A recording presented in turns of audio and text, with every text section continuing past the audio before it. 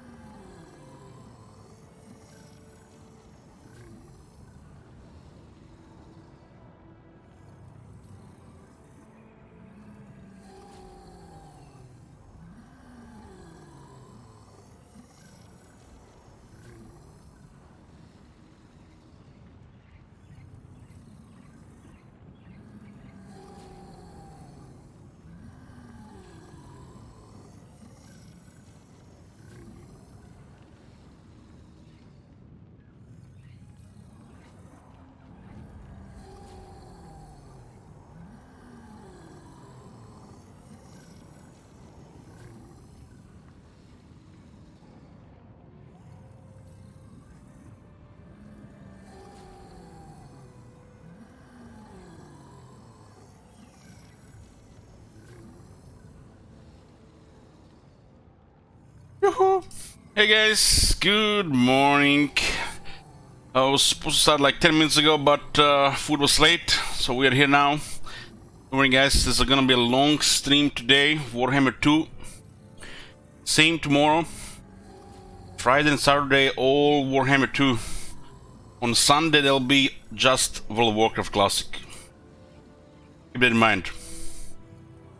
We're here today with the last new Lord, already 3. We started the other 2. We started now the last one, the Oxyotl guy. Not sure we're gonna play Lisbon all day, but we might switch to Dwarves later. So let's see what's going on here. Yoo-hoo! This is all the same. I don't. We didn't get any information they changed blessed spawns anyway. They do need to be changed, but nothing. They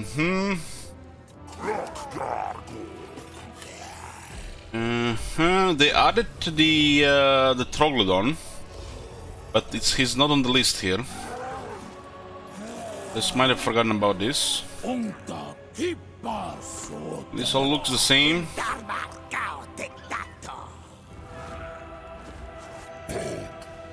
Bok.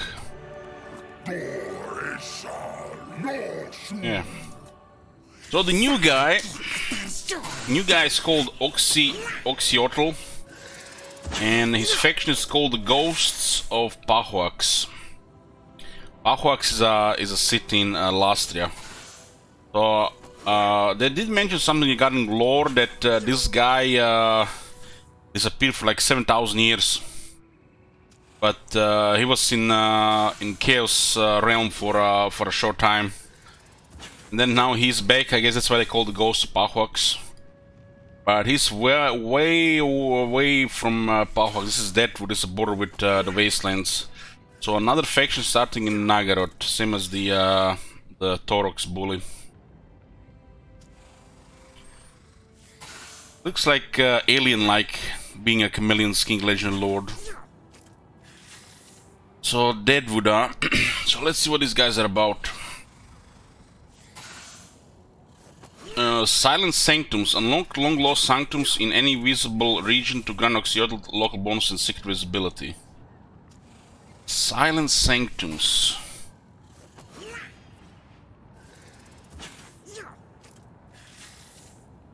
Sounds like Undercities.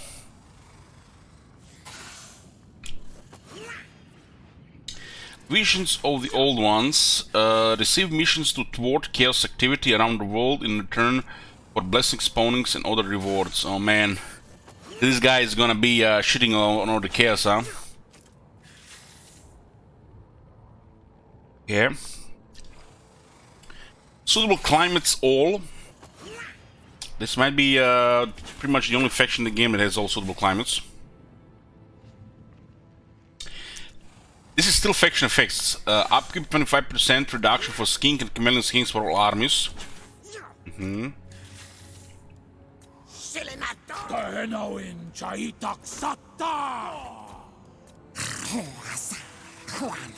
So there is something special here. Yoo-hoo. Additional plus 1% speed and missile damage per experience rank for all skink infantry. So they get up to plus 9 speed, missile damage, melee attack, melee defense, and leadership per experience rank for all skink infantry. So he gets even more elite skinks. Units, when they get experience, their melee defense, melee attack, leadership, and reload times improve per rank. This one has even extra on top. We'll see if this works. This is all faction effects. So Lord effects now.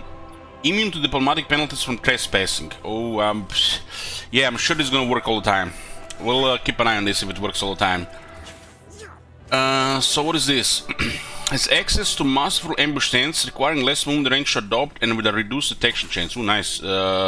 Masterful ambush is nice. The Wood Elves have it as well. Iron pistol missile damage plus 8% for all skink infantry units. 50% more, huh? No flat. This is a Lord effect.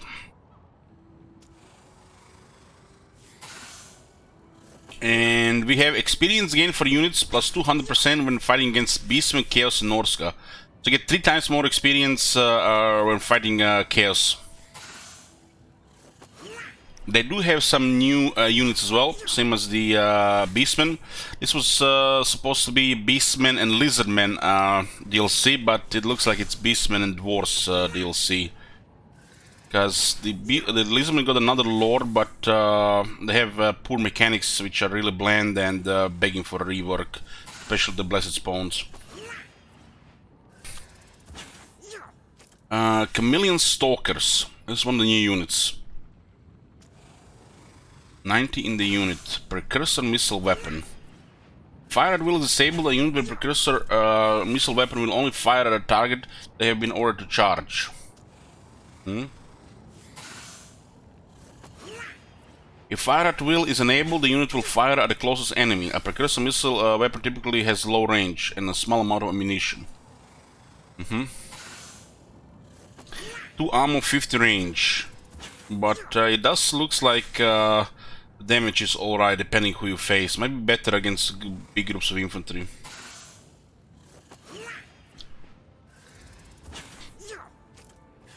$40 armor, 22 melee attack. Another shock infantry with very low melee attack. They do have 25 charge bonus. Their weapon strength is very poor for shock infantry. Very poor. But they do have a range thing. So the range is supposed to be part of their melee. The melee defense is above average. They're fast. They're fast, stalk, firewalls moving, strider, 20 missile resistance, 20 physical resistance. They can fire while moving. They have only 2 ammo. That's the 2 ammo is off, considering their melee stats. But we'll see in the game. Start with a unit of Sauros Spirits with shields and a unit of regular chameleon skinks, which have those blowpipes.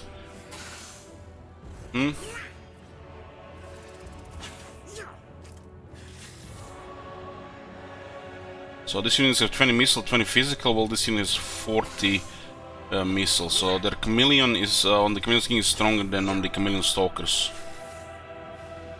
But they basically split missile resistance to give physical resistance as well. Missile resistance is weaker. They're gonna be really much weaker to magic missiles and stuff. Okay, let's go.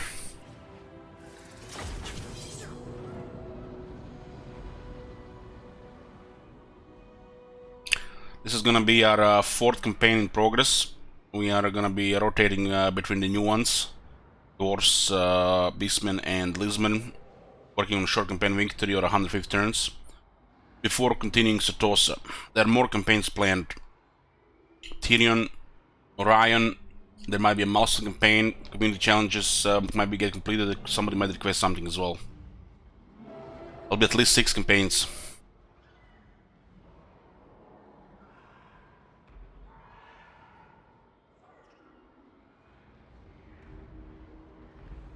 Yoo-hoo!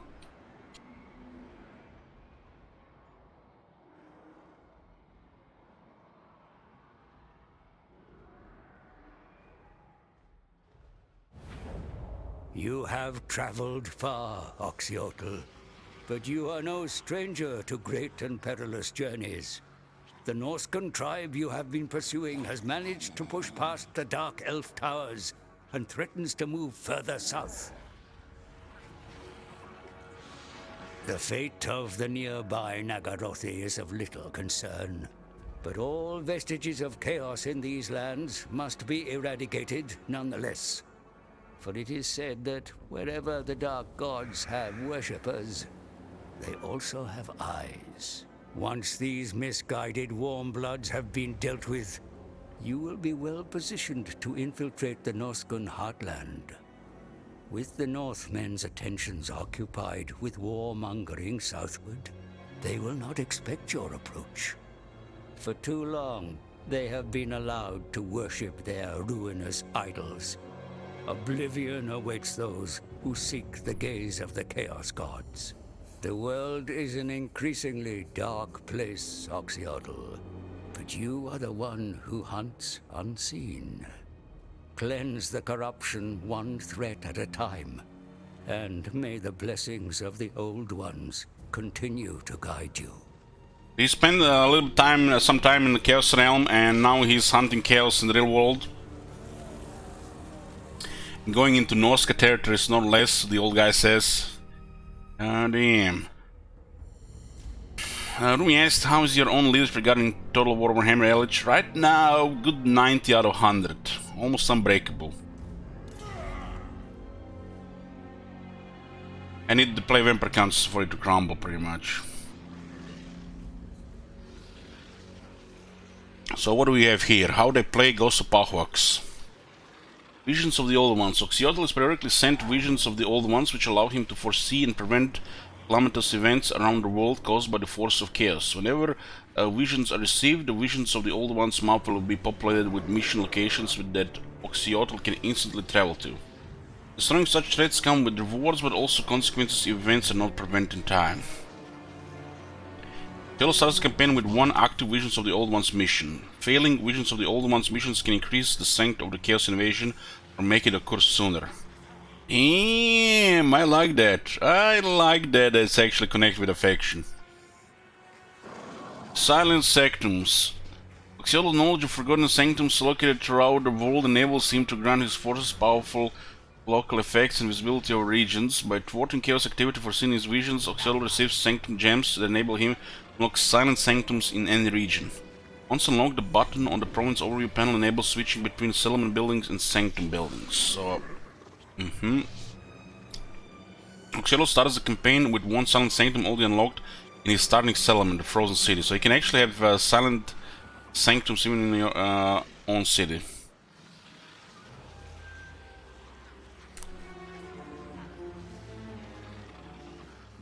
Deliverer of Itza. Okay, this basically says Lord Krog, Gemantic Web, and Blessed Spawnings. Poop, poop, poop. Okay. Unlock a silent sanctum, side beyond side. First objective. Though the Old Ones are long dead, their ancient power still beats through the veins of this world. During his long absence, Oxyotl's kin have forgotten how to wield it, but he remembers still. Once he has weakened the silent sanctum, he awakened, not weakened. The foul creatures of chaos shall not invade his sight. A novel of text like the Beastmen, like the Dwarves. 8 chameleons units.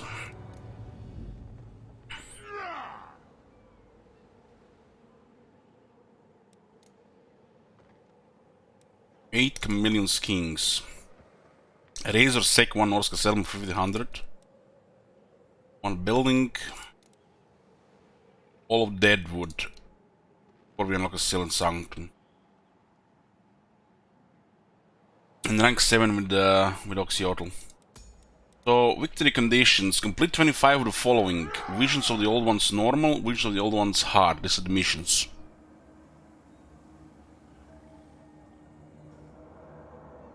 Complete 3 of the following chapter objectives. Destroy the following factions: Slaughterhorn Tribe, World Walkers, and Clan Molder. Looks like this is no problem. This is random. So Clan Molder might be the one. Strange. Clan Molder. Clan Molder is not chaos, but I guess the game pushes you into the closer to chaos, so you stay closer to chaos.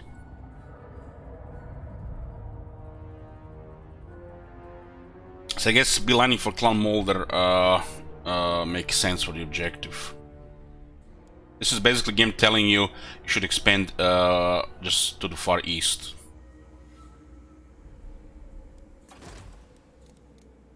He does have that trowel thingy. Long one is 5 chapter objectives.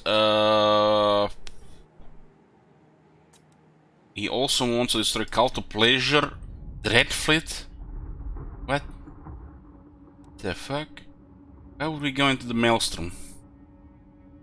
I guess they have Chaos Worshippers there, huh? And Slovenia. Hold at least settlement in 20 individual provinces. 1. Hold the following settlement Pahuax. And we have to deal with the Chaos, of course. This didn't put Chaos on the short campaign victory, which makes sense, like that rock art thingy. This almost like they didn't know what to put here, so they put some random stuff. The short looks fine. Clan Molder is a little bit weird, but you know they want you to stick to this part of the map and not play the usual Lisbon, I guess. Okay, let's check the lore first.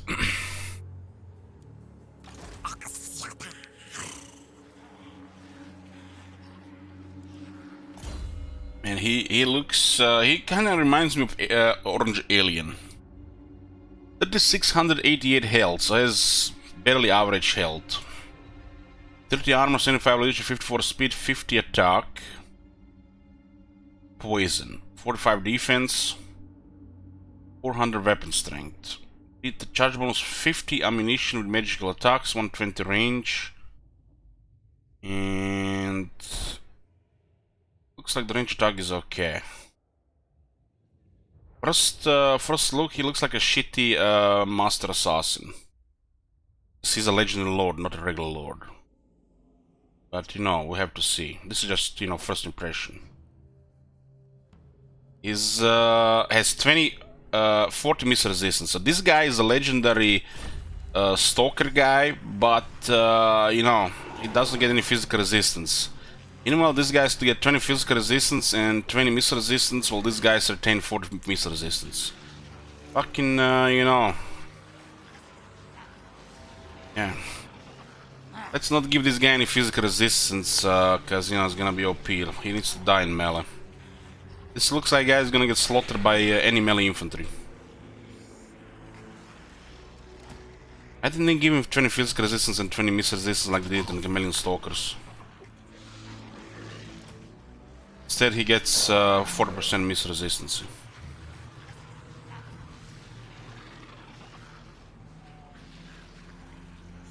The range attack looks like something, but like I said, this looks like a shitty master assassin. Master assassins are good lords. This is a legendary lord. Okay, what do we got here? There was something here. Strider, fast moving, stalk, cold-blooded. and Master Predator.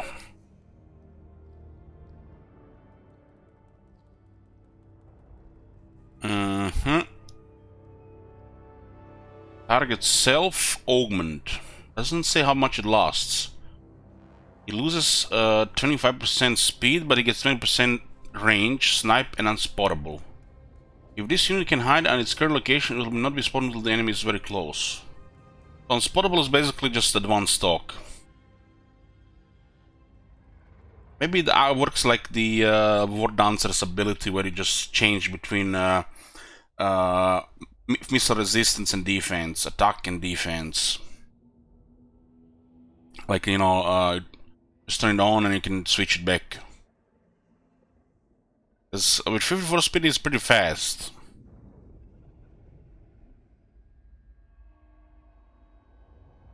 Gives him additional, 24 range.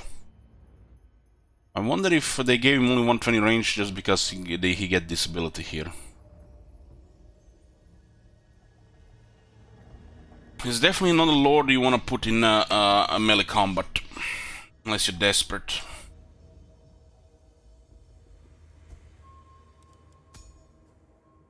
He hunts. He that hunts unseen. Already an accomplished hunter, when chaos came to the world, Oxyotl mounted countless whole ambushes with his spunking against the oncoming hordes. Can you believe being part of the chaos, in the chaos realm, no less, like demons and shit, and this guy is just harassing you? It was like some kind of comedy for the comics or some shit.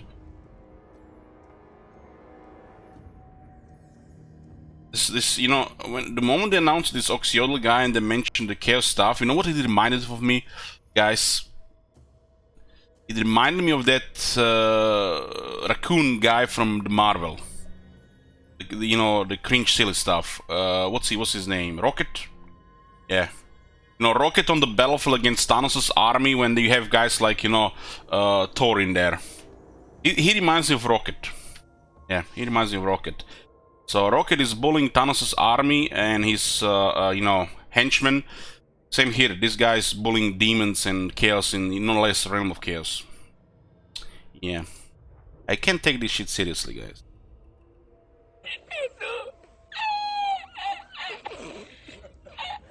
Okay, where were we?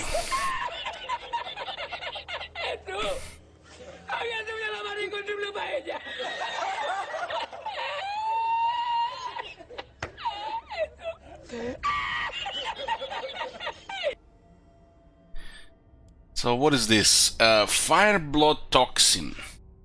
Imbued with a bloodthirster.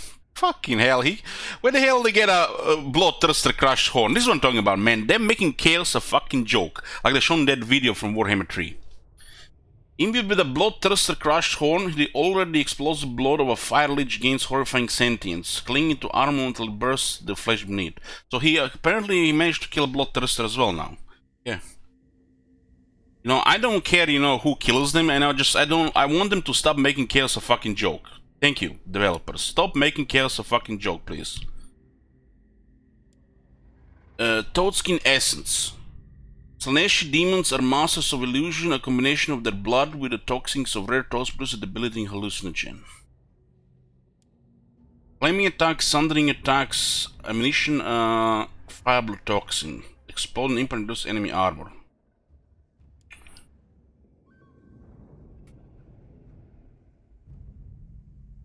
Toadskin Essence projectiles will deal with additional damage to infantry and reduce their morale. It's 2 special followers.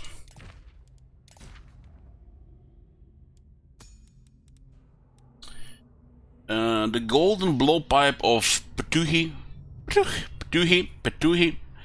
gets, you know, that sound when you blow the pipe. With just the lightest exhalation, this golden instrument of death plus 4 a hail of murderous darts. It gets range with the reload missiles thing, so I guess okay weapon for range. And he gets an ability, magic missiles.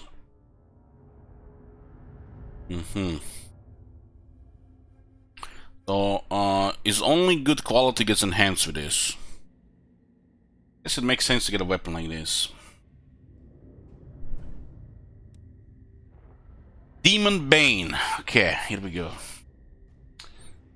You know, guys, when I'm reading this shit here, Bloodthirster, Crushed Horn, Demon Bane, I'm always say it next trailer, guys. Grand Kate. It's making demons like they're some complete trash Ungors and shit. The ground crystals of Zinch's realm can imbue darts with the power to pierce any ward and find the weakest points on the most formidable foes. It gets magical attacks and Demon Bane ammunition to assign a Skink Blowpipe or Javelin unit. Projectiles become magical and anti-large and will home in on targets.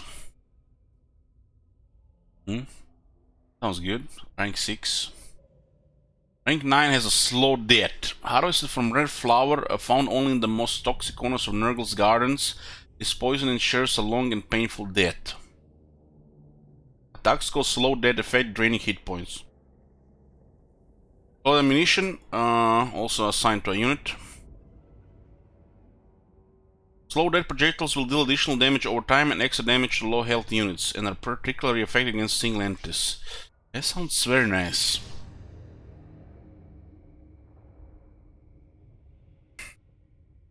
What else do we have here? The agility of the lizard and protection of the old ones, the usual missile magic resistance. Yeah, let's see his unique skills. Ancient knowledge. Oxyotrl's times was closer to an age of technological wonders when the lizard wielded the old one's untold device of mysterious power. At +1 Sunken Gems per turn, 50% research rate, and unit experience gain per turn plus 150 for the Lord's army. 150 experience per turn is actually okay. This is probably what training should be. Not great, not terrible. If you put training as well, it actually becomes above average. You guys don't know what this means, 150 experience per turn. This is a Chameleon Skink, rank 0. And this is rank 1, requires 825 experience. Become rank 1. The initial rank is usually the fastest to get. These are Saurus Warriors with shields. 1100 experience to get to rank 1.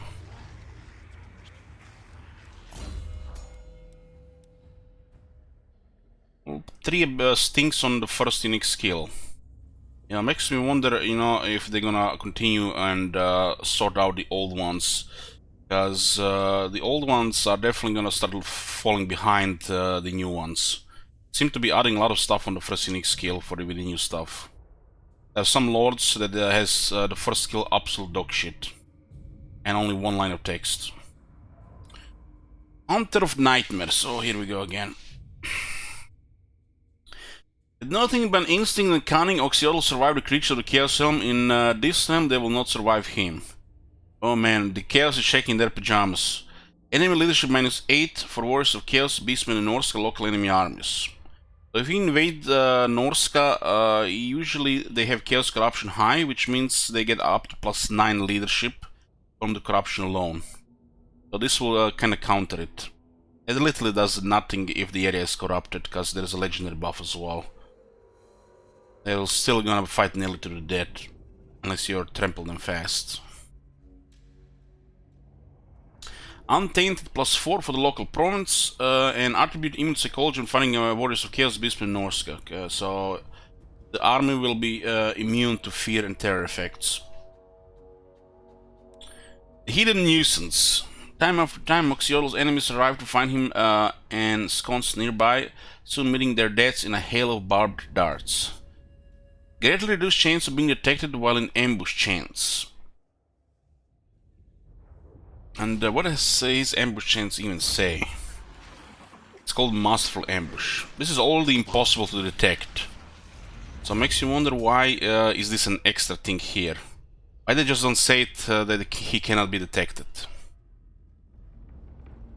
Probably cannot be detected if this works. Attribute Unspottable for Chameleon Stalker units in Lord's Army, and Attribute Stalk for the Skink Infantry units in Lord's Army. Attribute Snipe for the Chameleon Skinks. Okay, so Stalkers get Unspottable, which is advanced stalk. So basically what this means, they can get close, if not on top of the enemy, before they get detected. Stalk for the Skink Infantry. Okay, so there's the regular ones. They all have Vanguard, if I'm not mistaken. And Snipe for the Chameleon King, so they remain hidden while firing.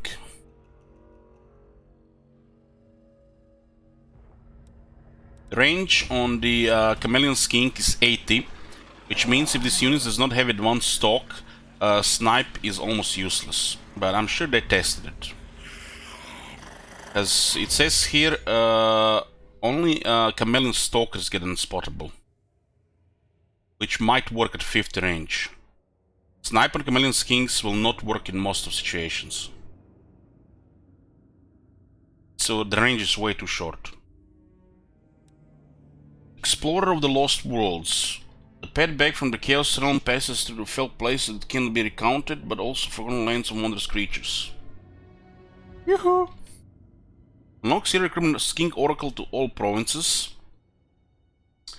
And upkeep minus 20% for Troglodyte, Kotal, and Skink Oracle units. Skink Oracle is a unit, not a hero. I guess in his army only, it's gonna lower the upkeep. But it only works for him, so you wanna have a couple of Skink Oracles in his army. Troglodyte and Kotal and Skink Oracles are all new units. And these units also get missile resistance. Missile resistance is actually very good for both Troglodyte and Kotal because they're big ones. You've seen what happened to Gorgon yesterday when was marching towards the Dark Elf Gate. Not only the towers caused massive damage because they changed it. Not really remember it reading the patch notes. Towers doing more damage now. It's not like it's an important change. And Gorgon was starting to tag the gate, and the AI kept shooting through the through obstacles, through the wall, and just killed it. So the missile resistance is very important for the big ones. Behind enemy lines, extinction is the rule, survival is the exception. Casualty replenishment rate plus 5% in foreign territory. Does this mean it triggers the horde replenishment? It does sound like it does. This is like just really poorly worded and explained. Not just for the here, on other situations as well.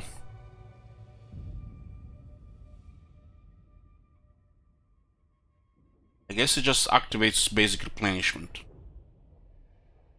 And you know, the way why it should be worded properly is because does this benefits from other replenishment buffs? What is the limit? You know? Does this thing all exists with all types of replenishment, especially like stuff like in camp? Missile damage plus 10% in foreign territory for Lord's army, global criminal capacity plus 2, and melee attack plus 8 in foreign territory for Lord's army. So when he's in foreign territory, not enemy territory, but foreign territory, he gets some nice bonuses. And the last skill is the Long Revenge. Ooh, this one requires 3 points, guys, not 2. So I guess they finally decided on all those lords that were OP getting only 2, so they ignored the other crap to unlock the last skill. So you know, they had to put it close to the greenskins, you know, Grimgor and Azak that require 4 points, so you have to take all the crap to get it. So this guy needs 3. Who is this person who decides how many points the last skill takes? The old system was 4 points. They changed some of them, they forgot the rest, and then the new systems they all have like 2. This guy has 3. I think there's another guy that has 3 as well.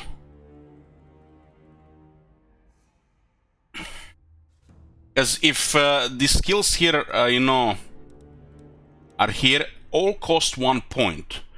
What is the options and where is the freedom of choice when you unlock the next thing? If it's 3 or 4, like Azak or Grimgor, you just have to click all of them, no matter if they're bad or good, if you want to get the last skill. This guy requires 3, and he does have decent skills here. 2 might be actually good.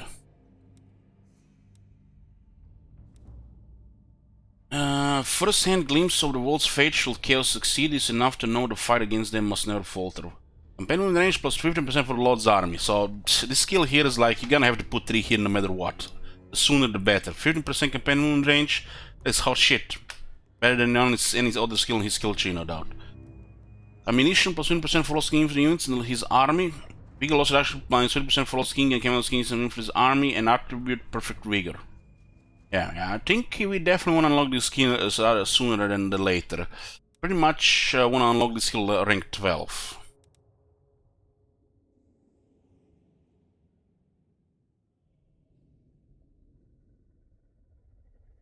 This is a pretty good skill.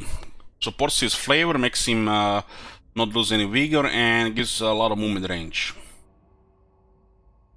You know, having basic movement range, not relying on stances, because the stances are bugged half the time, is the way to go. Okay, this looks like he got some range stuff here. 50 missile strength, 30% ammunition, 50% reload time. This is actually very strong for him if his range is usable. The legendary lords that are range require a little bit more effort, attention, you know, aka micro on the battlefield to get the good performance, you know. Lords like, you know, Alitanar or the Hans Marshal, you know, they have a high range, so, you know, they can put fire at will. But this guy with a short range, he will require even more effort to get any performance out of him. You know, it's like microing a guy that does questionable range damage, or microing a wizard and 3 dinosaurs.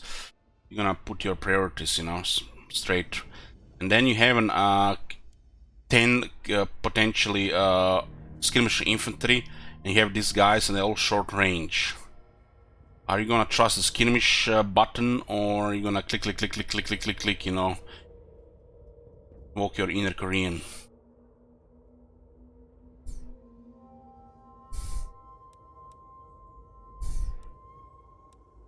It's funny how he has melee buffs as well. His damage is pretty bad. 400 weapon strength and only 25% is armor piercing. Must be desperate to use him in melee. There's another 30% ammunition here.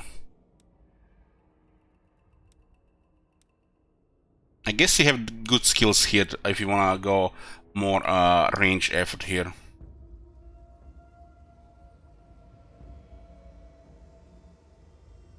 What does it says here? Scaling damage. Oh, we didn't see the scaling damage.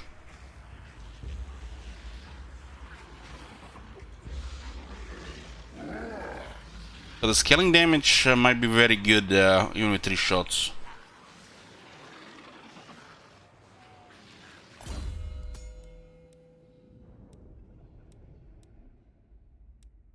Here's okay range buffs. This the skill tree fits for his range, but these are the skills you don't really need. Just, you know, flavor stuff. We have here 3, 15, 30 ambush successions.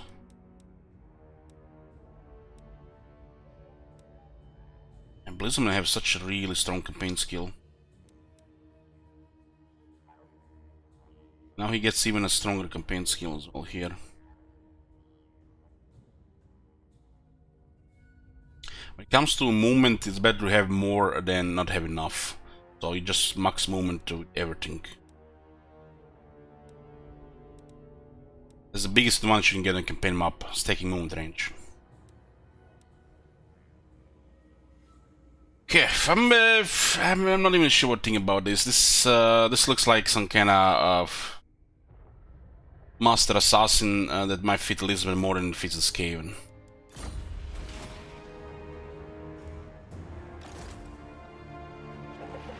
What is this?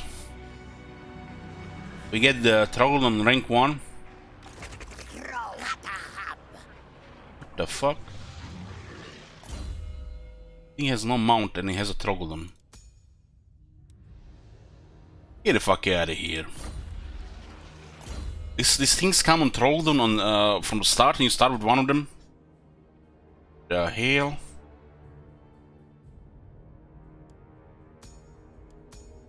Arrogant, charge bonus plus 10, immune psychology. Nice. We got immune psychology and a unit with terror. Beautiful. 10 charge bonus on a single entity and then immune psychology. Just spit in my face, please. Let me just get some paper to wipe it off. Absolute dog shit ability for a single entity. What a bad trade, man. Determined is probably better than this. At least you get 68 leadership then. It does have a 65 leadership. Is a little bit lower than, it's like above average for this type of unit. So we can't dismount here, so you have to pay 600 on this thing on turn 1. Holy shit. Has a extra trait here, Lore Master. Magic item drop chance plus 20%, research rate plus 10%, speed 10% audience in army. Damn, that's OP trait. So they don't care if you get a dog shit main trait. Why the hell they give a unique trait to this guy, but they give him a random main trait? Hate that.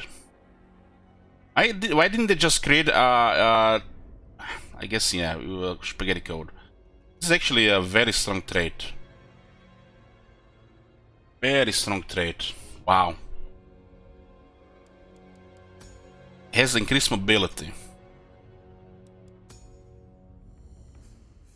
Magic item drop chance plus 50%, and you can put scouting with another 25%, and there is more stuff as well. Always fun to get more magic item drop chance. 10% speed for the whole army. That's a very strong trait.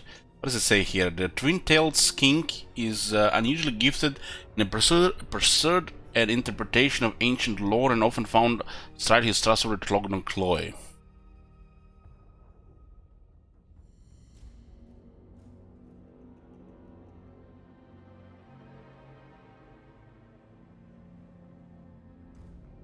So we have what? 9 units, and we got hero here, so 10 units with 800 income. Guess the skinks are cheap.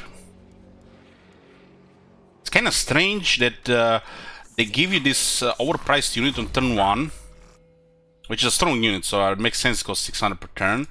And then they give you 2 Saurus warriors, which are kind of expensive compared to skink flavor, which this guy is skink flavor. I don't really get it. Why didn't they just give me more skinks? 2 Saurus and this thing on the same time. I guess they want you to have an easier early game if you're a Pepega dealing with skirmishers.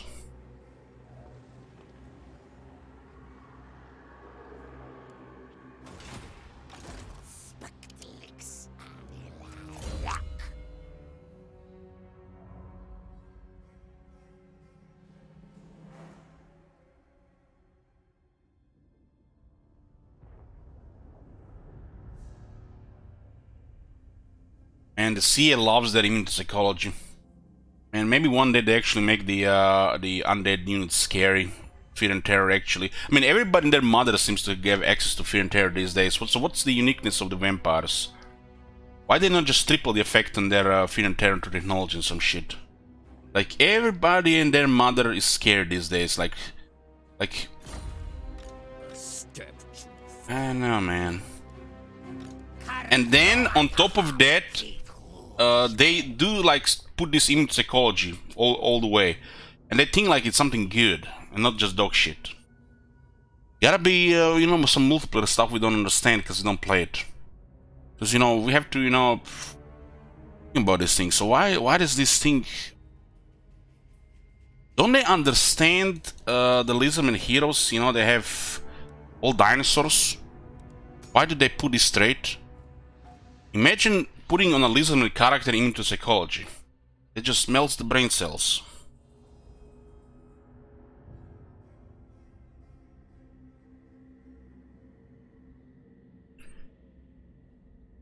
This thing looks like it has kind of similar stats to the what's it named? The Feral Carnosaur. This thing can buff growth, increase mobility, assault garrison, wound, and assault unit. Has one useless hero ability.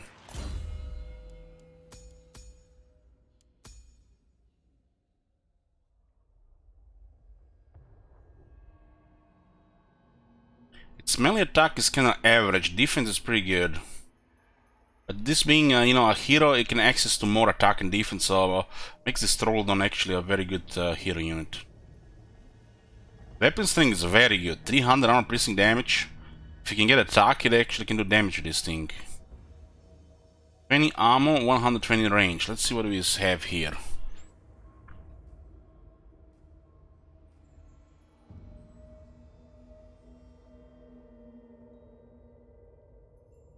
almost looks like a short-range bone giant attack. So this is some really high numbers. So pretty much you can get close with this thing, trigger a range attack a few times. If they ignore you, you can just keep shooting. And when the units get damaged, you can just stomp into them, get terrified and flank them. And you can just shoot, you know, from the melling to another unit. Having a Carnosaur with a range attack, that's interesting. This thing is huge, look at the size of it. So it should have pretty good pick of targets. Doesn't have eyes. Looks pretty awesome. So got a fireball here.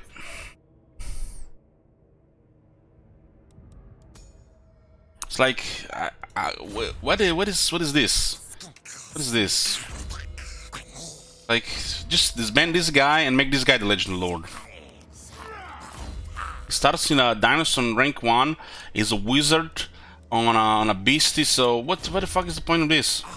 Just remove this thing and make this guy the Legend Lord. Oracle of the Sacred Plagues.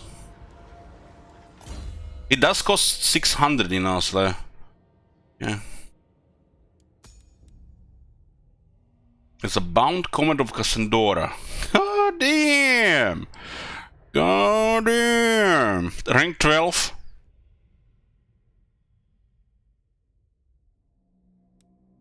Acting as a conduit for a Slan Mage Priest, the Oracle can wield magic beyond its own capabilities at a cost. Huh. And I wish the Slans get a bound command of Cassandra. Don't they get the bound command of Cassandra? They get bound banishment.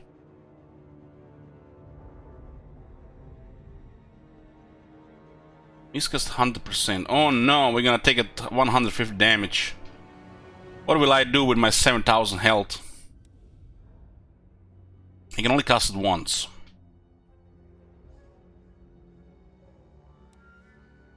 A Guerrilla Fighter, 1 deployment speed, so this thing can get really fast. Speed and stalk as well. Stalk with a nasty range attack, huh? They gave the Skink Chief stuff, you know. I like it. The miscast, this damage varies on things. I'm just, you know, guesstimating. There's a 95 armor here. The armor will prevent the miscast damage. I'm fairly sure, unless they change it, and I'm not sure if it's standardized through all the factions, that miscast damage is not magical damage. Or it could be magical damage, but it's still mitigated by the armor. So armor helps against miscasts. If the miscasts ignored armor, it actually would be dangerous. Since miscasts don't ignore armor, miscasts are a joke on armored units with good health.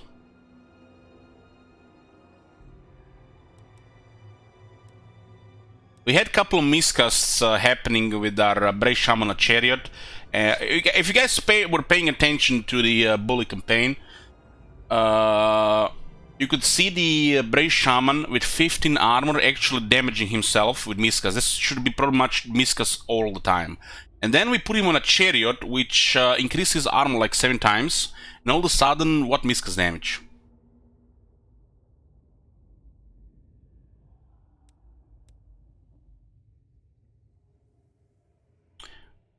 We did also increase his magic resist as well, but the miscast damage pretty much disappeared from the game.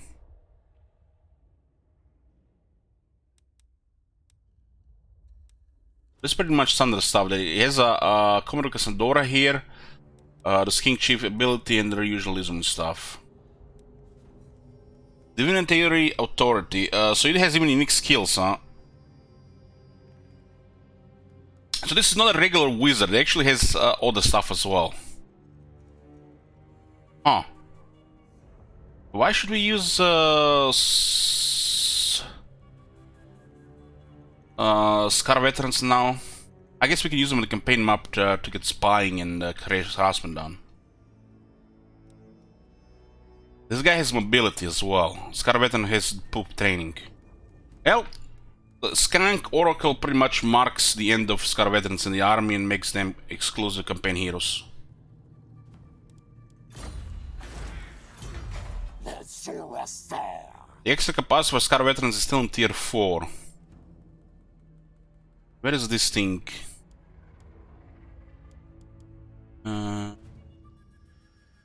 Skink Oracle is tier 4 as well. More capacity on tier 5. This is a building you want to build in every city. This is a building you don't want to build in every city.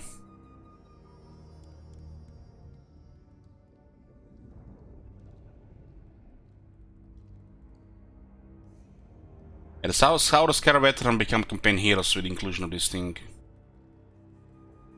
Get vision and get some assault units, assault garrison options.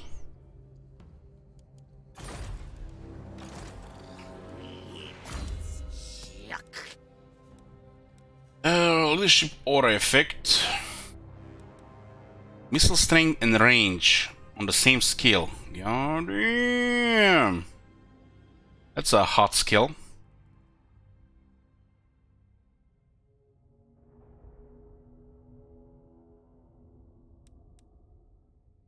Nine melee attack. Ooh, it has a melee attack skill, man. I thought for a second, you know, I was looking at this, man. This is gonna be like, you know, Skink Oracle. You're gonna get a dinosaur, you're gonna get no skills for attack and shit. But this guy gets 9 attack as well. Get the fuck out of here.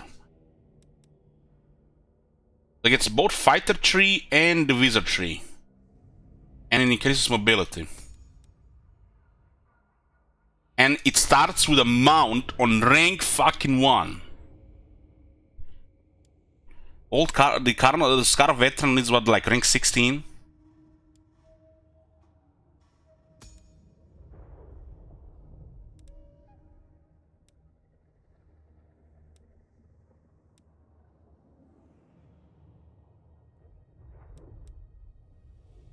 Side is a little bit weak here.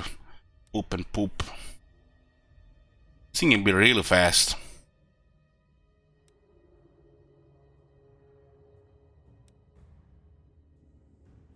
But there's definitely a downside to starting with a mount on rank 1, which is the economical downside. But having a powerful unit, you know, you might not need it, but it's fun, right? But leveling wizards from the start is very good. So he has a fireball at his first spell. There's a Wisan Wild Form, which now also buff armor piercing weapon damage, not just base, so it's weapon strength buff. There's an Earth Blood here. There you go, ladies and gentlemen. The slants no longer need to be all life. If you have Skink Oracles available, the slants do not need to be all life anymore. We can get other magic on the slants.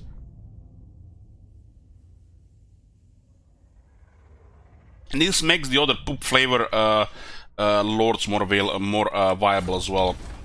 The Croxur Ancient, the Red Crystal Skink Joke, and the Saurus Old Blood. So this guy is bulky from the start. Will this thing get a dinosaurs? And you can put a healer in their armies without just using slants with life.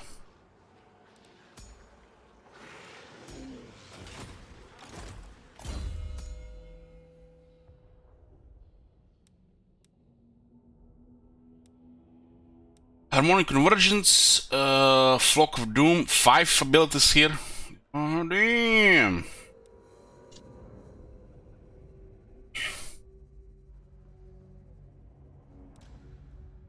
Hold on. They give a Skink Priest Arcane Conduit, but not a Skink Oracle. The fucking troll from the swamp on the Greenskins Arcane Conduit, but not this guy. But somehow he has a telepathic connection to get a Comet of Cassandra, but he can't channel the winds. I guess will be OP. He already gets so much. Live Bloom, Wild Heart. I guess he has a Wild Heart, so he doesn't need the Arcane Conduit. Never mind. Wild Heart is pretty much Arcane Conduit. Wild Heart and Live Bloom. Get the fuck out of here. the fuck? Add the Skink Oracle. God damn, finally let me get something proper in an update. They haven't gotten anything good since the Dread Saurian. This is a nice addition to the Lizardman. I like it. Extra capacity on tier 5 like it should be. This is a powerful hero. Lizardmen already have some of the best heroes in the game, and this one is no different. This is good.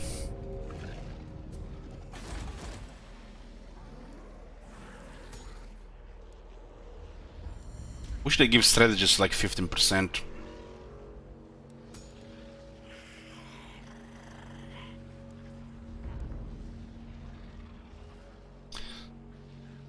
That's already good. Well, it's good for the player, Cookies. Because their growths exist. For the AI is dog shit. If you have range.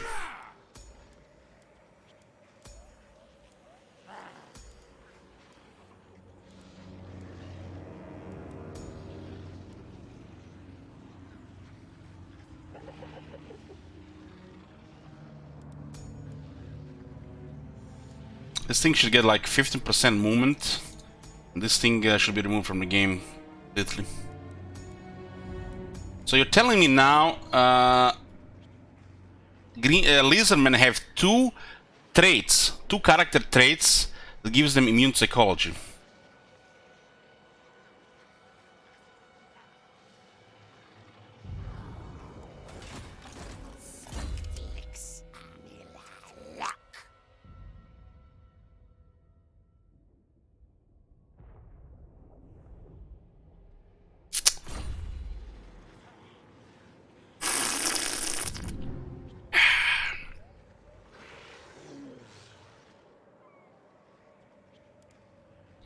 What was this thing there mentioned? Visions of the Old Ones. View missions to thwart chaos activity foreseen by Oxyotl and instantly travel to their locations on the threat map.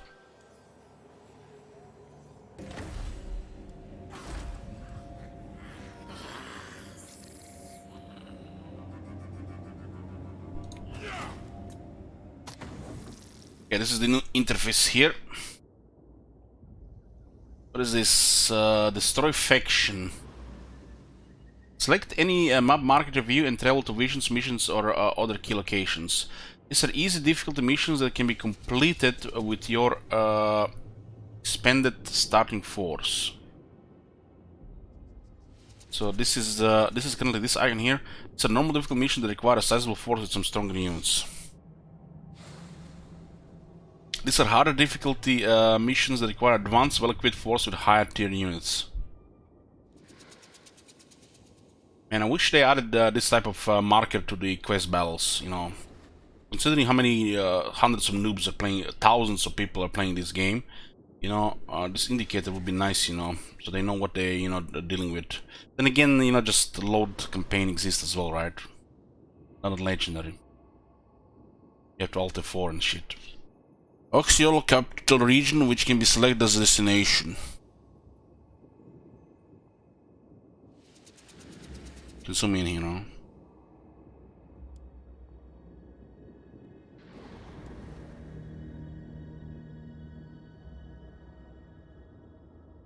Oxyotl silent sanctum containing the capstone of Tepok, which can be selected as destination. Interesting. What are these sounds, guys? What is this head here? This is definitely references to aliens, and I don't like it. Stop it.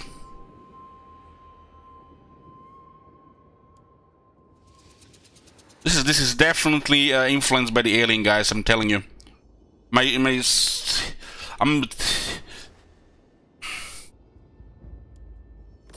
The plots of chaos are many, my lord. But through your visions, you are able to track all active incursions and impede them before they come to fruition.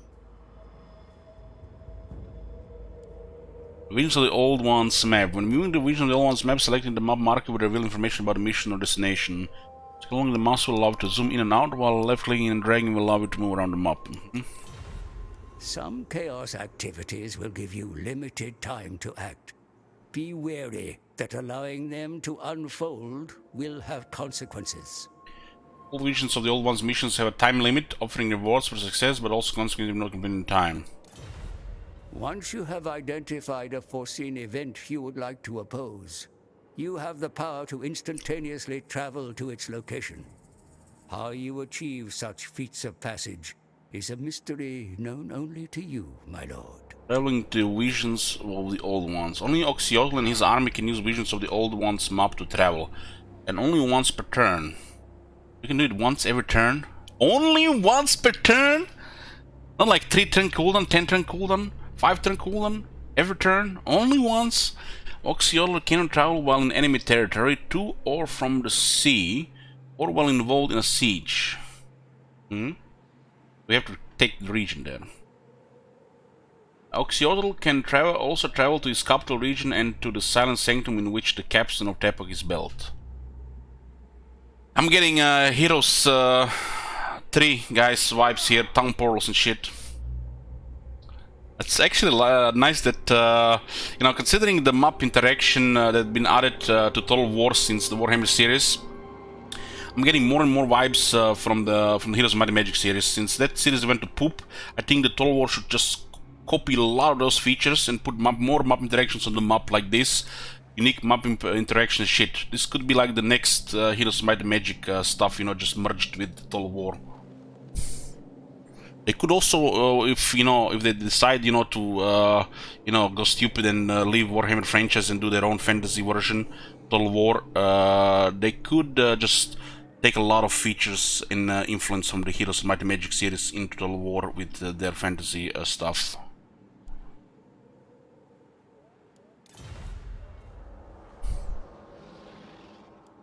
So what do we have here? We're standing 114 and we're at war with Krag. Bring death. More Norska scum. We have minus 40 version of the Dark Elves. And our objectives are basically want us to go east. East. This Krag people are what? The new faction with 3 settlements here. It might be just unique to when you start with this faction.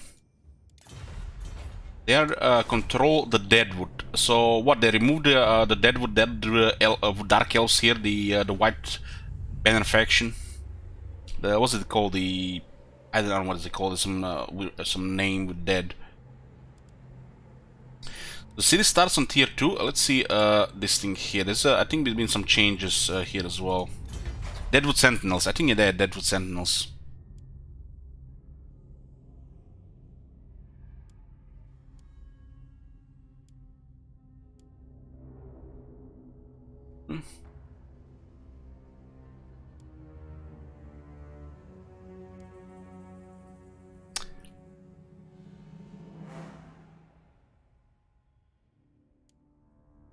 A red crest as Kings Skirmishers on tier 1.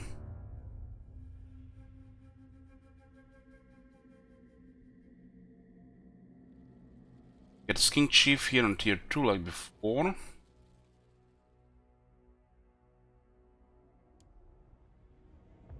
Chameleon Kings and Chameleon Stalkers on tier 2. Nice, nice. Saurus are tier 2 here. And they made this tier 3.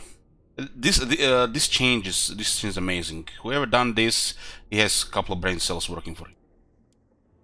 This is a good shift here. This is good.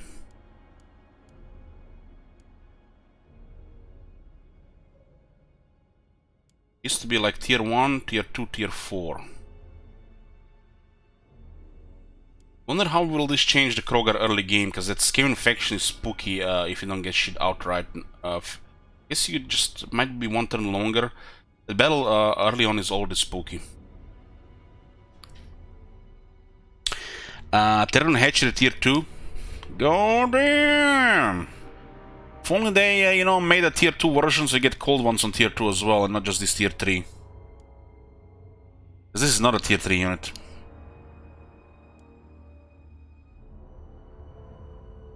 I think the Kroger is gonna be much harder initially. So it might be difficult now. Especially when you don't know what you're doing.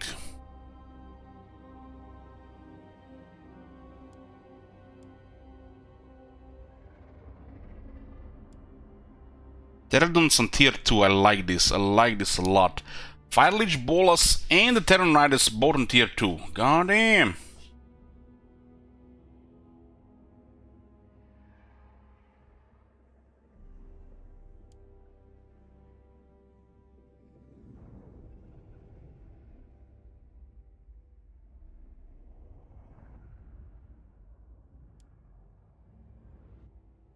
It's a tier 4 Reproductiles and Coatl now. Flying support monster has 7600 health. Okay, I was worried this shit would be like flying like the Manticore, but it looks better. Doesn't look crazy, but it seems enough on the first look here. 25% scale is skin. Master of the Sacred Places. Whilst the Coatl is flying, any friendly ground unit stands within range of its possibility against stalk. What is this ability? 40 meters only. Oh man, 40. Why not 55?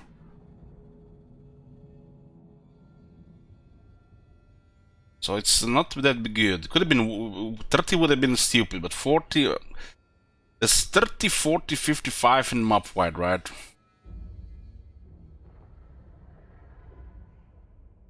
$55 would have made more sense for this. I guess too OP for multiplayer and shit, if they even use it. Lesser Chain Lightning and Orion's Thunderbolt. Like this shit just being a single entity monster flyer with this thing here. This looks like a solid flyer. This is what I want to for Manticores to be. Wyverns. It seems like so shitty. But this thing looks good. Like, not too crazy. The stats look good. It has abilities. Has the Lord of the Heavens. Has terror, missile resistance. Siege attacker. Looks solid for tier 4. Stats are good. Lizardmen have healing, so this is totally justified. But I don't know how they justify with Manticores and the poop wyverns. As the healing exists, this is fine. The stats are good.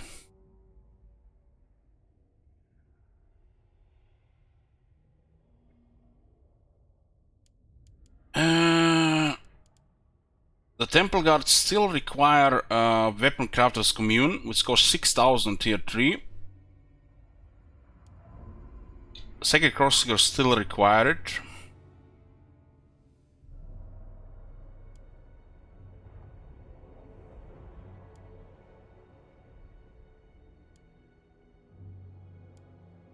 This is an unrealistic building in the early game. Unrealistic one. This is a tier 4 building pretty much, because you don't have slots on tier 3 to build this shit. And it's 6000 as well when you're hurting initially as well.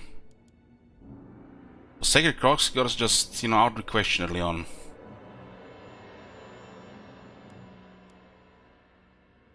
Cult of Sotek.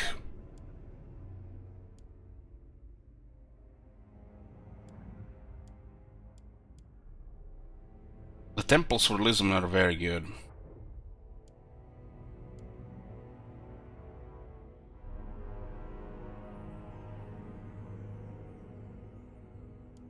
It's a little bit weird. Hero recruit rank +1 for King Priests. Most faction has this like +4, +2, 3, 4. Why is it only +1? A tier 5 building. Means in these numbers, you know, is off. Even orcs get like +4 on their shamans. Lism on tier 5 get +1. Gotta have a bigger another building to get +2 faction wide. Tier 5 building should have proper numbers. Oh, Bastillodons tier 2. 4 cages.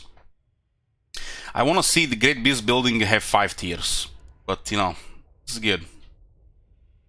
This one requires tier 3, so it's still a tier 3 unit. Does not affect friendly troops, large area effects, or poison damage over time 10 seconds.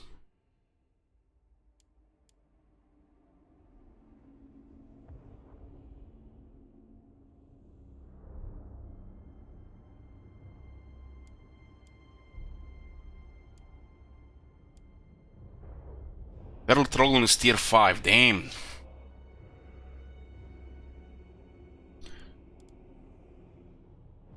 Engine of the Gods tier 5 as well.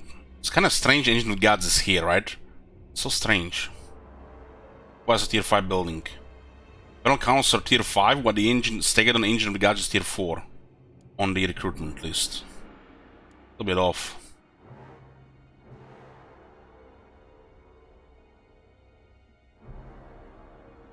The smelly stats of Ferrotrolon is way too similar to the Ferrocanosaur. Makes it overall better because of the poison as well. Well, the Ferrocanosaur will be better against large. No frenzy though, that's noticeable for sure. Frenzy is better than ever.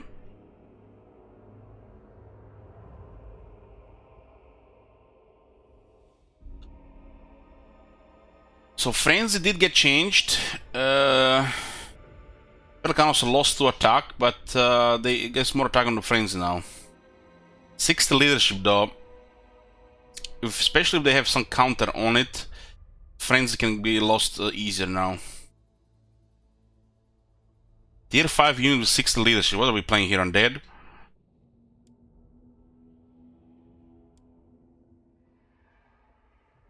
It's strange that any feral units tier 5. Red Sorin has 60 as well. It's feral in the name. This units are not tier 5. This is tier 4 at best. This is a tier 5 unit. Heck, even the Stegadon. They did not add any garrison whatsoever. Did they forget about garrison stuff for listening again? Guess it's not a rework. It's just another load number 7. And they have so many buildings we can put extra garrison. Why is there no extra garrison in one of these buildings? Why is there no extra garrison here? Still poop garrisons in Lizardman. No extra garrison in Scrying Pool. Like this, you can put extra garrison here, you can put extra garrison here, you can put garrison here, you can put garrison here, here. There's so many places to put the extra garrison, but no. Shit garrisons. You think the Lizardman cities, you know, would have be properly garrisoned.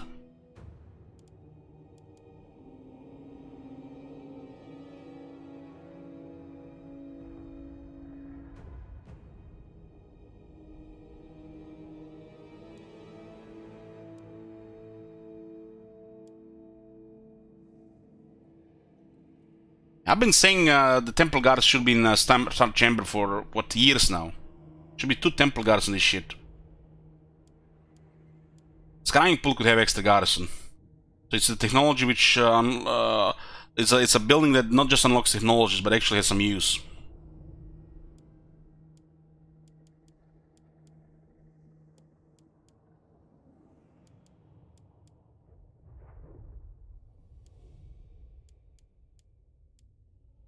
So strange, you know. I would think the Lizardman cities, you know, as they get built up, they would actually be properly garrisoned. But they're some of the worst garrisons in the game.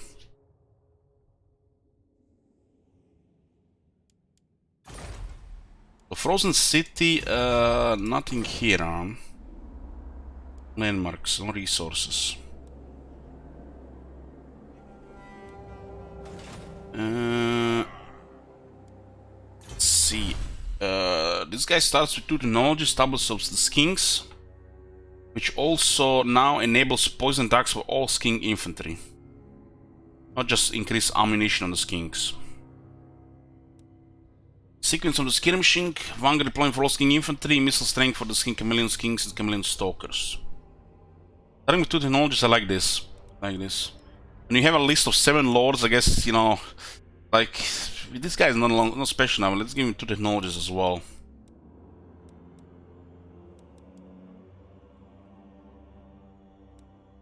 Factions that have massive technology tree, I don't mind them starting with technology. I like that. Trog. 5 melee attack, 15 charge, and 10% upkeep reduction. Bare bones, same like Dreadsorian.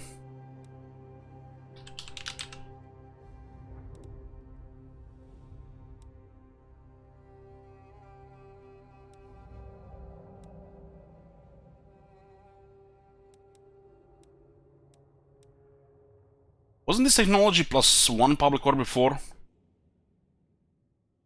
Pretty sure this was +1. It's not +3. It's very good.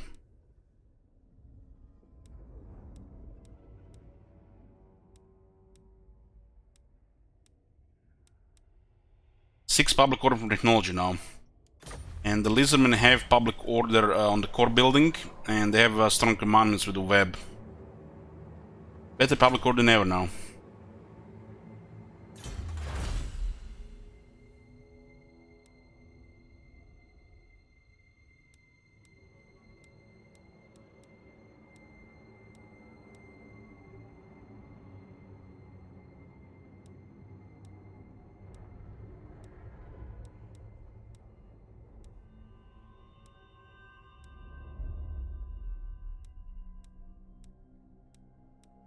This is also feels slightly modified, but I might not just remember them 100%. Nothing major though.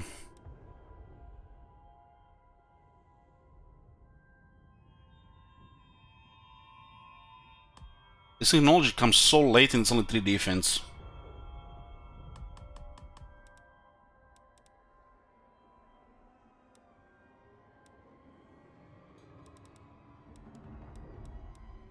Honestly, they should just make this whole tree buff skinks from start to finish.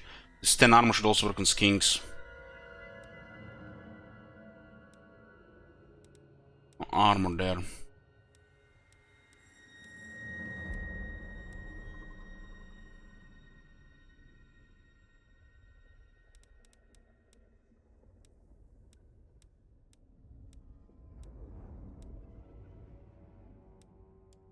Okay, this is weapon strength.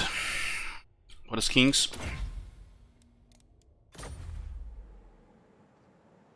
What else is there? Unlock Silent Sanctums. There's a Silent Sanctum here, I think. I'll go Silent Sanctum you. Silent Sanctums are not destroyed when the connected settlement is raised or occupied by a different faction.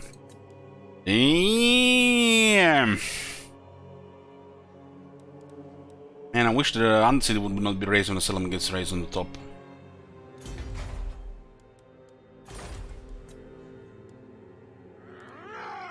Looks like there are 3 different... There's actually different buildings, but what about... How do you switch building browsers? Guess you can't. They have the technologies in there yet. So, let's see here.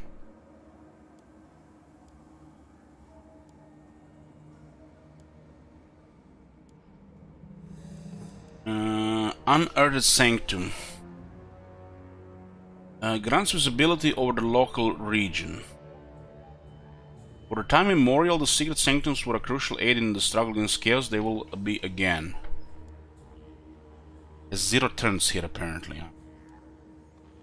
Grand Sanctum. Grants visibility over all adjacent regions. Nice. Hot shit. This is tier 4, huh?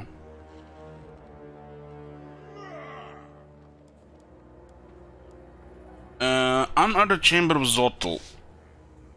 Recruitment. Lowers the recruitment cost by 35%. That's actually a lot. And global recruitment duration -1 turn for all units local armies. Gallery of Zotel. 50% cheaper recruitment costs for local armies and 2 less turns for the global recruitment. It's actually a pretty good building for tier 2, wow. Zotel knows the path of every lizardman, steering the fate of one, and all through instruction, teaching, and revelation. This costs 500. 500. Imagine you're starting to recruit a new army. Zotel's gallery reveals the true purpose of all individuals, for he is the chooser of those destined for martial greatness.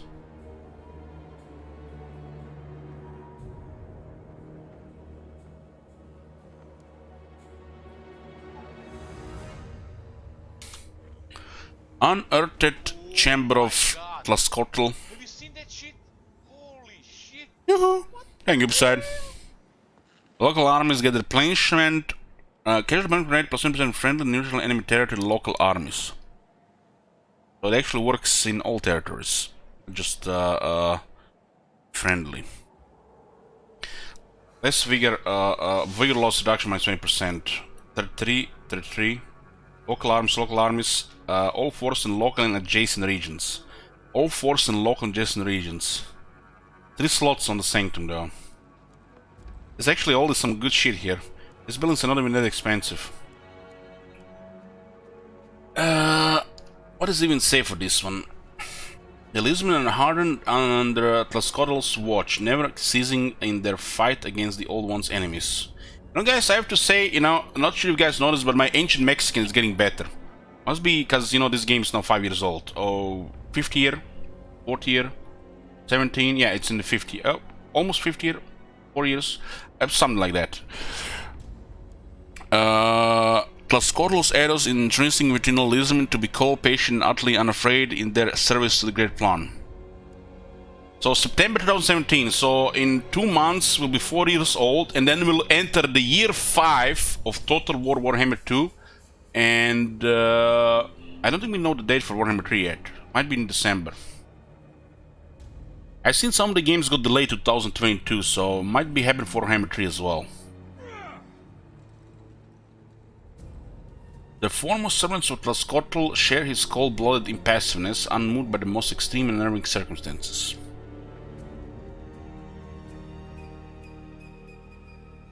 Unearthed column of Zoka. Prostrate oneself before Zoka, being parted with his spirit of stone, for he is the giver of strength. Oh god. Such a Billy material right here. Upkeep -10% for all units, all forces in local and adjacent regions. Income from boss battle loot +25% all forces in local and adjacent region. We get actually more income from boss battle loot. Lisbon has a pretty good post battle loot in the first place, so you can get even more. And then it's 20 and 50. Wow. This building pleases the dwarf in me. Service to the Old Ones is not something done for rewards, but an internal obligation. The Arbiter of Duty has spoken. You can get quite a bit of income from battles with Lisbon, and with this even more.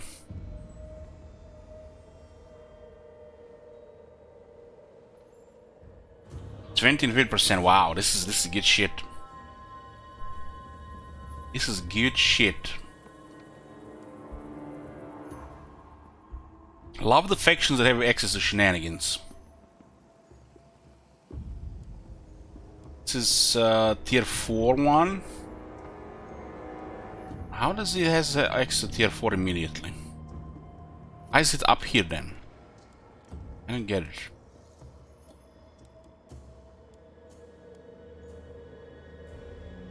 There's no core building, but this is placed on tier 4. This is placed on tier 5. I guess to tell you the I don't know, maybe the costs. This is 1000, this is 1500. Why is this one here and not down here? Why does this cost 1000, why does this cost 1500? 25% chance of Sanctum Patrol will ambush enemy armies in the local region. Huh?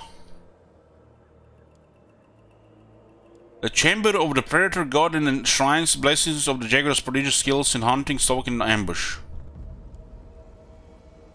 Only the servants of Huanchi can see their prey in the watery murk and effortlessly cover pathless ground to intercept it.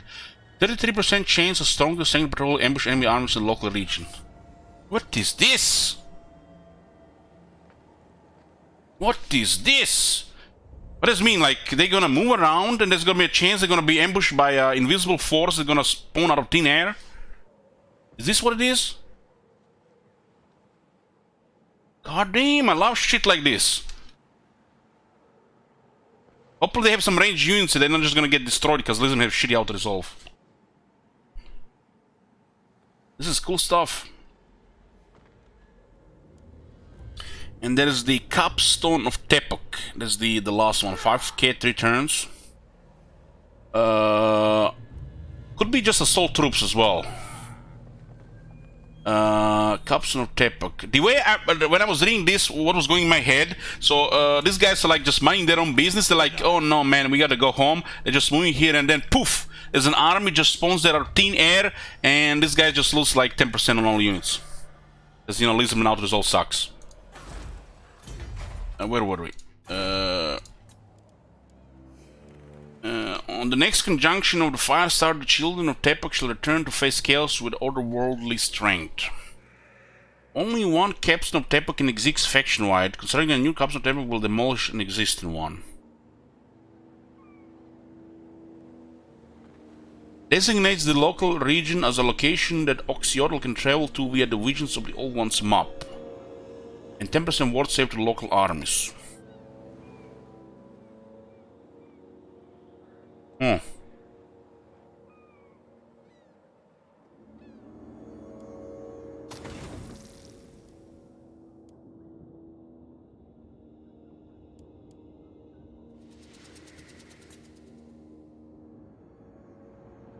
I don't know about you guys, but I didn't see any greenery here, man. This are ball. I mean, if the Lism had balls, they'll be freezing here. They're freezing to death there. They don't look like where we live right now. Only Oxyotl may travel the regions of the Old One's map, so we can travel to the capital, and we might assign one of those locations as well. And this is the Dead Worship No One. 20 turns. You have plenty of time, 20 turns. You can you have tracked the Krag Wormbloods for some time, having envisioned their destiny to commit the wiles of atrocities in an affront of the Great Plan. Swearing their unholy allegiance to dark gods, they have signed their own death warrants. Finish the task at hand and deal the final blow. Mission requirement is start the following factions Krag. So we pretty much have this mission, and we are currently in the area to destroy this faction Krag. And we are pretty much doing this now, so we don't have to travel at all. But if this faction was somewhere else, we'll be able to travel there with this guy. Because he can travel to the locations of these visions. Reward success, new visions of the old ones will be received, strength chance plus 8%, 5,000. Consequence of failure, new visions of the old ones will be received. Yeah, it's definitely a big consequence there. But the reward is pretty good here. Pretty much consequence of failure is you don't get 5k and 8 gems. So our first thingy here is to get rid of these crap guys, right? Yeah. Okay. What is this thing up here? It's like, is this kind of like slot for gems? It's like, I guess it's just art here. Unlock Silent Sanctums. Silent Sanctums are ancient listening posts that provide local visibility and additional buildings to benefit Oxyotl's local forces. Completing visions of the Old One's missions enables the recovery of the lost Sanctum gems needed to unlock them. Every sequence of 8 in the Ring of Gems unlocks one Sanctum in any visible region, ruled regardless of ownership. Man, guys, I don't know about you guys, but mechanics like this make me they keep me going. Keep me going. Yeah, I'll go back to the buildings.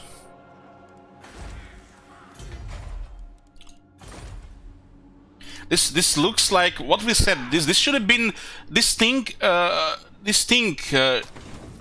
missions and trail around, you know, challenges, you know, duels and shit. They should have been what Wulfric was supposed to do, right?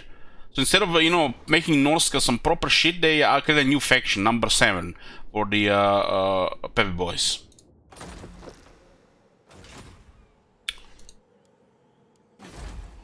Wulfric should get stuff like this. They should just copy this shit and add it to Wulfric, just change some names, you know, instead of visions, call it challengers, and yeah, nobody would complain. Wulfric, this is his thing.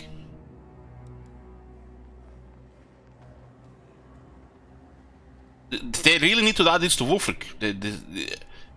The same shit.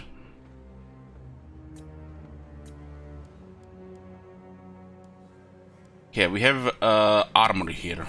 Operations, Silent Sanctum, the mushrooms of the Cutley, Zapati or Sotek to boost your cohort's fighting abilities in local and adjacent regions. What is this?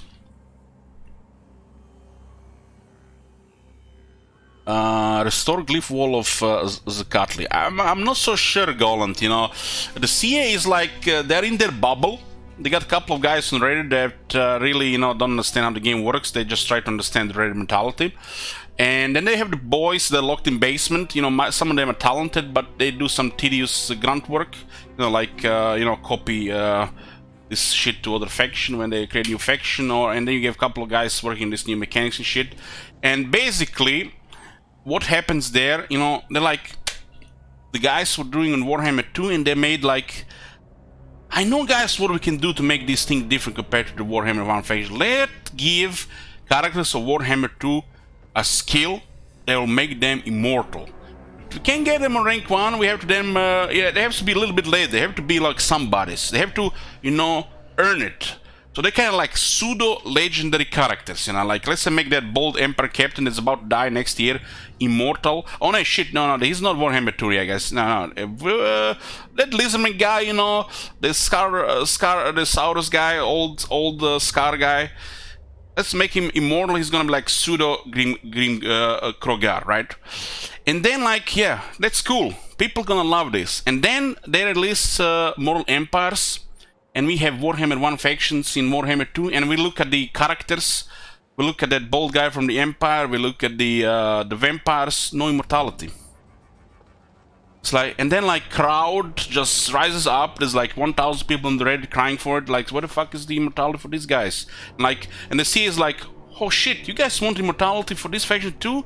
Oh, we thought just, you know, putting on the other faction. We didn't know you guys wanted it on other stuff as well. It's, you know, yeah, sure, we can do that.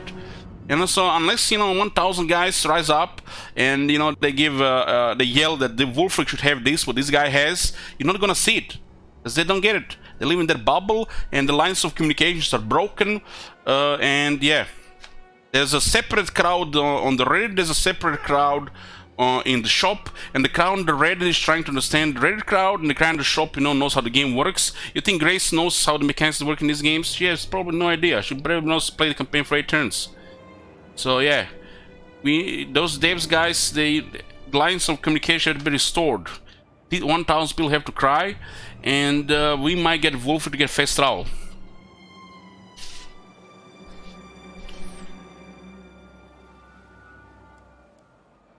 What do we have here?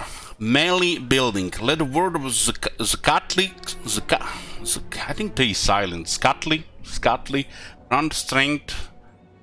Maybe it's just Skatli. I mean, you should not be allowed to put TZ and C in a row. What the shit? TZ and a C? This is illegal. Grant strength to our warriors' arms. Let the war. Okay. Weapon strength plus 10% for units for the local armies. Charge bonus attack. This is like nice stuff. Man, especially if it's a war zone. I need to. Is my fans not working? Oh, I need to turn this one on. I'm just melting here. It's been a couple of drops of rain, and it's like immediately goes up, and all of a sudden you're dying.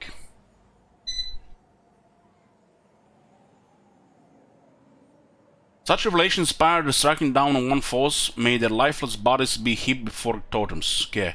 Army ability, Sanctum, all force in local and adjacent regions. Weapon strength 50%, charge bonus 50%, attack 10. Attack 10, weapon strength 50%, damn. That's massive. But they are 3 slots only. It says local and adjacent regions. So I'm guessing it might be not possible to get another Sanctum in the same province, or it would be crazy luxury. No, dolls, I forgot. This is the Lisbon didn't get reworked, they just got another lord.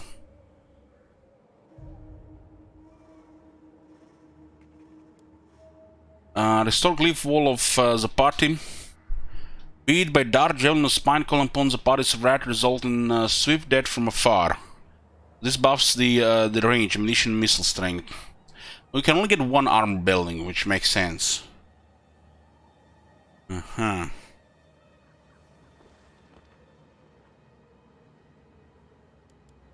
And restore glyph wall of Zotek. Missile resistance, armor, melee defense. Get the fuck out of here. 20 armor and 10 melee defense. 20 missile resistance, Zotek Sanctum. And this is some hot shit.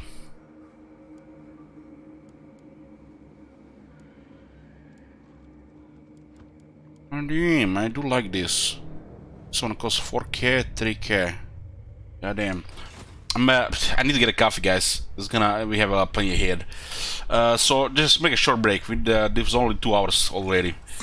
Now, can do battle without a coffee here. Better back, guys. See you in a bit.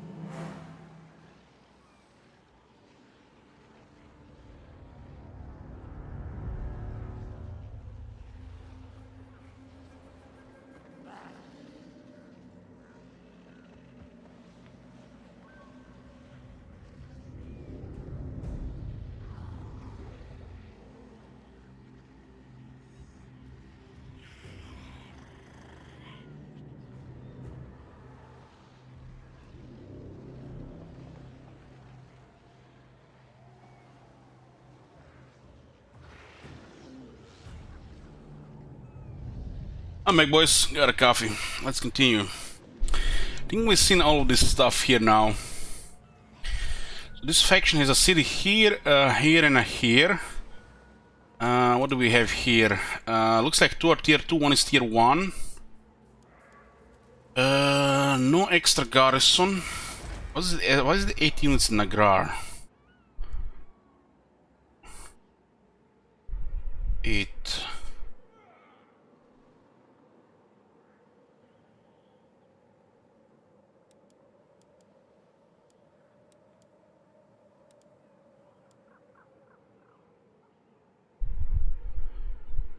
Because this one are our outposts. These are outposts. But how are they controlling this place? It's confusing a little bit, right, guys? This is not confusing to you? Dominate. Norska. They control this place here and 2 outposts here. How they control this place? Norska cannot control cities like this. Did they make this place Norska city?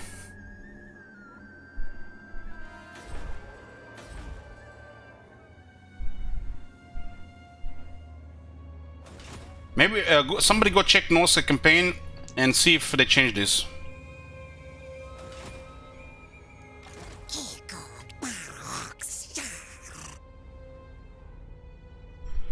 Okay. So what is this thing here? We want to clear this and we want to go to Shagratan.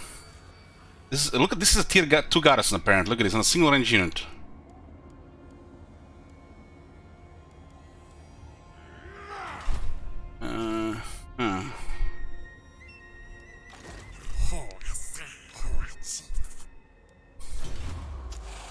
The return. The long-lost hunter's reappearance accompanied portents of demons returning in War Eternal, but also a spontaneous and unheralded spawning of his kind.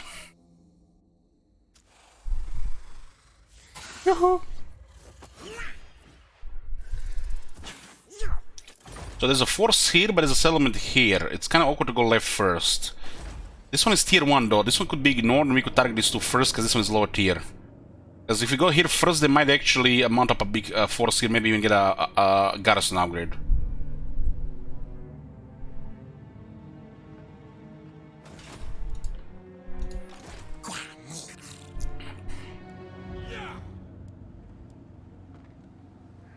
Okay, we put the Oracle in the army. Increases mobility. And we are going to attack this Belgar Wallbreaker.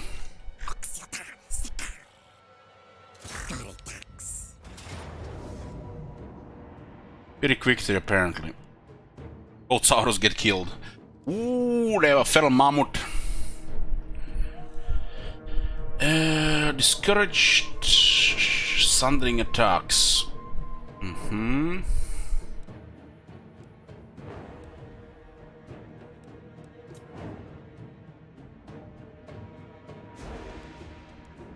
But they lose poison if we give them sundering attacks.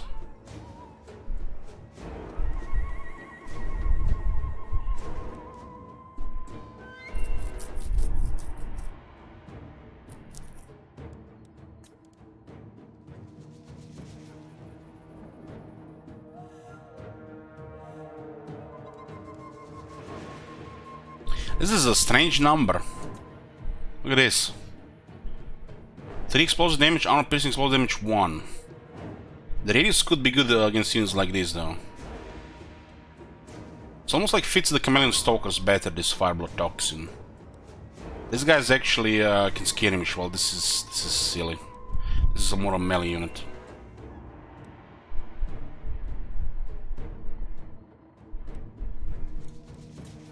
Why would we use this one? It's anti-infantry as well.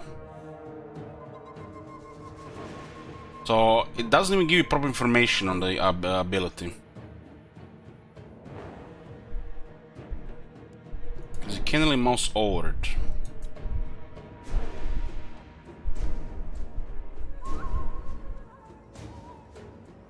16 leadership penalty.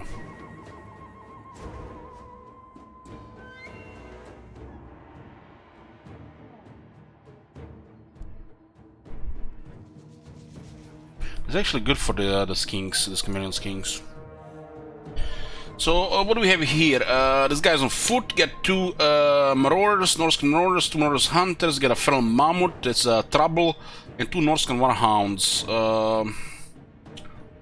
Okay. Like the usual war beasts, this guys actually have 15 armor. We do have 2 Saurus warriors with shields. This treating this guy with that speed buff is so good. Yeah, let's go. Pretty victory. Okay, let's put a prediction, guys. Result of battle. Blue Pyrrhic victory, red already, guys, 2 minutes. Apparently, according to prediction, this is a Pyrrhic victory. Mammoth has 13,000 health and bullets little skinks. If, of course, Mammoth can catch it. These guys will lose poison, huh?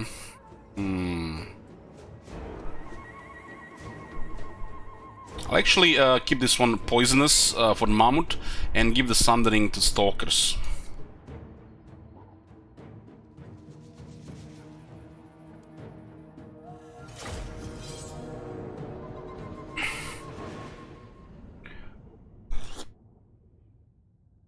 What the fuck? 460,000?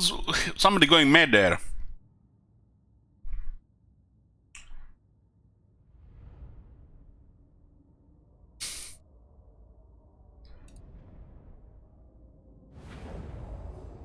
Look at that pool.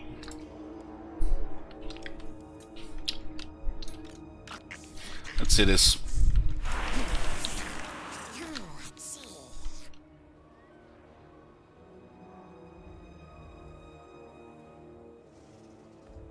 You know, he kinda, now that I've seen the battlefield, he kinda, you know what it reminds me of? You know, guys, those poisonous frogs that look harmless, but if you touch them, you die a horrible death?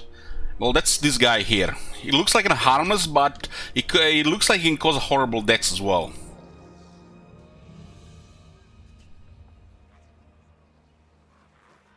Yeah.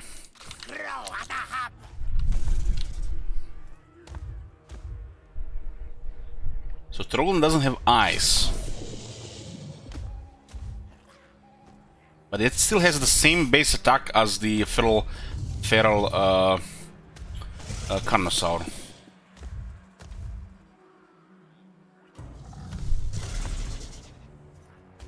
Looks pretty awesome. Very similar to Carnosaur though. The spikes and the tongue, I guess, is the main difference.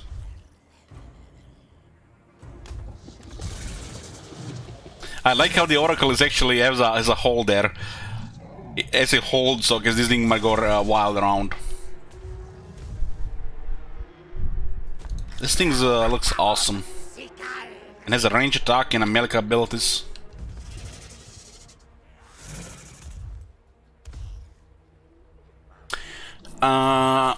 Commander Faces says, did you know the skin Oracle you started with is based on Lord Master Soric, a streamer on YouTube? Yeah. Somebody's always reminding me of this shit when they add the new stuff to the game after influencers, you know, because, you know, they just like to salt over the wounds and shit.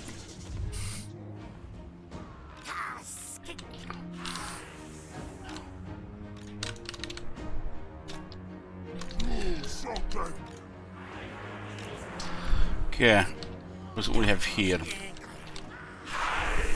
Damn, these guys look awesome.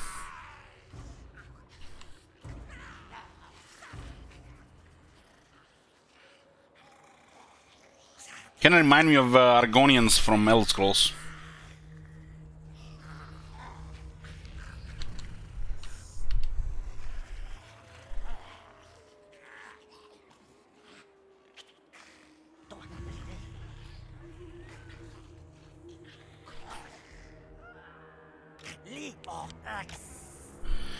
$22 million attack, oh god. This is a flanking unit in this composition. These guys are visible, these guys are invisible. They do have dogs that can catch our chameleon skinks. And we do need to harass that mammoth.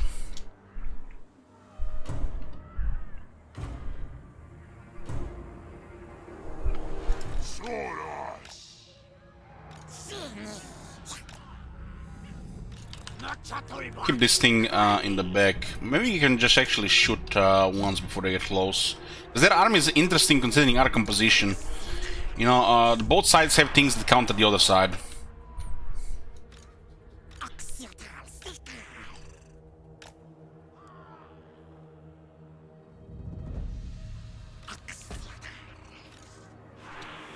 Got marauders here. And I kind of want the warriors to hit the hounds, because the warriors will just smell the hounds.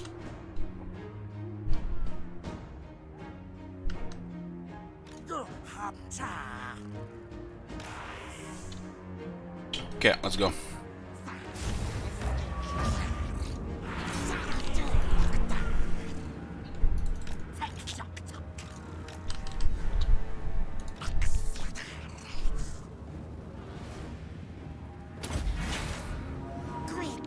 So it's a tag.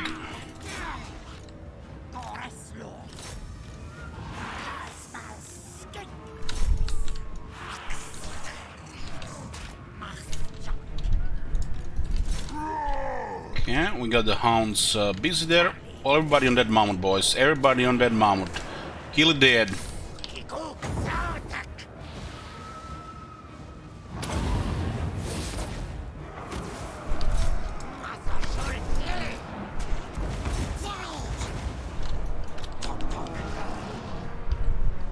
Okay, mammoth is losing leadership. Let's go, boys. Okay, we can see the explosions there.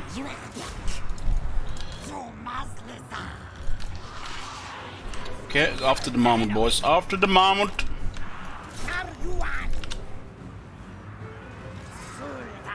I'm gonna go after this guy here.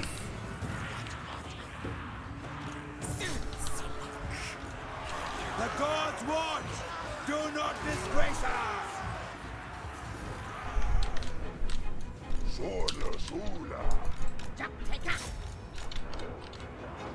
Oh. Missed it for a second and they got flanked. Undi!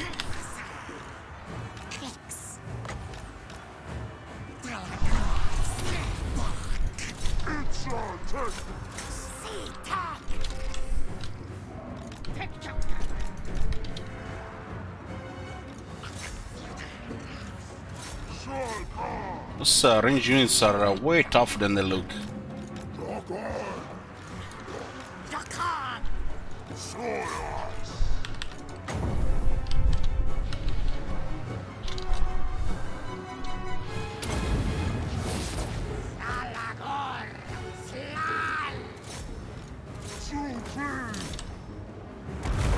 This should be the other way around. This guy should not do a frontal engage.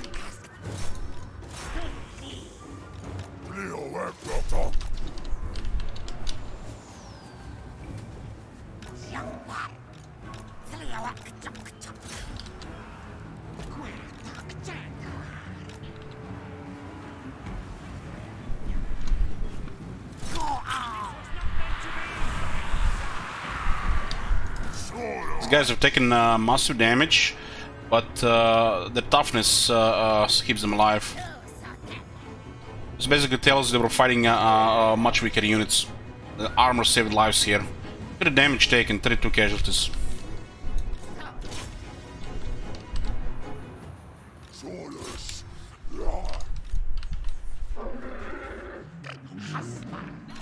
Mammoth is down.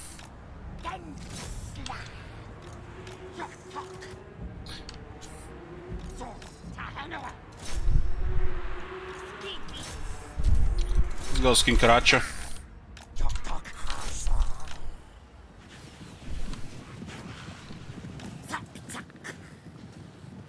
Yoo-hoo! New record? There's not gonna be new record. The record is when we started the Marathi campaign and Shivizard ended the stream.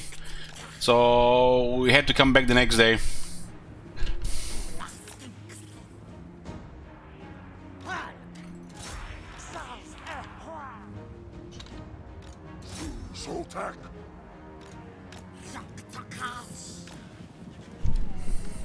But then uptime, I guess it's different, I guess, yeah. I guess it's different.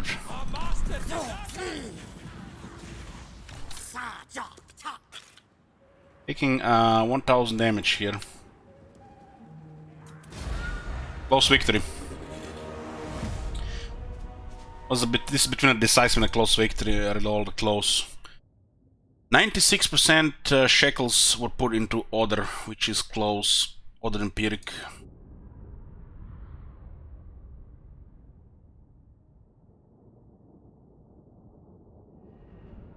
Only 220k to finish the stream. Well, for the rest of the day, yeah. It's been used twice so far. Every time it's used, goes up by 10k. I haven't checked battle skills. I'll check it, Drunk Stomper. Rank 2. What do we have here? Harvest materials. That's new. I guess it's for this faction. Survival while fighting the Dark Gods requires a pragmatic approach. Your armor will gain the following effects: ephemeral materia. Last harvested from the forces of ruin have an irritating tendency to disappear when they are needed. When most needed. I guess this is maybe just against the Chaos Forces. 20% more ammo for 3 turns and 500 treasury. Exterminate is still garbage. 100 experience for 1 turn. Should be like 5 turns really. 3 turns at least. And kill and eat.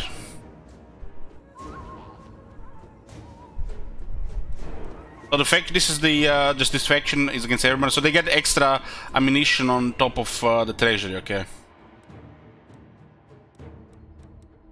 We're going to need money, so I'm going to take the hardest materials 3 turns. Can't believe this thing is 3 turns and this thing is 1 turn. Don't I understand how bad is 100 experience 1 turn?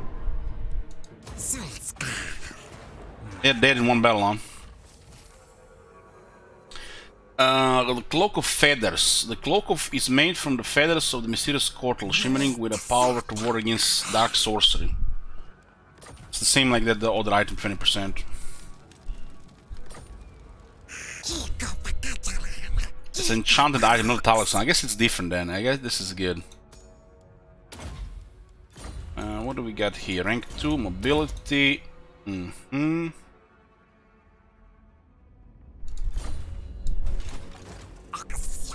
This place is only tier 1 with a port. Well, these 2 cities are tier 2, so it makes more sense to attack these cities first. This one can get much harder, stronger garrison sooner. There's actually a military building here.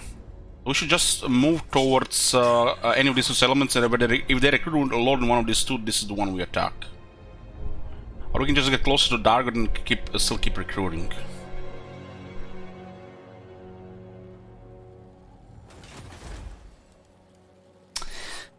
Thank you, Rubio, thank you.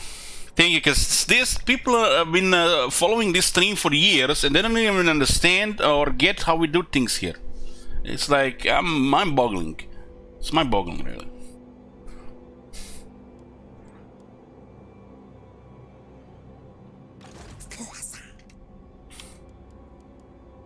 Look at this, turn 1 we can recruit 6 different units. And they're all skinks, Kekwi. Yeah.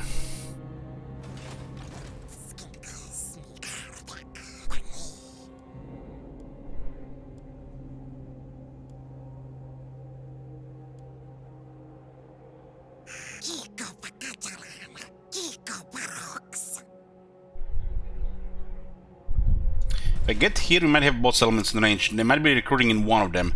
We have the initiative since we are the player going first. And so what does this mean? Let's say we only have this one in range, so they don't have this one. They pop a lord here, they might queue recruitment. Sometimes you might be 1 turn off, so you have get the units before them and you can smack them before they get their own units.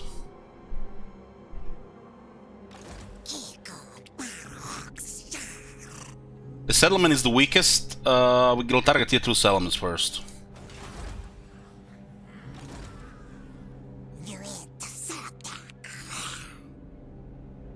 I think it'll be fine if we go here. We might still have both in range. And we can recruit here. We can, by the way, you can travel to home base every turn, even if we are ready. You can travel every turn. Okay, 675 for this unit. Huh.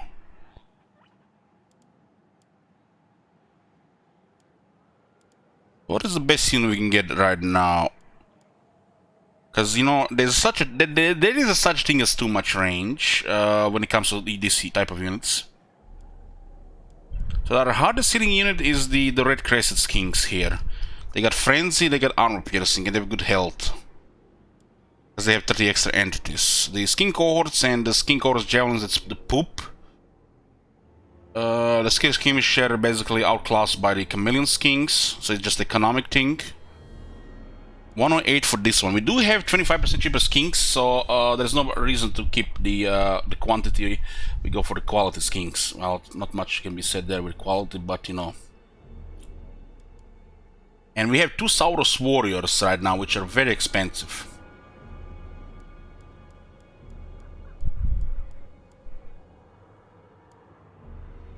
When it comes to skirmish and harassment, it's probably better to have 4 of this, depending on what's the treasure gonna be. But these units can still take a lot of punishment compared to the skinks. The unit does have 20 physical resistance, which makes it very good. But it's more of a flanking unit than a frontal attack unit like the Red Crested Skinks.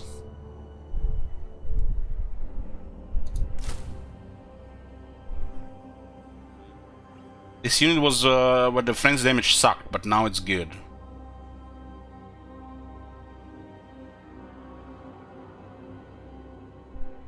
Okay, we'll add 2 Red Crested Skink and 1 Chameleon Stalkers.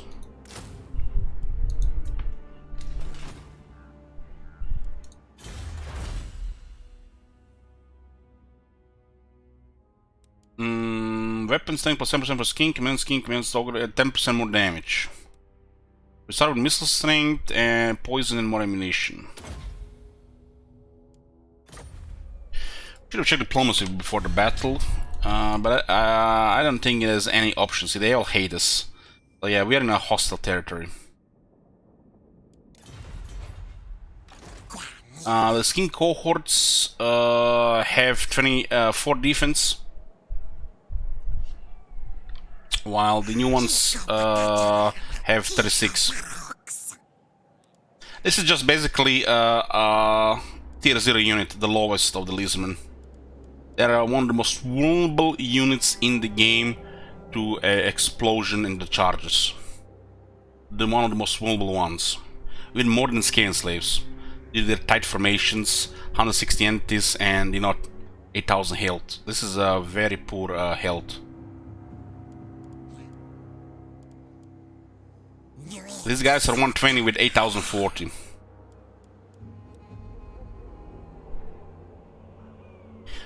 Yeah, if you can't get anything else, I guess it's better than nothing. Yeah, the Skin Cohorts has always been one of the weakest units to this. I just told you, even compared to the Skaven Slaves, because the Skaven Slaves at least have a room. There's room between the entities. Well, this unit is in tight formation with 160 entities. This is one of the weakest units to explosions and charges in the game.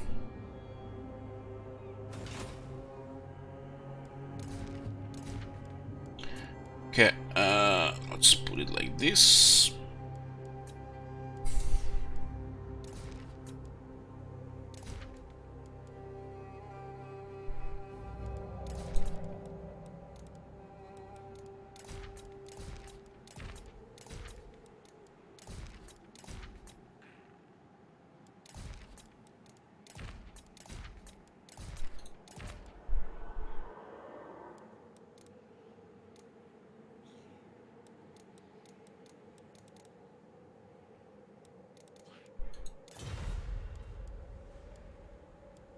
Anything different here?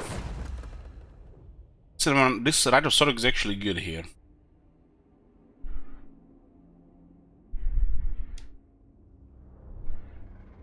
The Rite of Bankruptcy is still 12 turns and 50 turns, Jesus Christ. No, you would think the 50 turns cooldown would be enough and not 12,000 costs here on a ridiculous expense army. Okay, Proud Warrior still the same. Skirmishers, let's see. Skink, Chameleon, Stalkers. Okay, that's good. It's a good skink skill.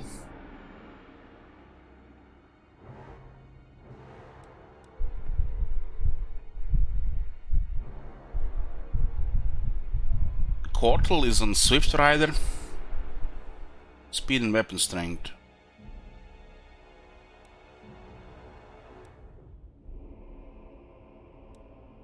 Beast Driver. Oh, nice. This is where the Trollodon is. Saurus Temple Guards. Skinks, Chameleon Skinks, regular Skinks, Salamanders, and why did they list all the Skinks? I don't get it. Didn't just say Skinks to work for all the Skinks? Because the way this is worded, it doesn't mention Chameleon Stalkers. So it makes you wonder if it actually works on all the Skinks, or they forgot about the Veteran Battle skill on the Chameleon Stalkers. This should just say Skinks, right? It should not list all the Skink units. It makes no sense. You know, like the Greenskins, Orcs, and Goblins. Quartel gets attack, melee resistance, and more missile resistance. Damn, this is such a great Veteran Battle skill for the Quartel. It's good shit.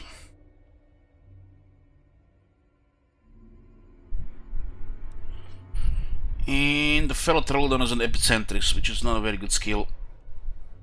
Armor is questionable, and charge bonus and leadership. Yeah. They get rank 7, they get leadership, and charge 12 single end. This is poop.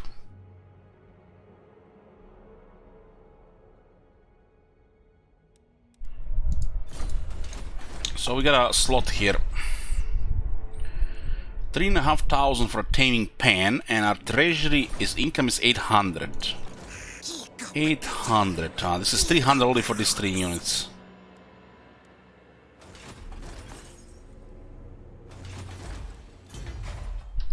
I'm guessing we might be keeping this province, which means we're gonna be fighting for our lives here.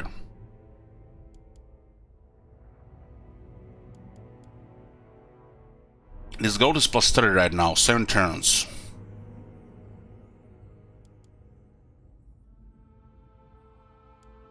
Let's get a growth building here. There's a Skink Chief available already as well.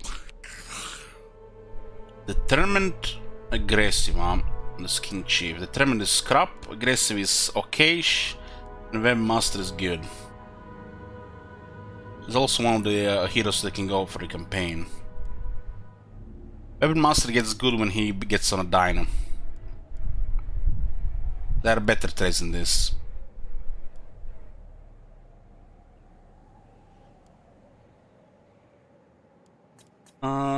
We can't really be very picky about this, so we'll just get a Weapon Master, which is acceptable.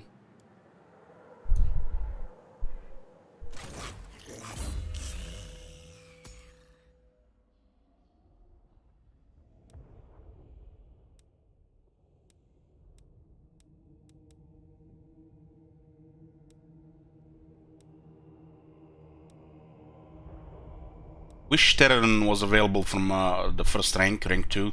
And the Stegadons in this one like 5 lower. It's gonna be like rank 21, while this could be like 15.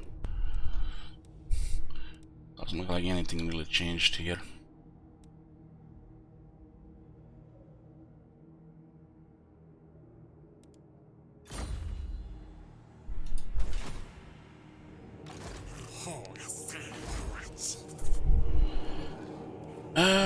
What do we get here? There's a 35% cheaper recruitment for the local armies. We're gonna still recruit next turn now.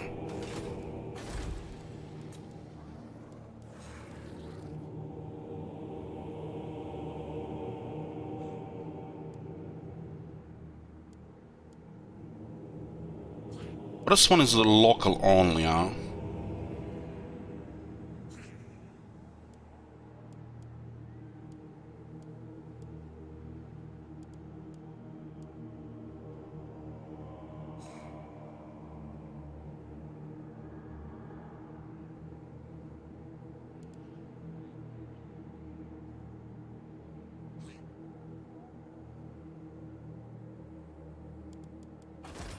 Nice that actually that's a starting building.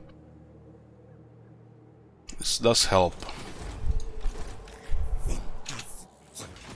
Get anything in the sanctum here?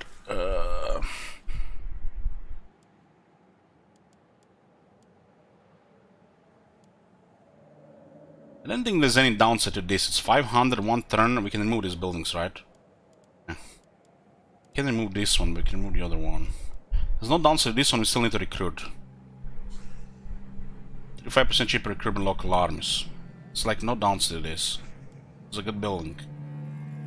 Second one, when there's a fresh army, even better. 35% for the remaining 7 units. 500. We can still remove it for 60%. So right now we don't have the money, so it's ideal to get something like this. The first vision we got here is to destroy the Crack faction.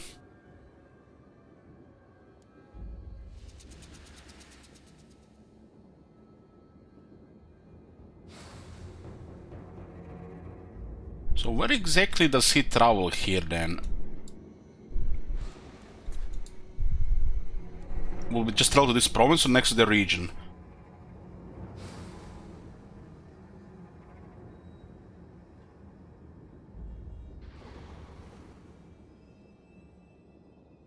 But the point is, okay, it makes sense. Okay, we'll keep him here. This is it for turn 1, I think. Yep, we are finished here with turn 1, boys. We can finally end the turn, I think. Haven't missed anything, right?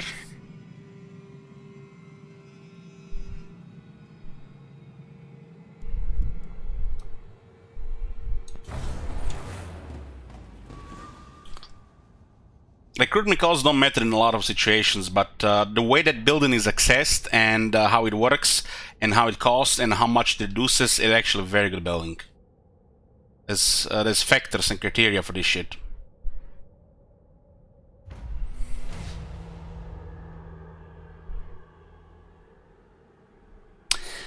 Shelby says, alright, I'm leaving now, I'm only here for turn 1 stream, I'll see you with the next DLC.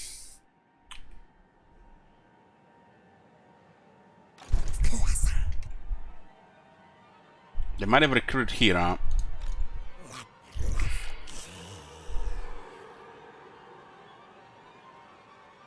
Might have not recruited at all, huh?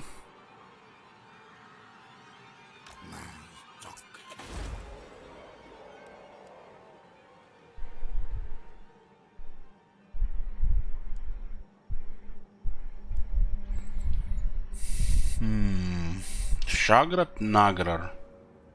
Oh my god. Have you seen that shit? Holy shit. What the hell? Thank Pittsburgh.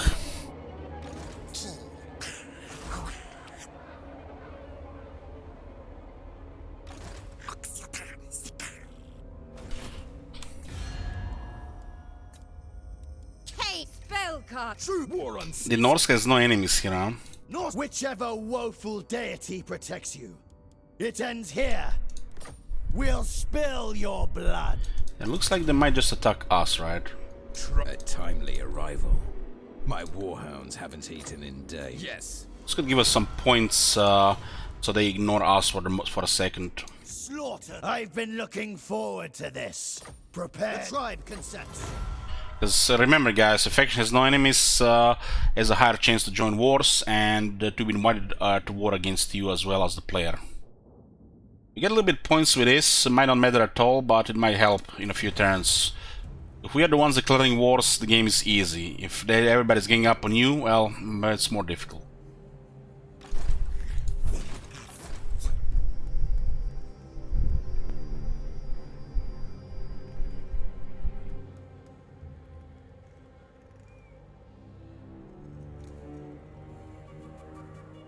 This global recruitment only and its local recruitment cost.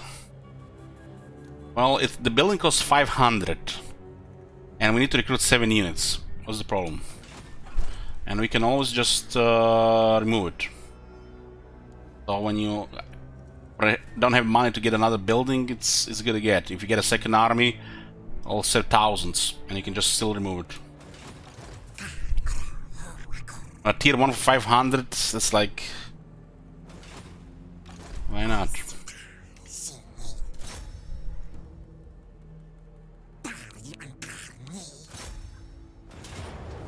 Don't take everything for granted, you know. Some things, you know, are situational. They're factors. Legendary Lord Rusen Kirby calls this trash. Even for a filler skill.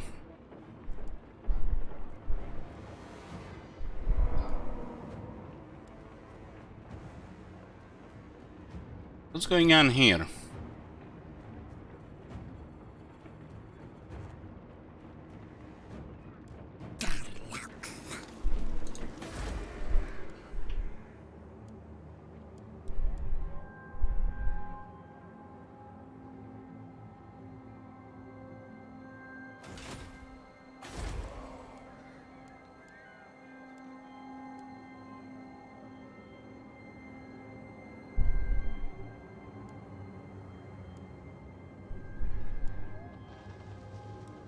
There is no garrison in this building at all. I was getting confused, like, what the hell? It's like, where did the defense come from? I keep forgetting they have no garrisons on the core building. So they had the garrison building on a separate slot. Because Norska cannot get settlements like this. This is strange. I wonder who did the faction didn't even know how the Norska works. I was like, why do they have buffed melee defense? Where's the garrison? It's like, I thought it was a core garrison, but it was actually building garrison on a building. They still, you know, forgot that Gornoska has got no garrison in its core building. It's very strange.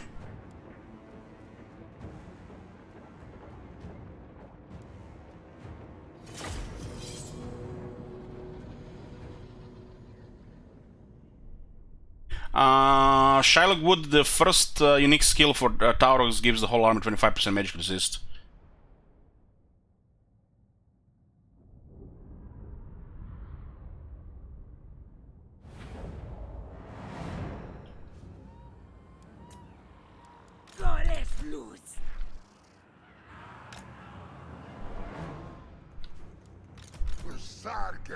Tauros Wars does make sense, but let's see this color scheme what we have here. It's orange, huh? Almost looks like they're blessed.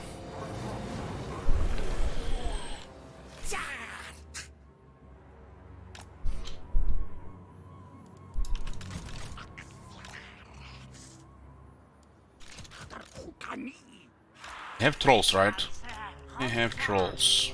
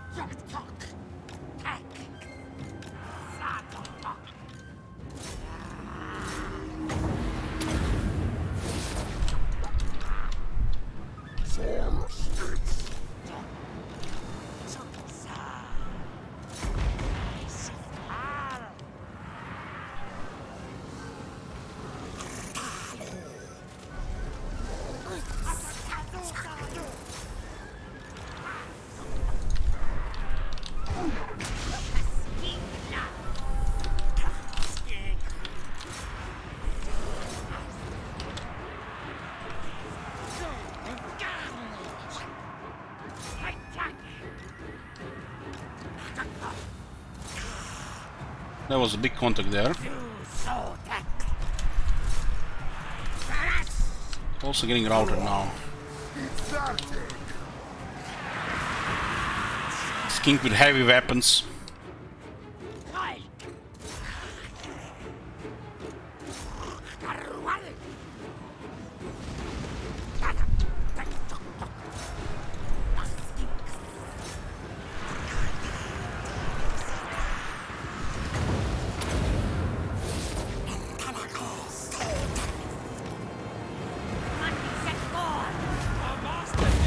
That was a good fireball.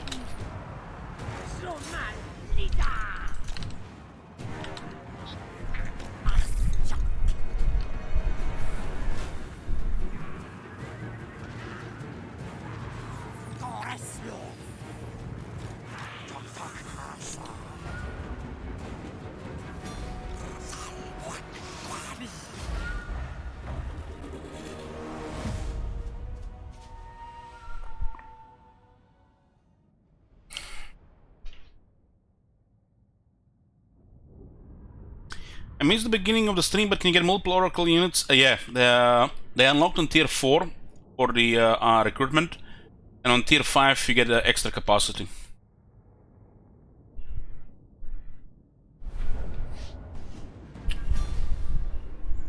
Initial contact did 40 kills. Just the skin cohorts. Obsidian Lodestone. This guy only has 40 magic resistance, so.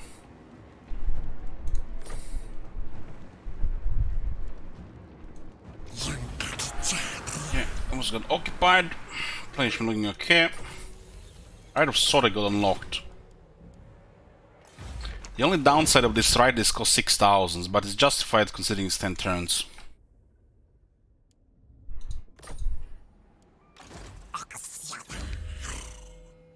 Well, guess what we're getting here?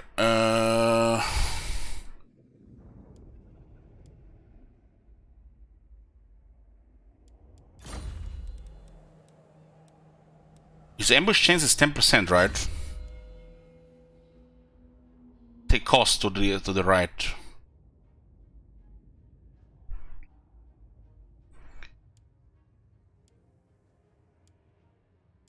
Chaos lands, Skaven lands.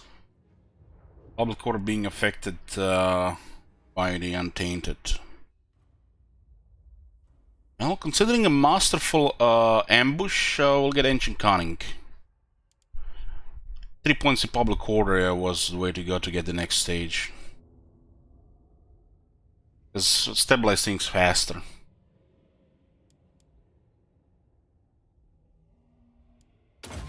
We might deploy a few times in an ambush when we end our turn.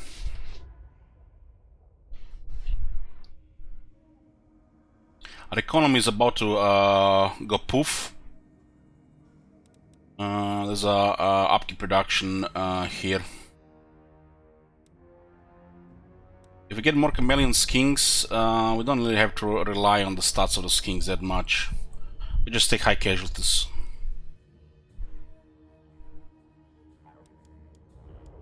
Down in fear is very strong.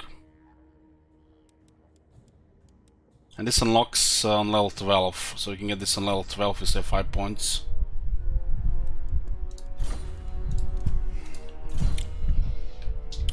Stimulate growth. We do have Herb Blood here actually. Get Herb Blood first. See, they give growth without stimulate growth. Yes. This looks like exactly one turn. 439 left. This building is in this place though.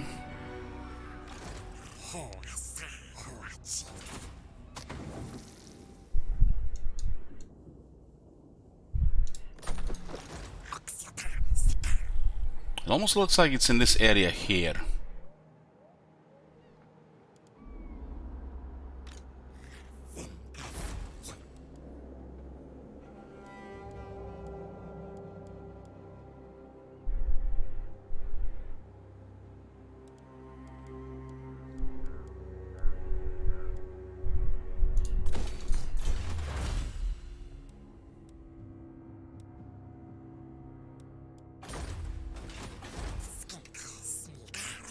Teleport once a turn.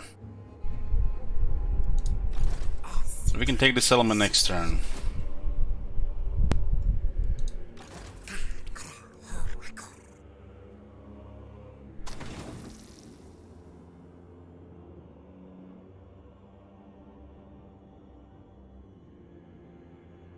Doesn't look like this is going to be in our own territory.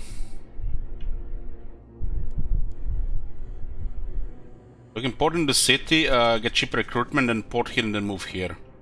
I think that works.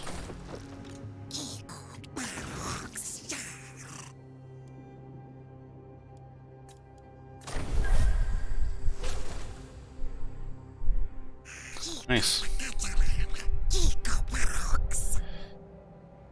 Yeah, let's get a cheap recruitment.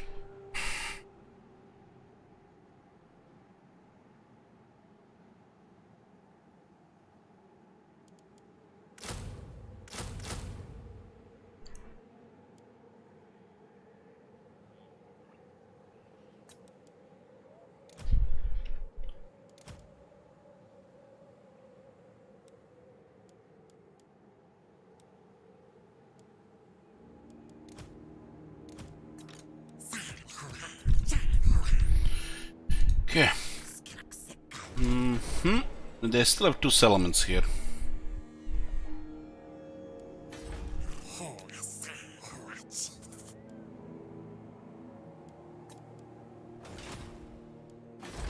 We'll get money once we destroy the this faction. Minus 21 public order.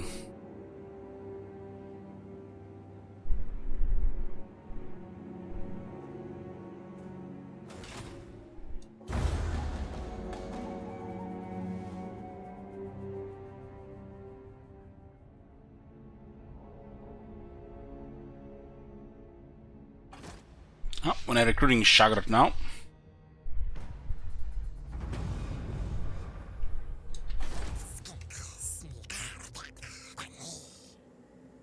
Grants visibility of the local region. Get vision in Nagar as well. Is this... I guess that's much movement is there.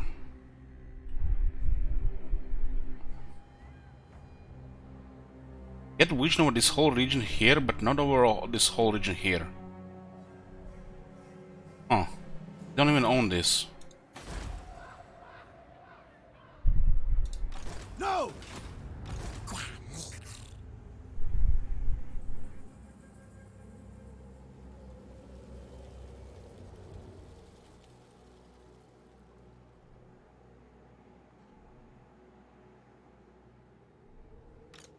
You know nothing!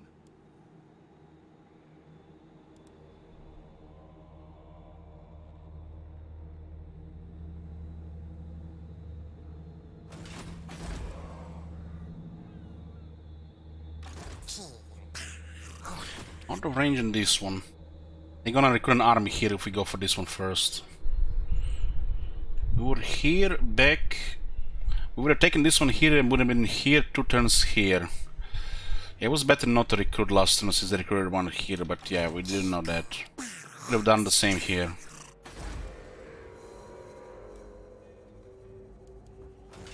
So if we travel again, do we keep the movement? Let's see. Yeah, it makes sense, right?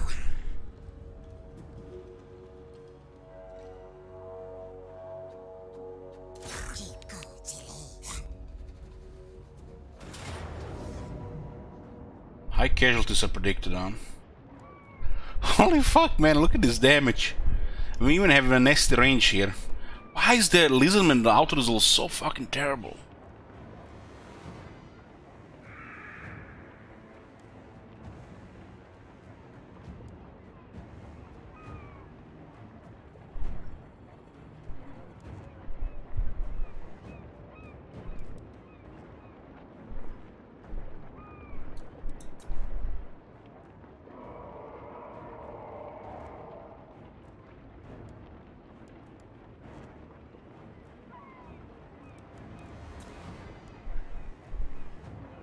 This unit gets bonuses infantry 5.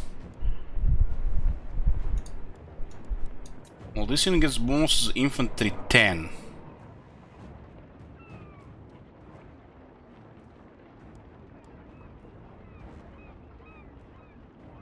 They even get better explosives. Maybe it scales with the weapon.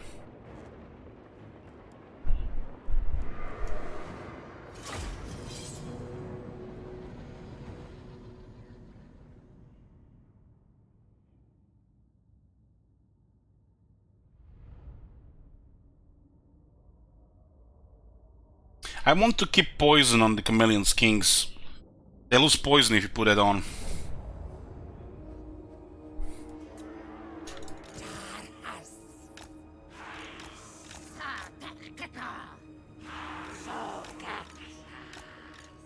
I'm like, this can have like a harassment part of the battle before the we have to engage. We don't even have to engage for a while. It's hard to have harassment when you have no poison. It's Kings.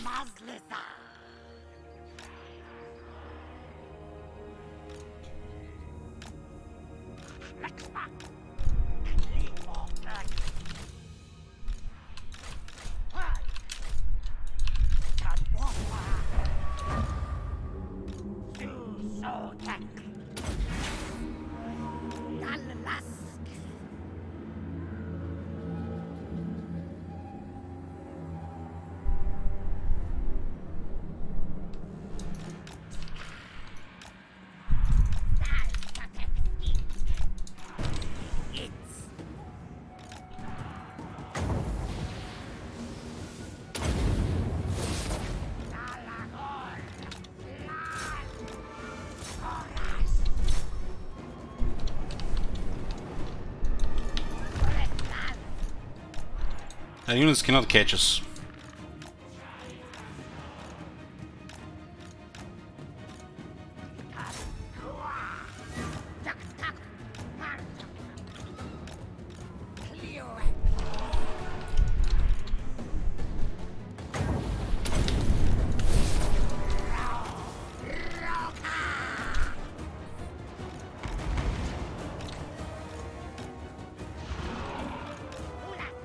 Ooh, the skinks!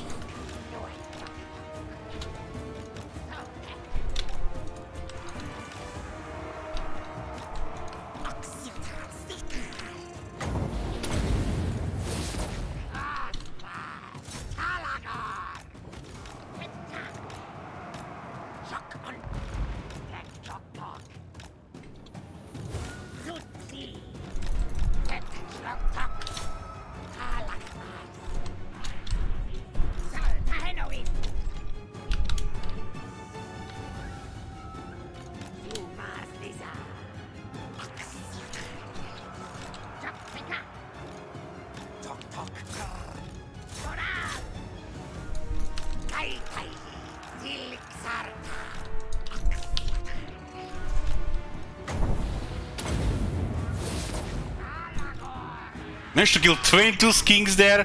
Fucking hell, man. It's like they're rank 9 with battle skills and shit on life support.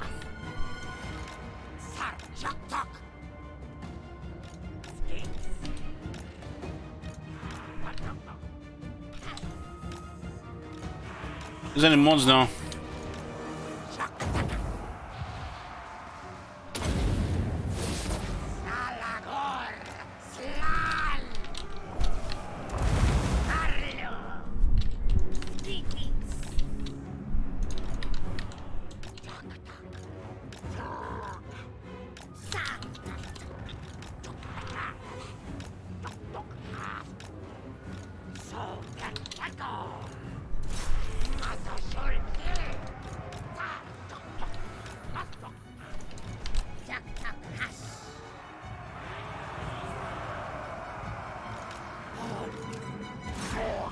Almost I thought for a second they got they hit the what I'm called the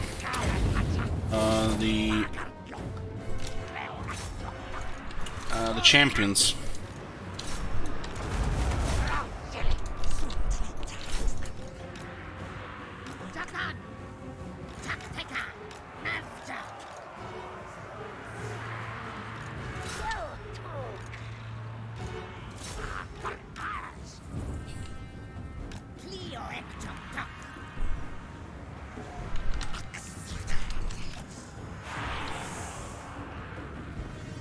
Our masters desert us! We'll be back!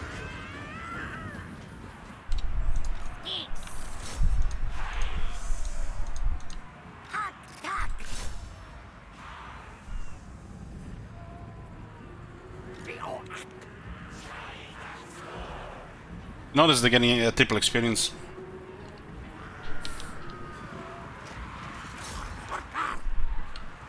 I don't know why these guys are running so fast though.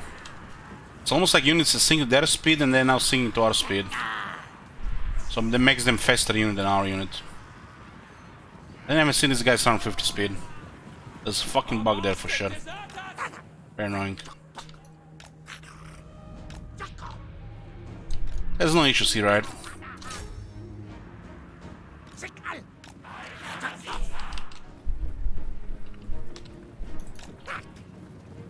This was not meant to be!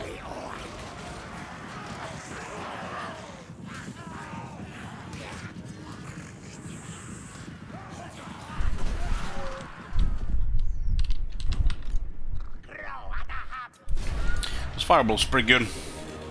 Did some shooting as well. Regular Marauders did that much damage in a short time. Wow. They were nearly getting killed. 2 more walls they would have routed on contact. Melee squinks are so squishy when they go into melee. Especially without the air bonuses.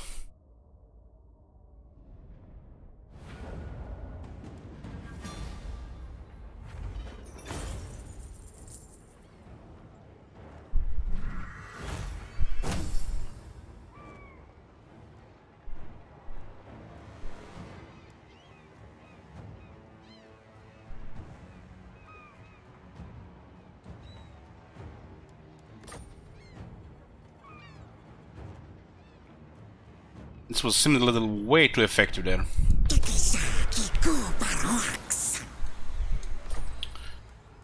Right, ferocity means the recruitment possible loot, right?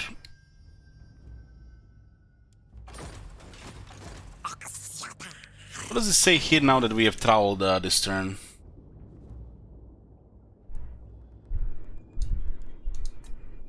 Oxyotl is traveled this turn, okay.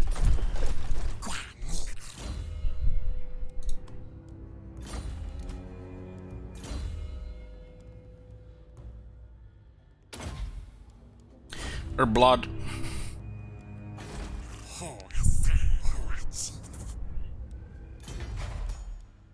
Nagar has timber, still poop for the lizardman. I mean, it's almost like it's missing something in this building. Just can't put my finger on it. Like the lizardman used trees or anything.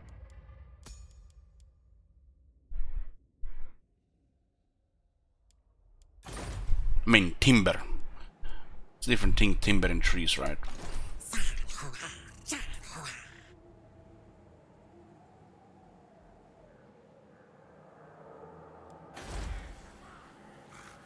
You must die.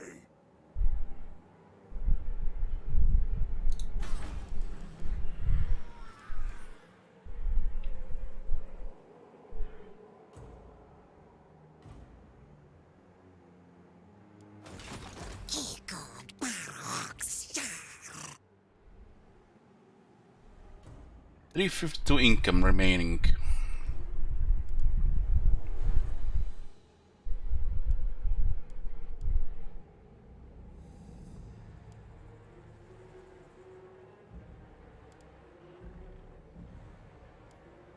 Not a chance.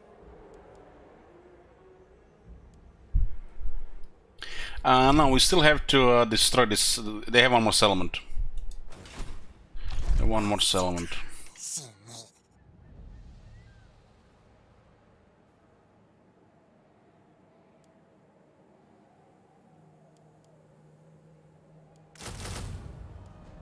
Yeah, let's get more grinders.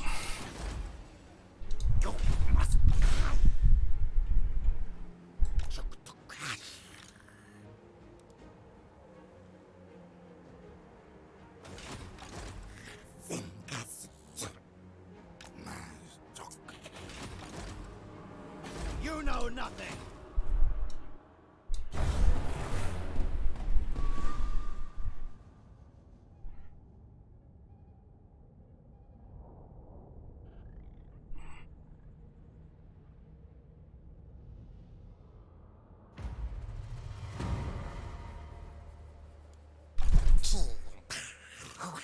Five units. Maybe they get tier 2 before we get there.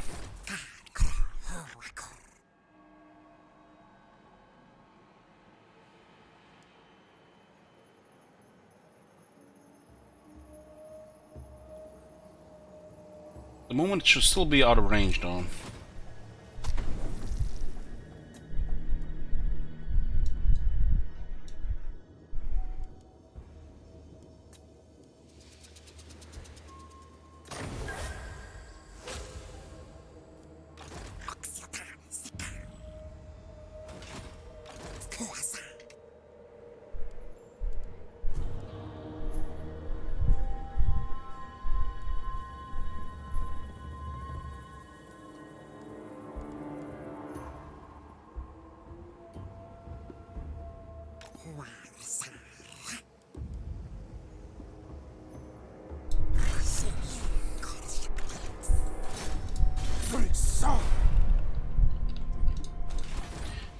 There's a rebellion mounting up here, huh?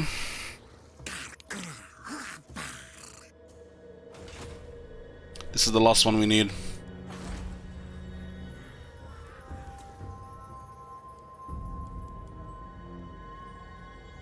We're gonna recruit 2 less things and build this up, for a little bit more money.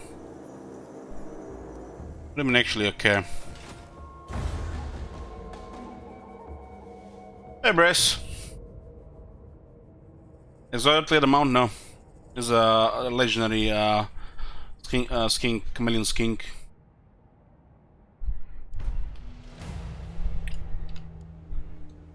a step too far.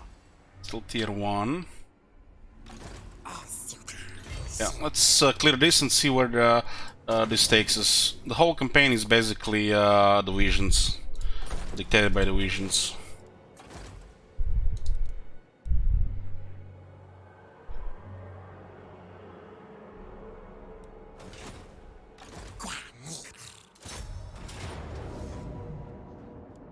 Valiant defeat, huh? You guys ever wondered why the Lisbon is so suck as the AI? Well, just pay attention to this when you play Lisbon yourself. And this is Norska, is one of the dogshit factions for the Outer Zone as well.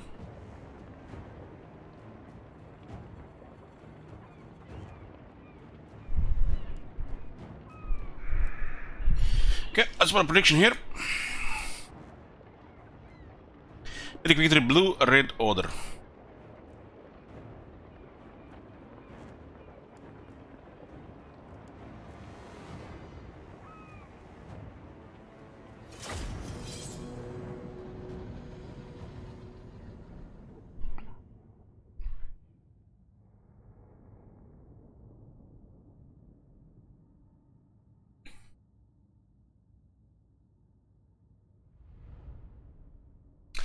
Astarian Molo says, in my Norse campaign, Bretonia owns all of Norska. Well, sounds to me like you failed the Norska people. What do you have to say for yourself?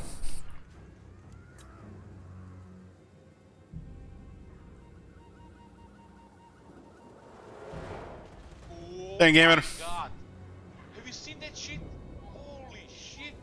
What the hell? I'm giving them a visual here.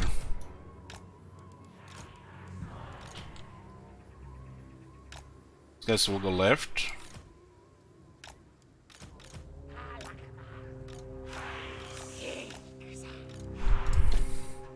Still, the casuals could have been awarded if those guys had the what's it called, skirmish on, but might have done nothing as well.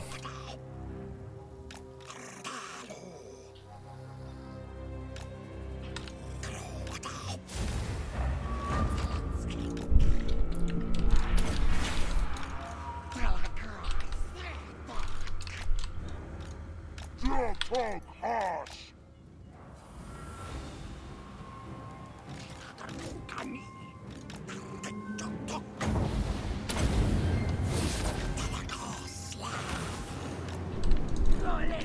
Yeah, but this is what happens when you get skirmish on. They like those column formations for some reason. Really force drag them.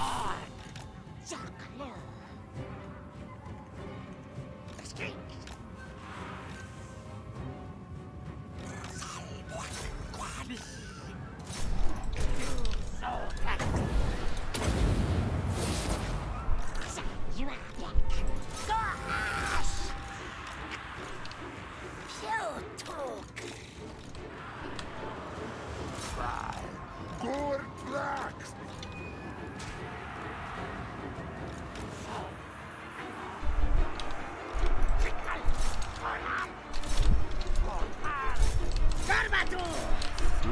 The mosh pit there is fine, I guess.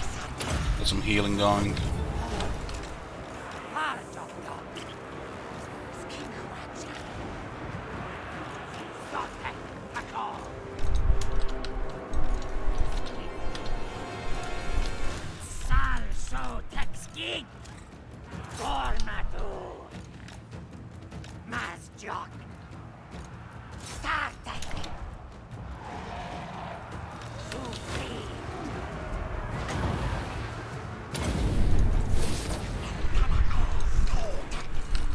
Getting through.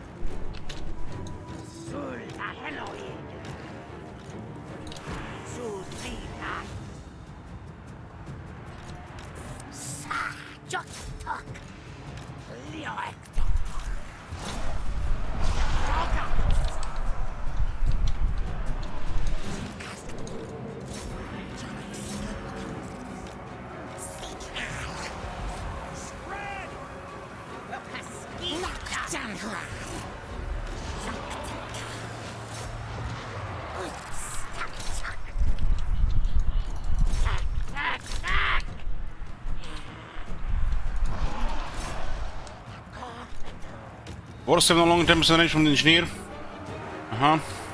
Oh, that sucks for the Thunderers and the Iron Drakes.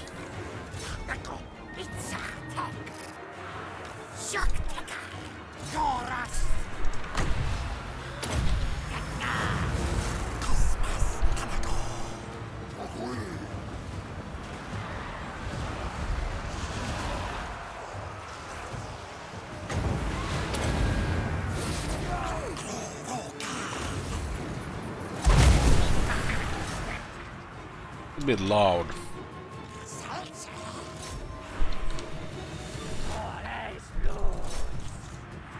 Guys just go harass there.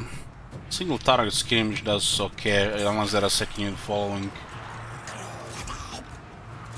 This guy is having a time of his life murdering his kings.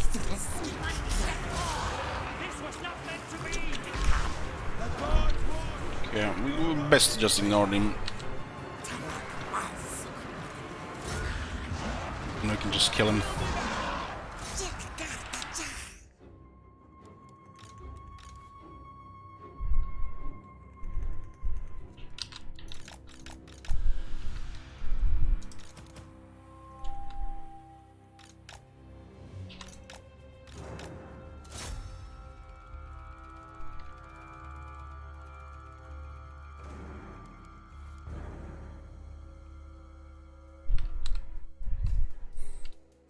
We kill him and get more battle loot.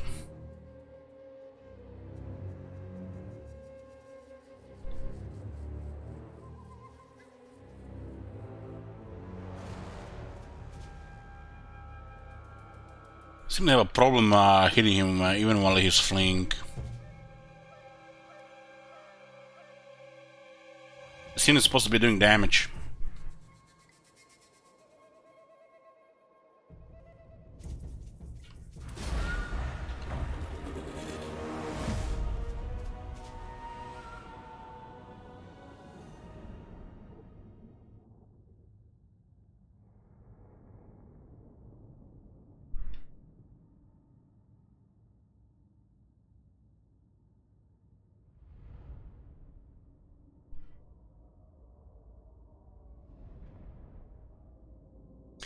Makes fighting with us a little inconvenient. Well, there's this thing called grudge throwers and other artillery.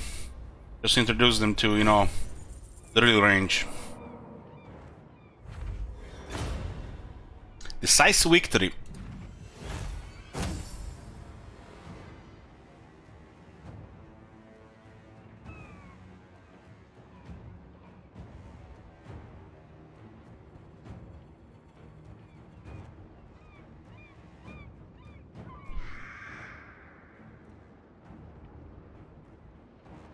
These guys go over 10k damage. Look at this guy, 13,000 damage. Very good for a Chameleon's King.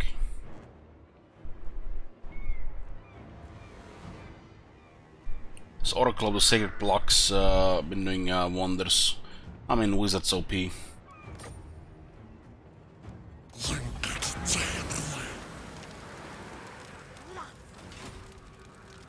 should have probably sacked this place now that I think about it.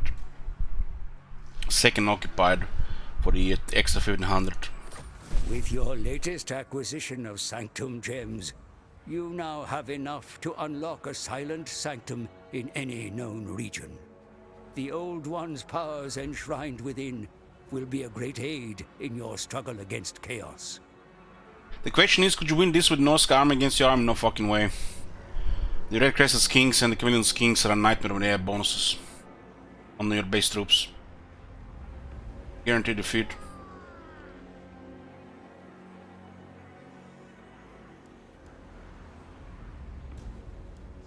So we got one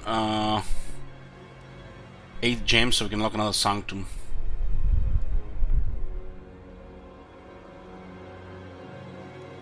5,000 and new visions of the old ones will be received. Well done, my lord. Now that the threat is neutralized, you may return home, or move on to thwart chaos elsewhere. Alternatively, explore these new lands as you see fit. Yeah, more magic resist, Truck has been destroyed. New sanctum available. You want to collect enough sanctum gems to unlock a new sanctum. Choose any visible location in the world to access powers enshrined with there by the old ones.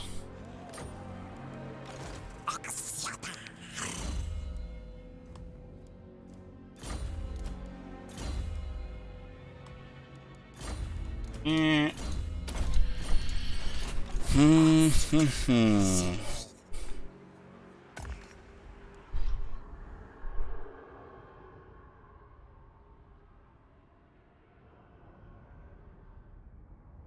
How the hell do we have vision over this one?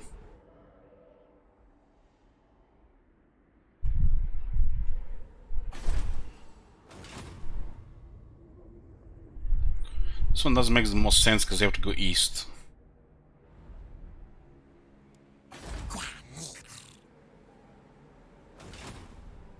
There's more Norska here, but this faction, we do need the settlements for the economy, right?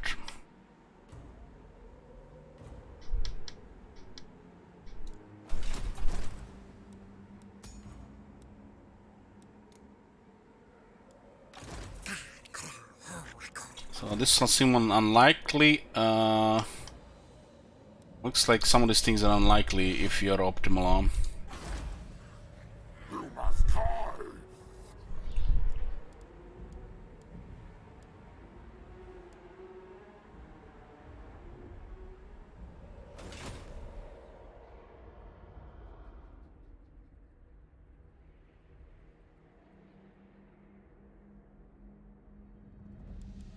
Get the gems for completing these things, huh?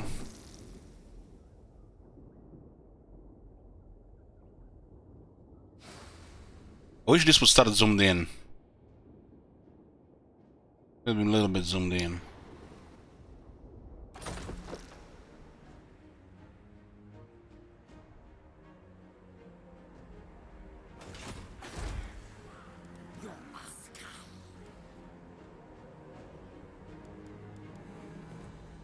There's more Norsk around us. This province will not hold unless we clear this. Northmen come.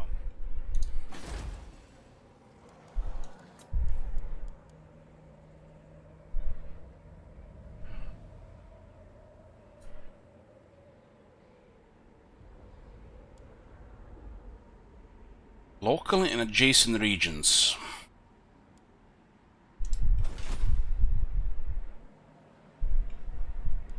Currently we have no on those any of those missions right now, right?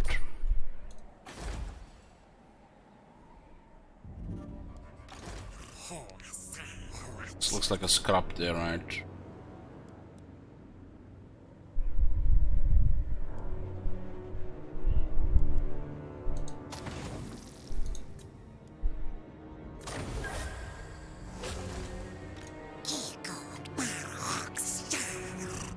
I think I will deal with the rebels. It's 2 battles.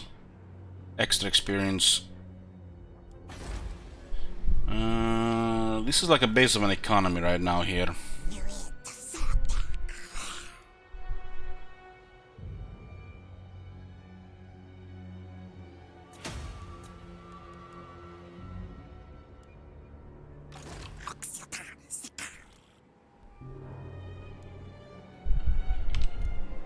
Don't only have to recruit right now, we can get rid of this.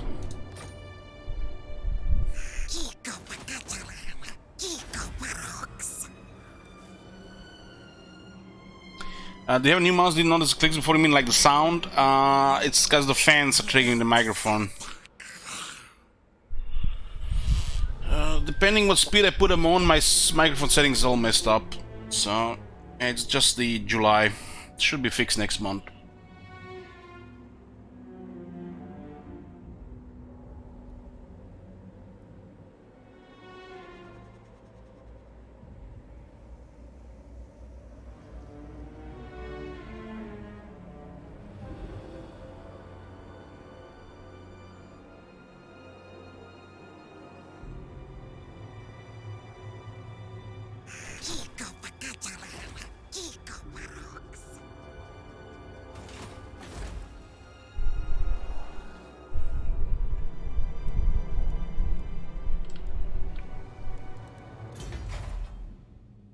Its garrisons and minor settlements are absolute dog shit. Anything that attacks the city will take it. You wonder how much is even this worth building for, but this is how you stabilize the province, you get public order and economy going.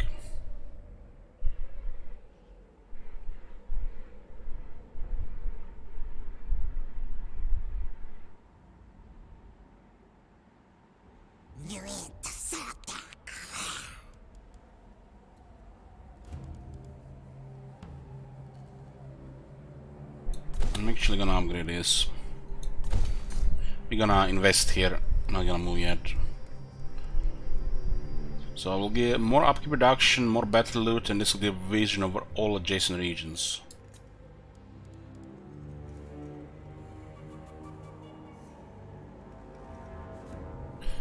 This one looks like it might be the most exposed one. This one looks like a battle zone, battlefield. This is also another 150 income. This one doesn't make sense. But the elves could also get it before we get tier 3. I think tier 3 here is a priority, just ignore the rest. We'll miss just a little bit on money.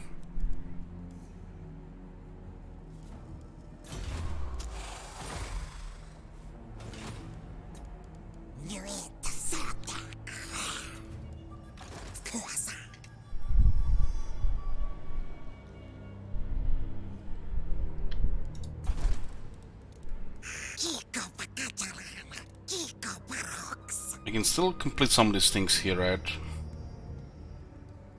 We can sack this one and then occupy 1500. Rank 7 will be doable, and then this. So we can get extra money from the chapter.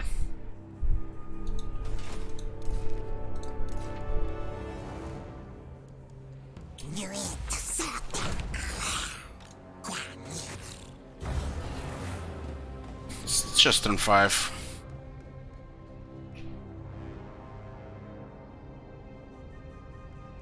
It's cooler today, Cludis, but still need the fans. The monitors generate a lot of heat. And after 4 hours of Warhammer 2, the PC gets warm too.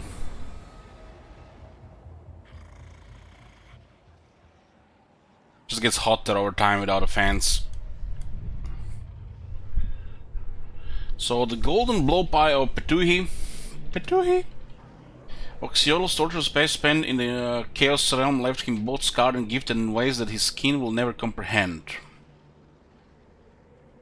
Many claim his survival could only have been made possible by powers endowed by the Old Ones themselves. Most notably his uncanny ability to anticipate the closeness of the Dark God's minions, despite their efforts to obscure themselves. Norscan tribes, however, make no secret of their existence and worship of the ruinous powers, branding themselves with dread marks, shouting the names of the Dark Gods as they charge fanatically into battle.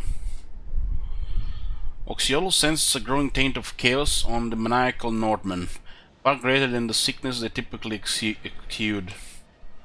Perhaps it is a side effect of fluctuations in the Great Vortex, or maybe something else entirely. Dorot. In any case, it is a threat he knows must be assessed. To do so, Oxiolo must face the Norscans head-on, sooner rather than later. 3,000.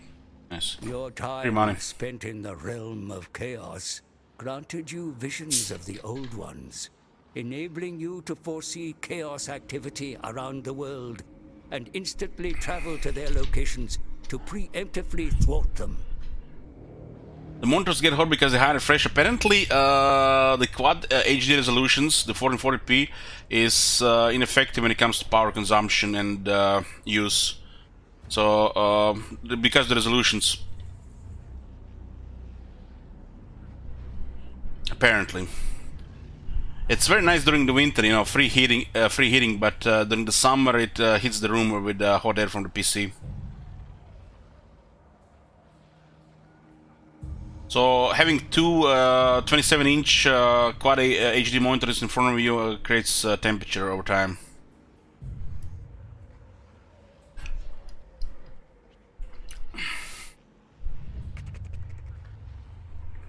This is the room temperature.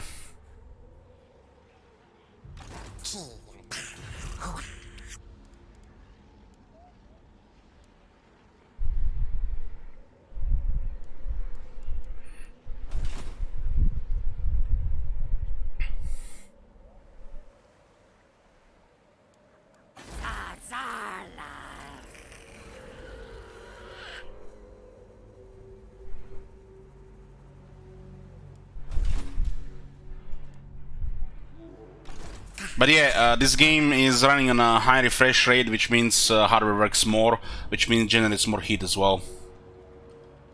Anything over 60 FPS unlocked generates more heat. Because the hardware, you know, is trying to get more FPS. In WoW you can cap it to 60, so you don't have to run 144, so it generates less heat, but not in Warhammer 2. It's funny how, but they put it in the next Total War, what's it called, the ROM 2, the Total, goddamn, the ROM Remastered, but not here.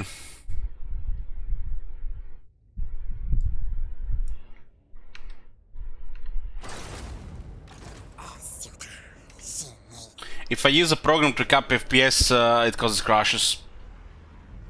I did it before Cluedes.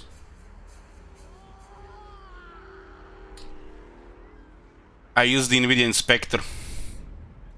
It's unstable. It will crash eventually.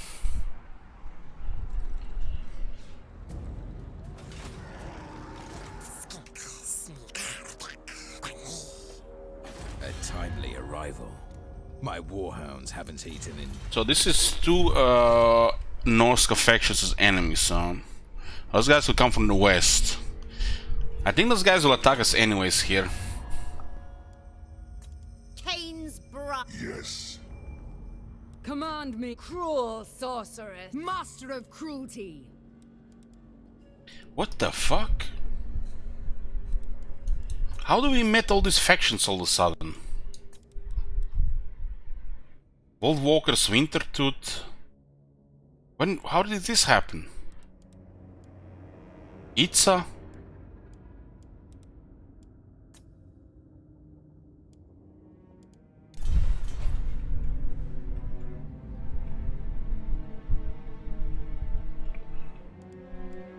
We got 4 of these. Holy shit.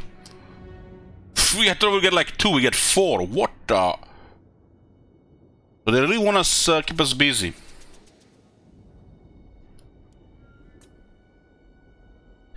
The many forms are of evil. The traits of chaos appear to you in many guises, and not just as those directly in Charlotte to the ruinous powers. One such crowded force has been revealed to you. Crucial cog in the Dark God's wider plans that marching in the wake of the mass bloodshed and destruction. This army's eradication will be a great boon for the world. So we had 20 turns for the first one, but now we have less turns for the other ones. These visions of the other ones pretty much the whole point of the campaign. You basically just do these missions. So we get complete vision when we get this mission. I guess it makes sense. You don't want to travel blind into, you know, blindly into an area like that. Most masterful of masters.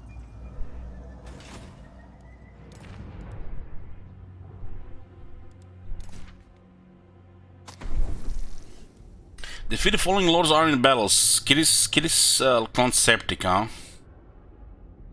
3 gems for 5 turns we get a unit experience game per turn plus 50 all armies.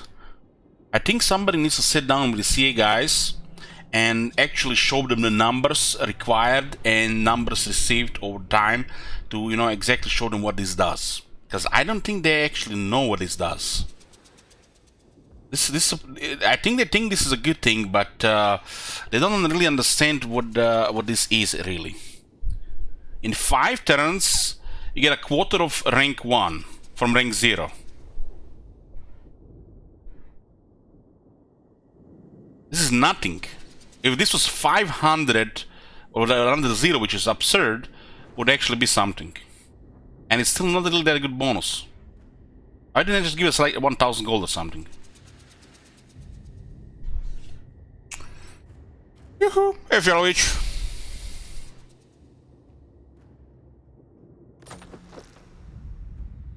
I don't think they don't understand these numbers.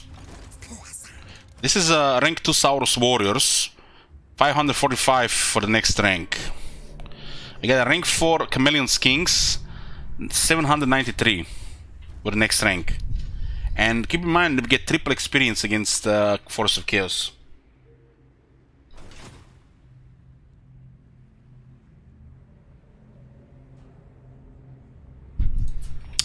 Just guys, sorry to interrupt. I need to do something. Give me a few minutes. Let's take a 5-minute break.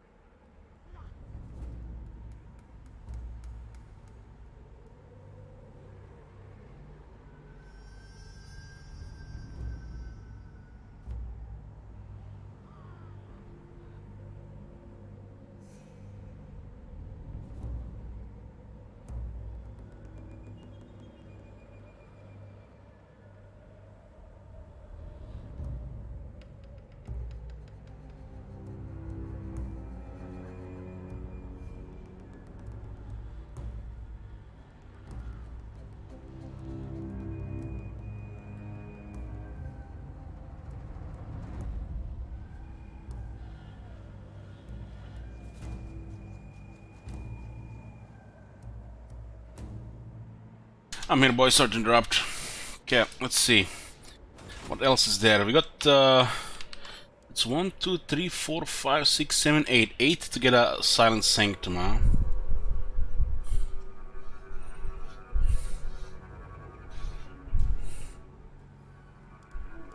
Yeah. Huh. Consequence of failure. Target army gains permanent bonuses, making them harder to deal with in the future. Weapon strength plus freedom for target army. Chaos invasion will occur sooner.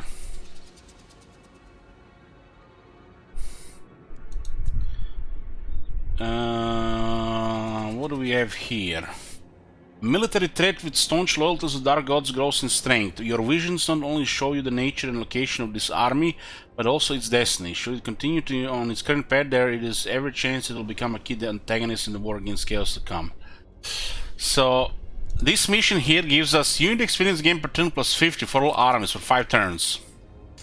Meanwhile, this mission here gives us 2 Blessed Horned Ones. And I guess this is the gem part of the reward. The second part of the reward is really cost my 7% all armies 5 turns. This is even better than the other one as well. 2 Blessed Horned Ones. One of the deadliest cavalry in the game.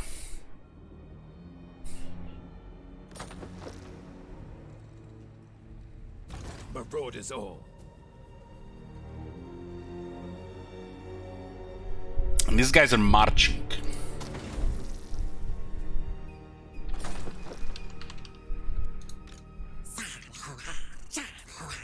A full army.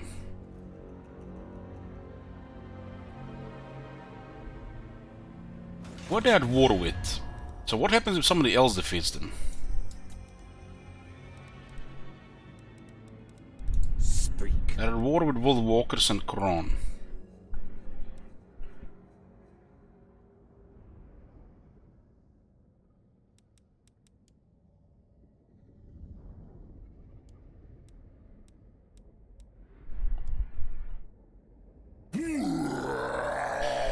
Oh boy, this guy's aggressive with dissonance.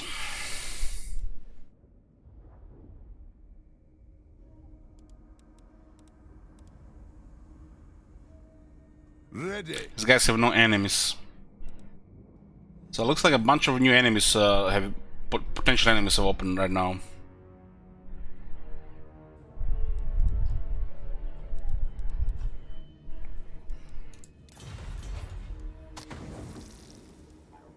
What is this? Kill the puppets. You feel the creator gods calling on you to face chaos once again, this time sending you a vision of one particular horde of chaos puppets on a path of dire consequences for the great plan. They beckon you, their ancient assassin, to intercept and destroy these forces that marches the land in thrall to the ruinous powers. 2 Blessed Chameleon Kings.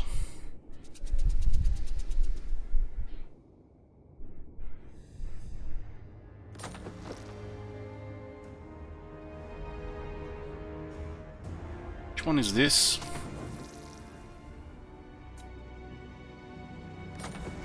This is strong now.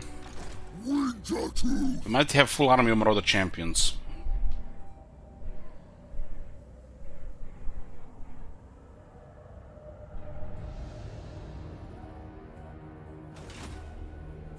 And who's the last one?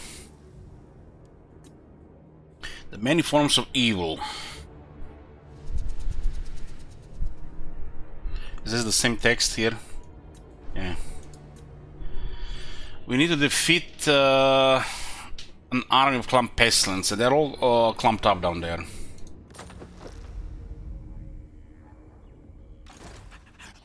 We are brave. Yeah, this is suicidal here.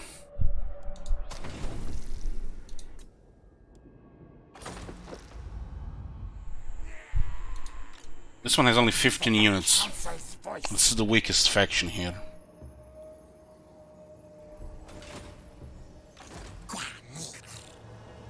We definitely need a few more reliable units because the enemies will have unknown stuff. Might have spammed, you know, quality unit 10 times. It's always nasty early game.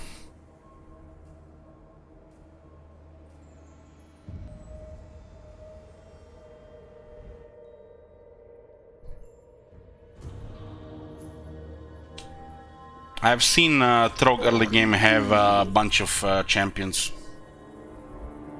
Oh, I'm not champions, I'm talking berserkers. Berserkers. Not the champions. Let the bear scream. It does look like this faction doesn't have much.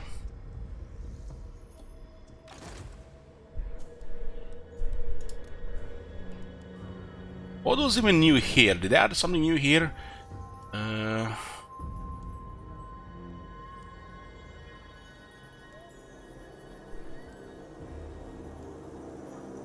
Spirit of Tepok. That's a new one. Quattle. What does this one have? Something like, it looks like different spells. Shield of Thorns and Lesser Banishment.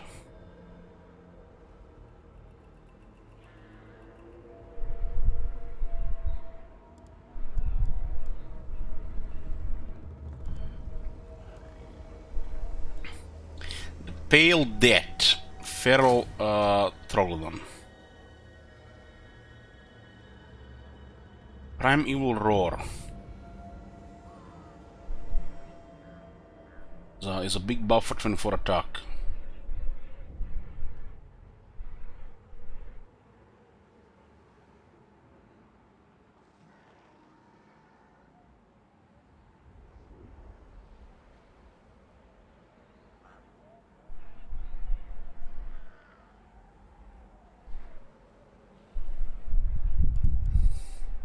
Look at the list of the regiments renowned for Lisbon now. 7 lords, man.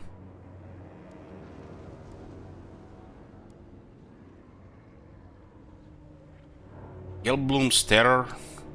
Feral Carnosaur.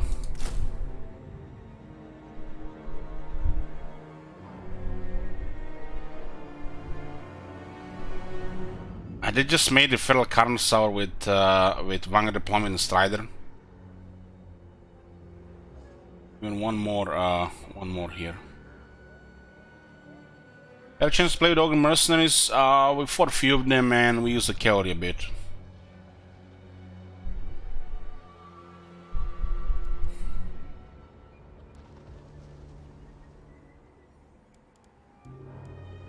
One, two, three, 4, 5, 6, 7.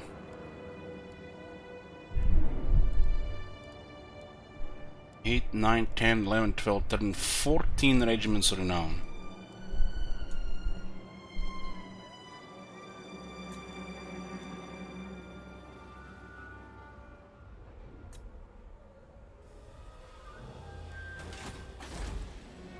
Those little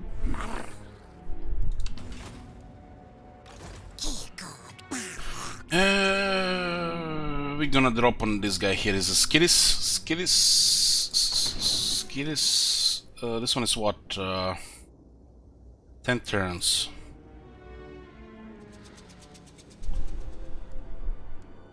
This one is down. Is marked as easy. There are 2 armies in the same spot plus the capital. Skidis.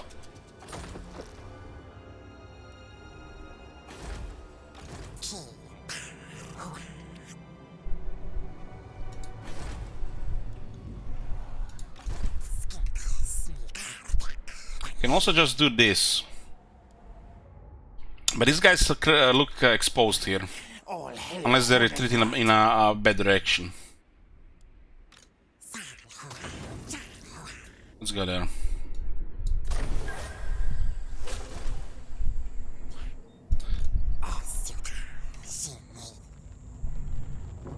We can't risk bad retreat here. Grey harbinger of doom. Move here first, and then attack. Squirt the musk of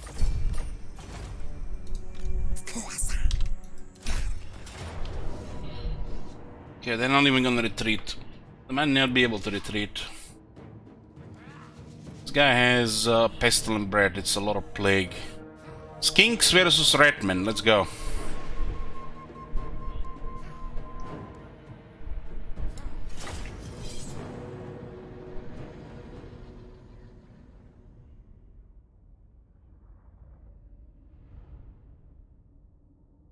Battle of Wrecked Gorge.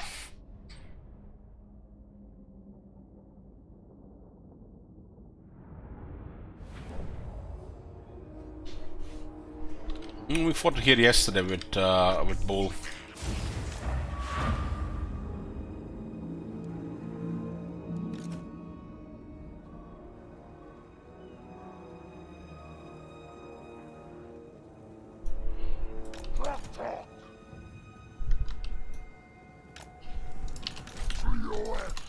Send these guys separately.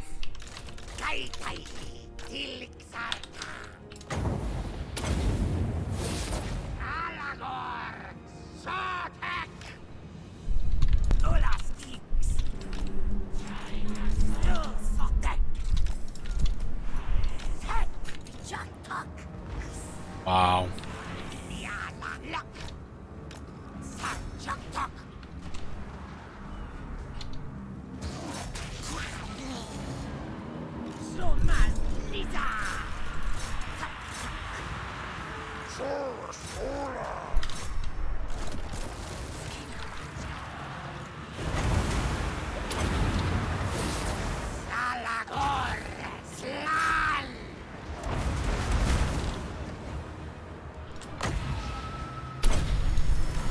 These guys have no armor, so fighting outnumbered like this, they're gonna take massive damage.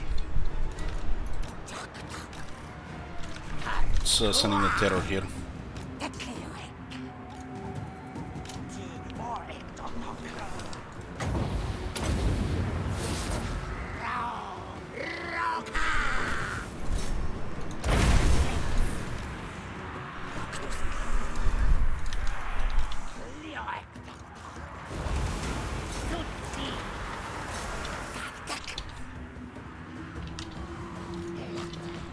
Guys kind of got a little bit distracted there.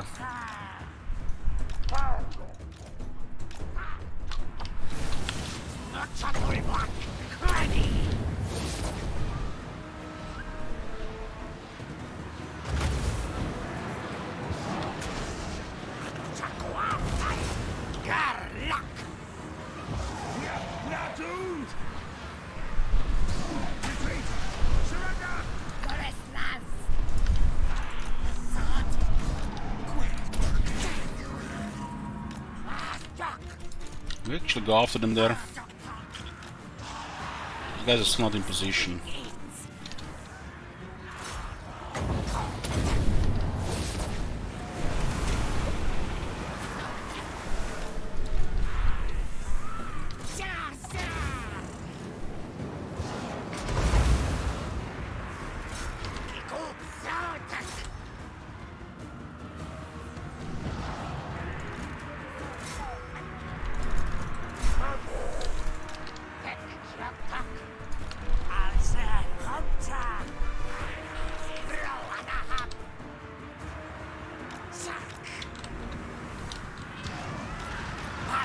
Try to cause some terror here on the skin slaves. They start running, I'll just kill them much faster.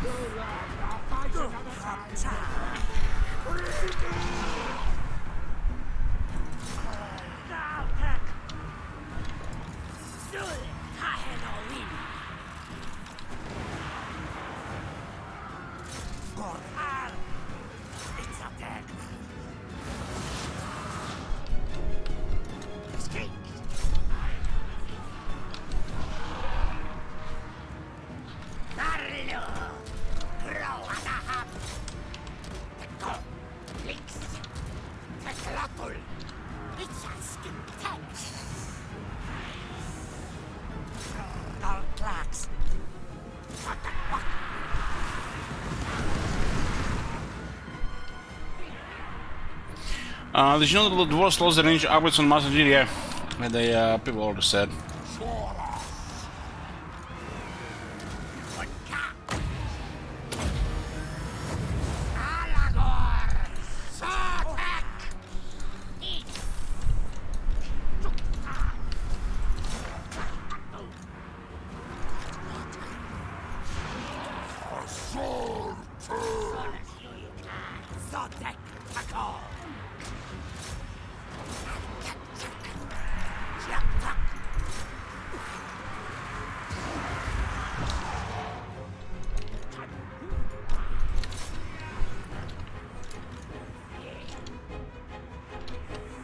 guy needs more experience.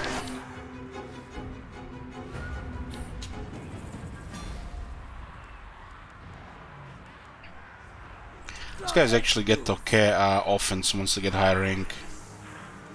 These guys get experience way too easy. Let's see if they get a retreat here.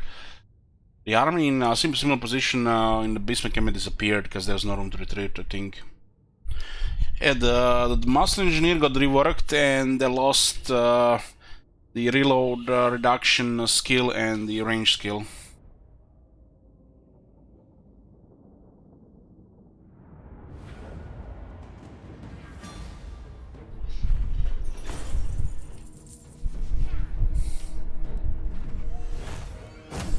I'll take the planche here, it's actually pretty good.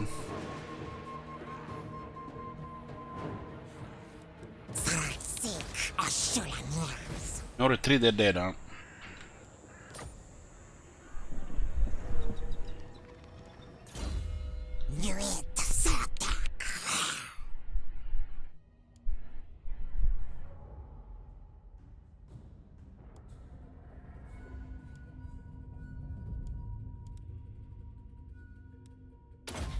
Got for draft master next.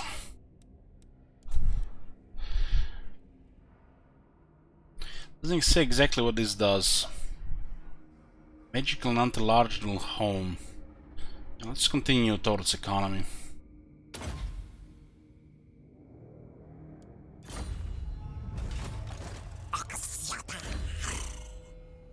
This is gonna make it cheaper. And what do we have here? Weapon master. This faction just lost everything here.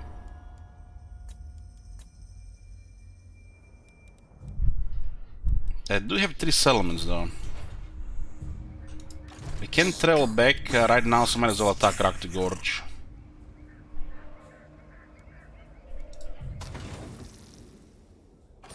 The gems were added.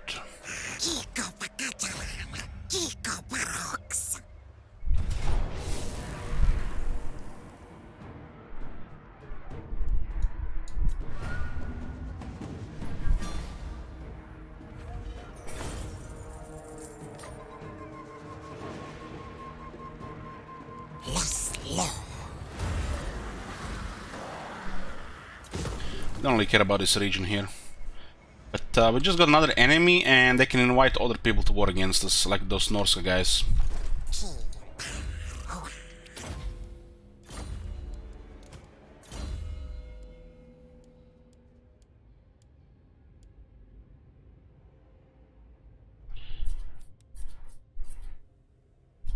This is good as these guys gonna have both options here, being as King Chief.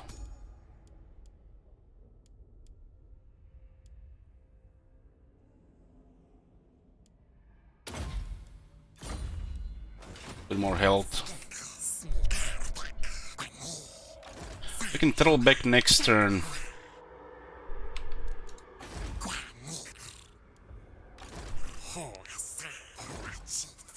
What was that objective again? Skinks and Stalkers. Chameleon Skinks and Stalkers.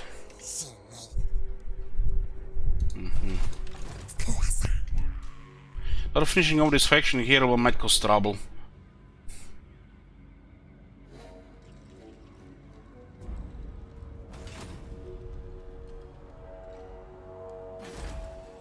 This is very exposed right now.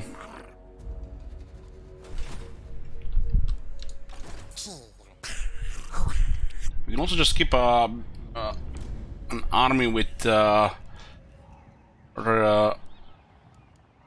most of the skinks and a few quality units and just travel the world as well. Heroes will eventually get good enough.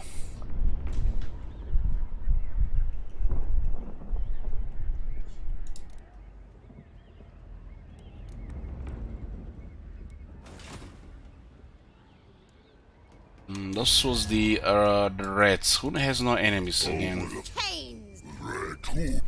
Ruthless. Favored of the Witch King. Am I supposed to listen? Very well. Also hard to convince the Northers. I'm listening. Northman Tribesman, yes. I've been looking forward to this. Prepare to accept it. War on sea. I've been looking forward to this. Prepare. It's done. What a timely arrival. My This will piss off Malekith for sure if they get closer. Marauder. I've been looking forward to this. Yes. Dark so What? Make your proposal, my lord. Nigh. And when it's close, they will only a bit money. Your will. Yes. Dominate. Chosen. If we didn't do this, they would do it to us.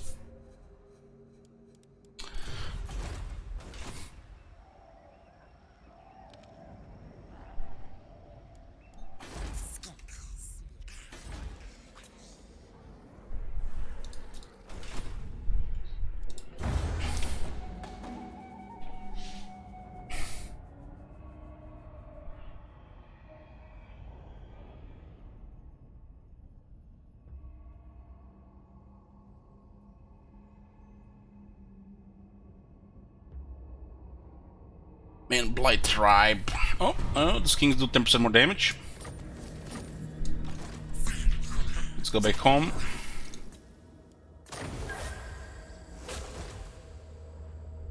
And these guys are building a second army. Marauders all. Gonna sack the city here. Probably gonna go for Shagra then. The upkeep production activated immediately.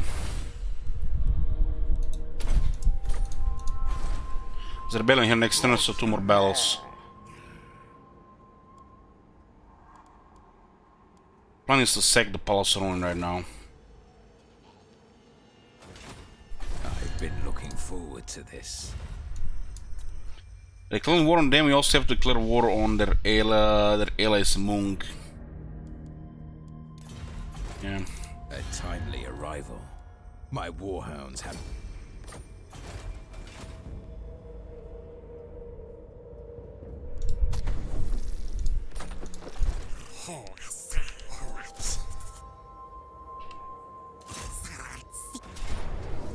Tax victory, low casualties, huh?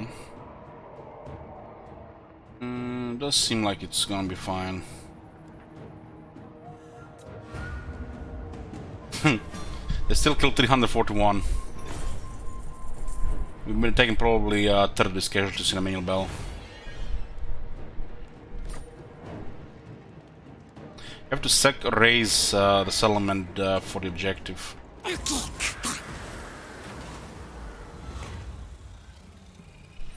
So what is this? Got some options here. Upon defeating the Northern Warband, Oxiolo felt the powerful trace of chaos infecting them start to subside. To his dismay, he also learned of a chaos-saturated artifact that had recently been passed on to another Northern tribe, and no doubt the source of the heightened chaos stain he detected. The relic originated from a group of dark elf slave traders of Grond, one of the northernmost cities of Nagaroth, and a place of fell magic in close proximity to the Chaos Wastes. Oxiolo must decide whether to pursue the Chaos Source now or destroy Dark Elf traders infected by the Taint first, before they involve themselves in further dealings and infect others.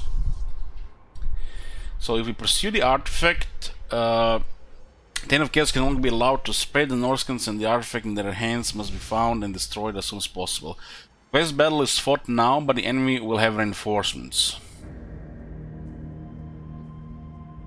If we pursue the source, if there is any chance that the Dark Elf traders are in the business of trading Chaos artifacts, they must be stopped immediately. Quest battle is fought later, and the enemy will fight without the reinforcements. So I guess longer and they're gonna be weaker. Huh, and there's an option. Why not give this option to those White Dwarf battles? So fucking tedious quests. Why not just give me 3 armies to fight and ignore all those bullshit steps? Let's see what happens with Pursue the Source.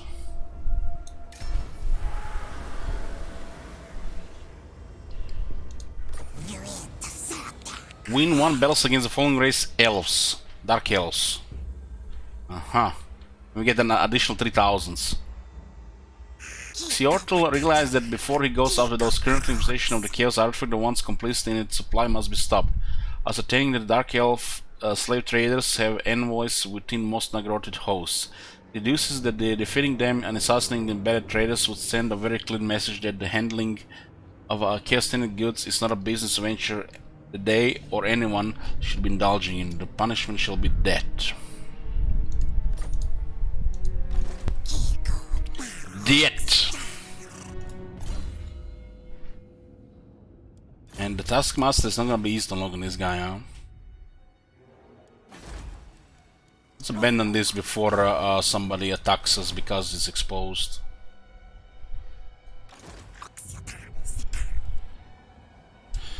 I'm not sure who's gonna rebel here, but hopefully they have no siege equipment.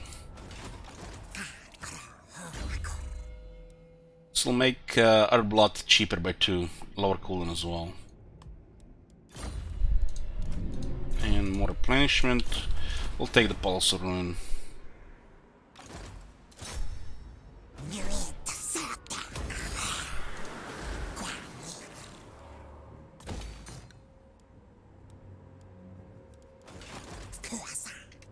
This is gonna be a Rebels here next turn. And in 2 turns we also get a vision of the adjacent regions.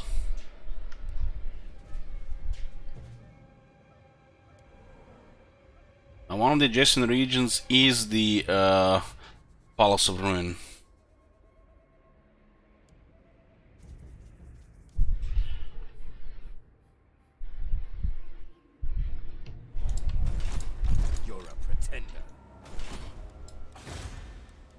What is still left on the chapter objectives? 2 of these units will recruit, and a tier 3. How the fuck do you get a tier 3 for this objective this early? That's unrealistic. This quest objective is clearly meant to be completed before turn 10. How the fuck you get a tier 3 building before turn 10? Do they know that growth is fucked? You're not even supposed to get this, you're supposed to start upgrading this instead. We have this for security. We'll take another 4 turns, another 5 turns, and then another 4 turns, and another 3 turns. What the fuck? Jesus. We're supposed to be in this region chasing Norska for 20 turns.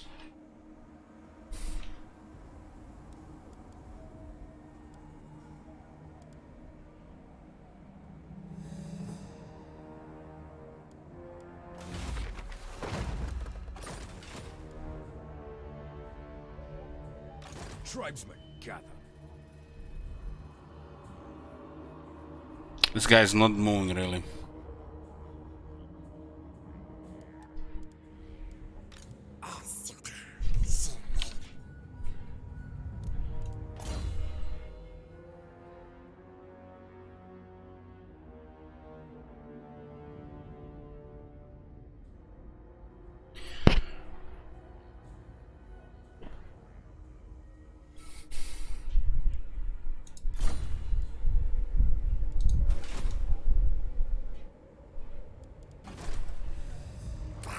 Your master.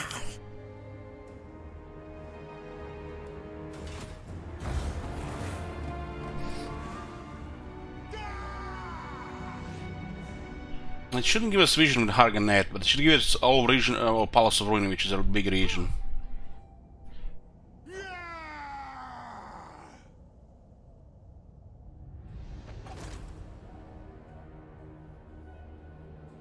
Oh, they got a tier 4 unit. Born Killers! This is the standard Lisbon event. This latest spawning of Saurus warriors appear to be far more belligerent than any you remember in recent times. Huh? Ferocity and resolve are called for when combating the foe, but your force must also consider the great plan's higher purpose and not sacrifice themselves unduly. To embrace their vicious nature or order retraining for more balanced army. This is a standard Lisbon event.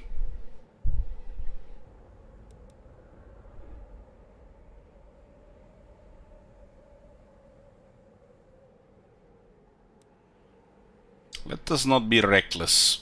courage must be tempered with caution, or losses will ensue. After all, you never know when the Vermintide will rise, or the ancient enemy burst forth from the realm of chaos once more. So we lose 7 attack to get 7 defense.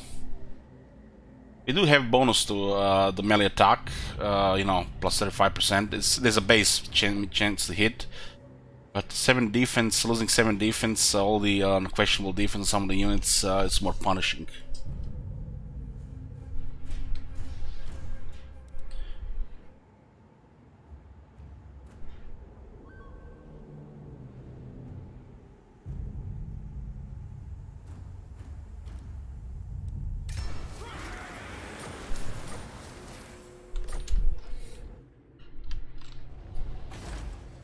Poof.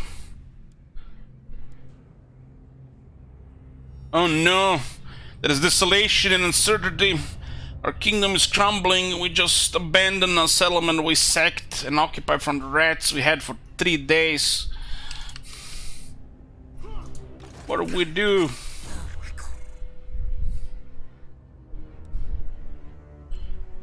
So we're going upkeep production and renown and feared.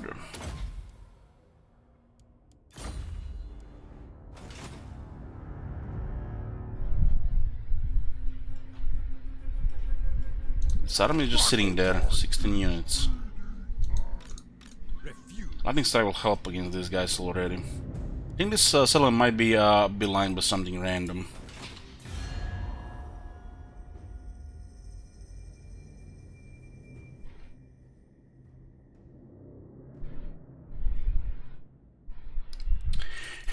A new expansion? There's been a new DLC 2 days ago.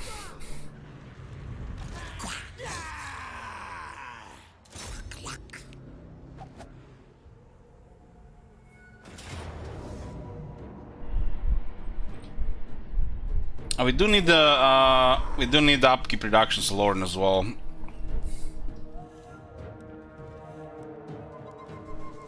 Things they seem to be really terrible in balance of power on. Yeah, exactly, but exactly. It's just a crazy strong filler skill for the Now and Feared.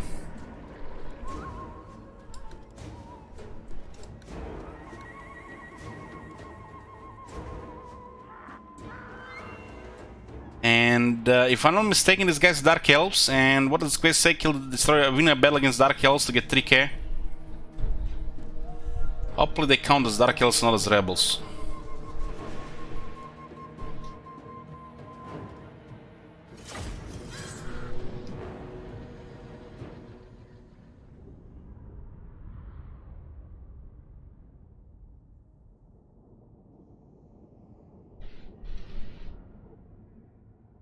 So Rebel Greens with Va.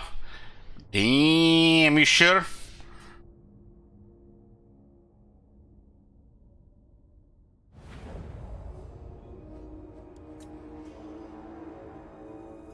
Fortunately, the elves are less exposed to harassment compared to the Norsca.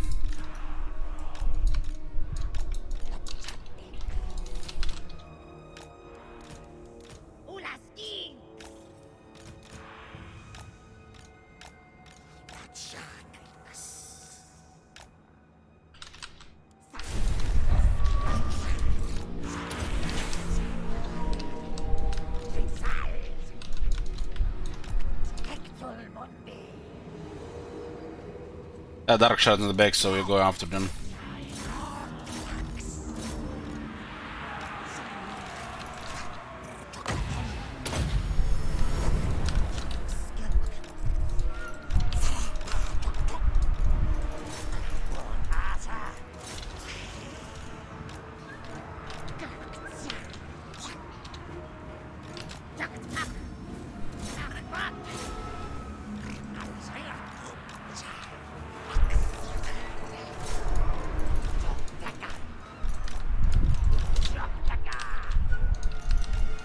Saurus can keep up with the skinks.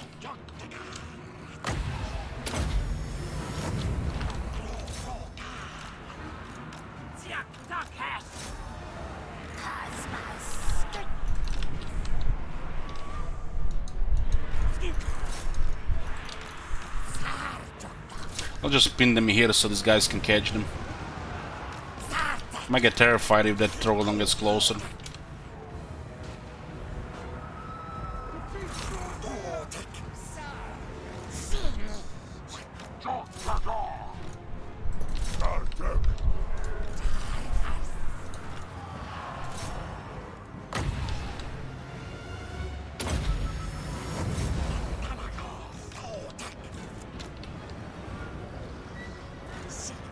Need to make sure the Lord dies.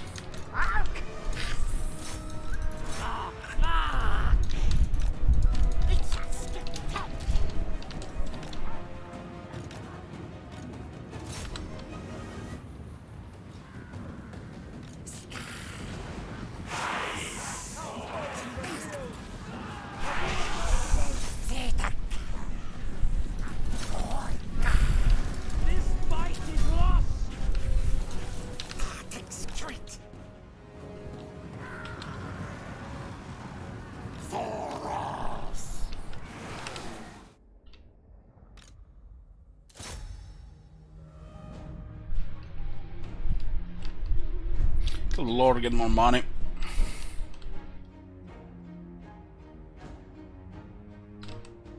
Which King Lord is better, Tic Tac or Oxyotl? I don't think you can actually compare them. They're different. Start on different parts of the map. Can't even compare this shit. Comparing apples and oranges, right?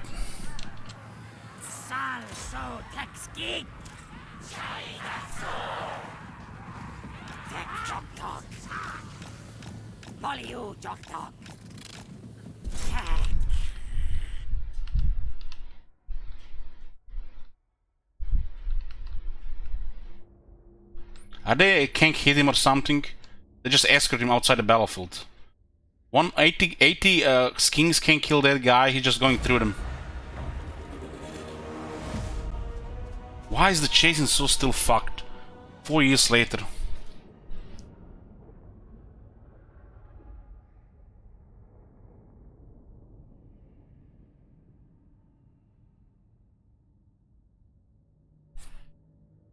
They should take double if not triple damage when they're shattered.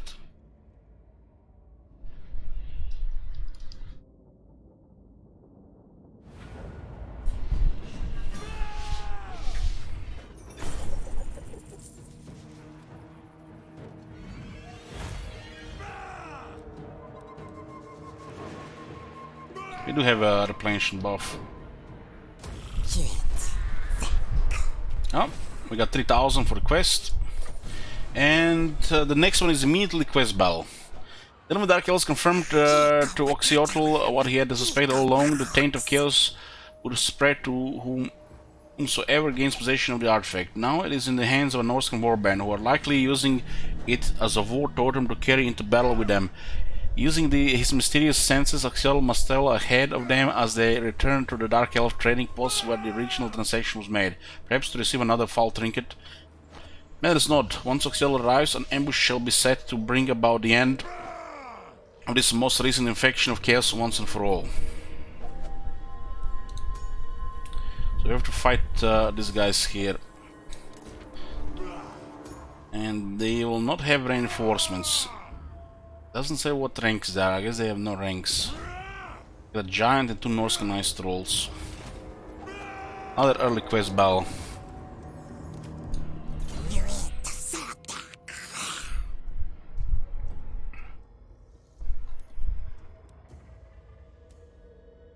So we need here 4. We need 4.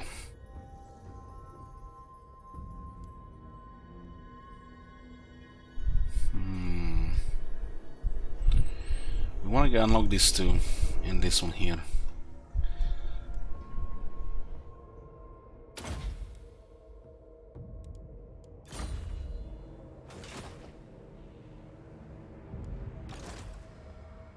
This one was better now? Yeah, it is, but we already have healing, and if you want to deal damage, you can just cast Flock of Doom.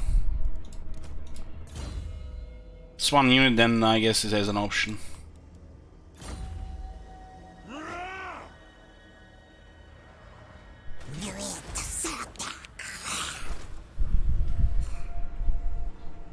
another bell here.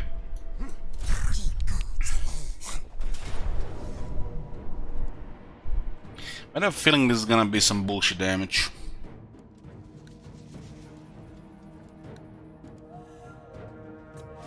Okay, it's fine.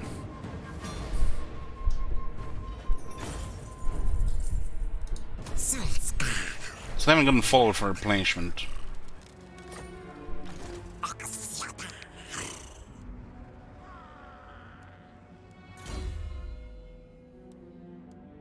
So reduce the upkeeps here.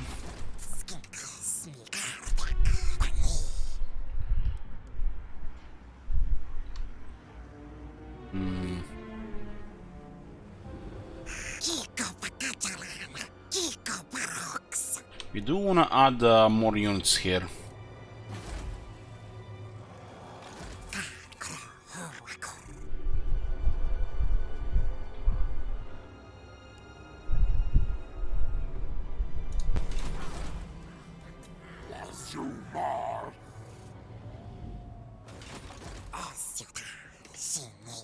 What the hell is going on here?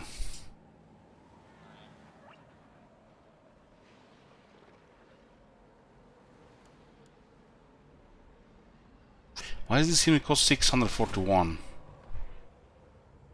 Are we not in the same region? Ah. Thought we were in the city. I guess we are not in the city.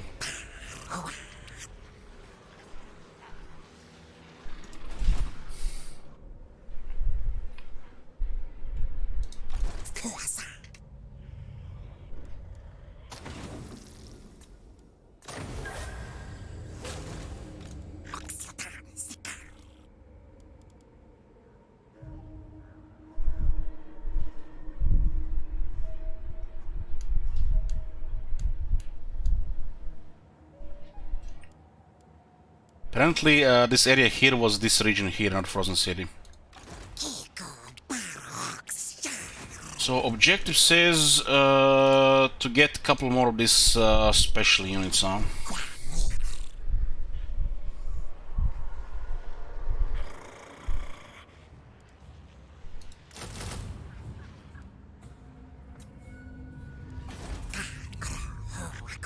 What turns for this? Switch this now to Oh my god. Have you seen that shit? growth in public order. Holy shit. What the hell? Fu here, hey there! It's like it was so quiet without you. Where have you been, man?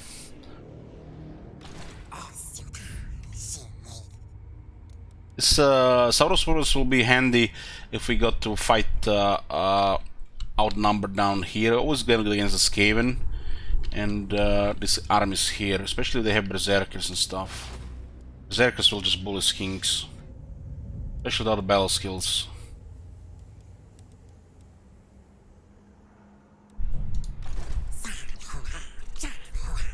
So we have minus 5% replenishment here. We haven't still found any followers for replenishment. The lizardmen do have 2. We have 5 turns here, 7 turns there, and 7 turns here. I'm not sure we'll be able to do all of them. These guys also might attack. We have options to go right of Sotek.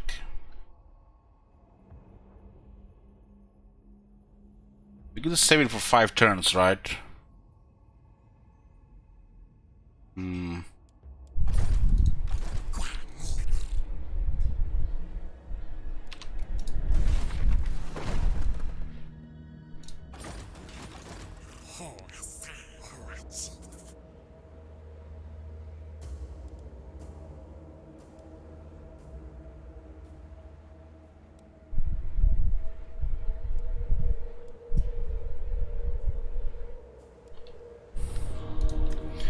We'll leave this as an option.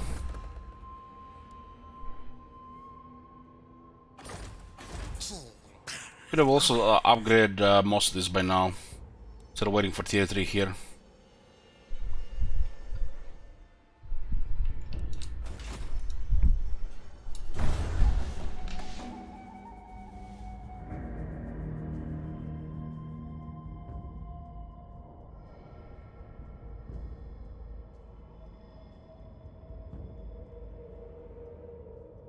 We're mostly gonna switch to dwarves.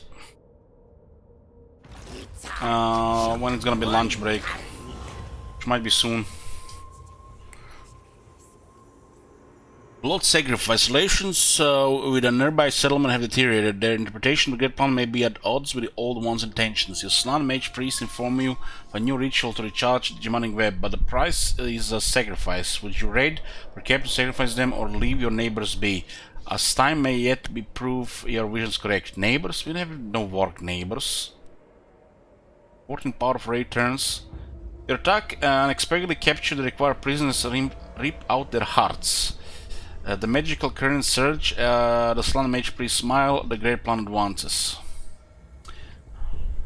What do we have for lunch today? Breakfast. Since I had salad for breakfast, I'm gonna have breakfast for lunch. Some fruit, I think.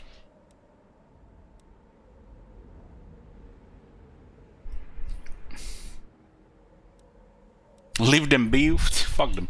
Sacrifice them. Okay, get evasion.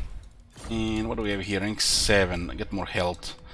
The reason I choose health here over anything because he's really squishy initially and powerful later. So this increases the odds he survives if I forget about him for like a dozen seconds. Lunch at 8 PM. Well, I've been living vampire schedule, going to sleep around 6 AM.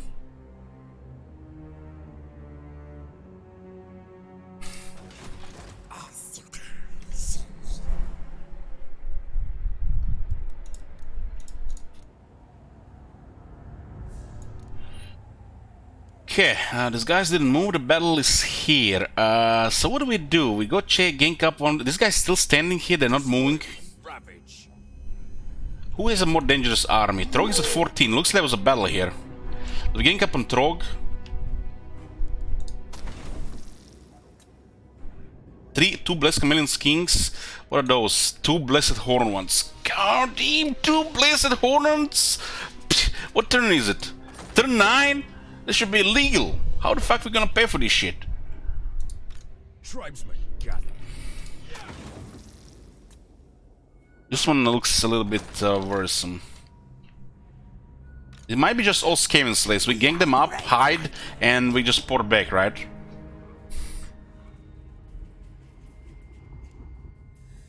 I think we should go for Blessed Hormons, then we're gonna gank up Trog. But Trog looks like he got beaten up here. It's 16, right? We might miss opportunity here, huh? I think Trog should be the target since on 14. It looks like easy. Easy is good. We still have 4 turns for this one.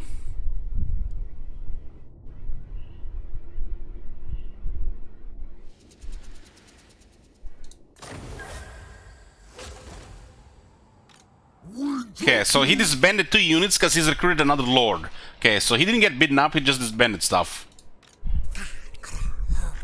So to avoid him retreating into his settlement, we can just destroy this faction, right? Click, click, click, click, click. 3 bells. Ho, ho, ho. 4 bells. Christmas. He rules.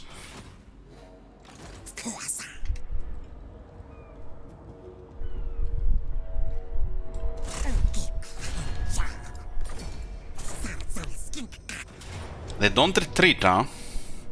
I guess the balance of power is, yeah, we lose everything. Look, what the fuck is this? We have ranged units and shit.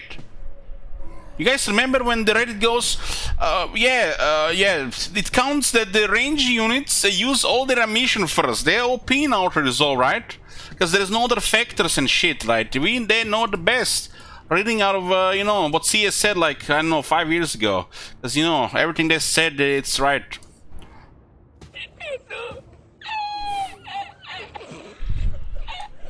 Makes you wonder if they remove the balance of power from the game, because one of the CA guys said the balance of power is not a chance to win the battle, but is the casualties, the prediction of casualties. So, you know, they embarrass themselves on the internet and they remove the balance of power and instead they put this thing here. So that we can't make fun of them anymore. Because, you know, you win the battle every time. You just, the red bar is how much kills you take. What the shit?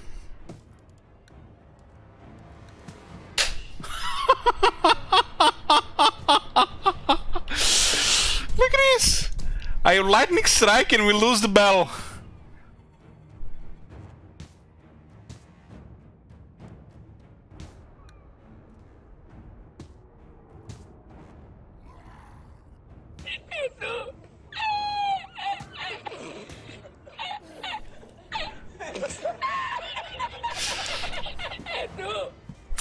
Okay, K Queen number 1. Okay, just give it a second here. K Queen number 2.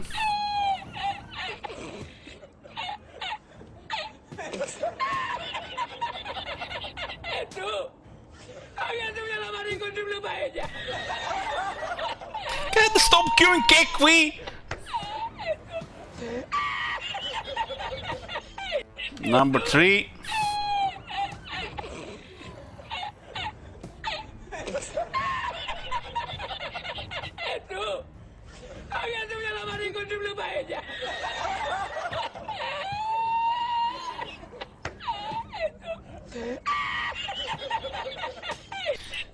God damn it, guys! Moderation! Moderation! Have you guys heard about moderation? You know, guys, this is... Let me teach you what moderation is, you know. You know, you don't smoke 2 packs a day. And then you blame that cigarettes killed you. You get to smoke like a 1 pack a week. You know? God damn... God... You don't eat 2 Big Macs for lunch. And you create the big McDonald's make fat people.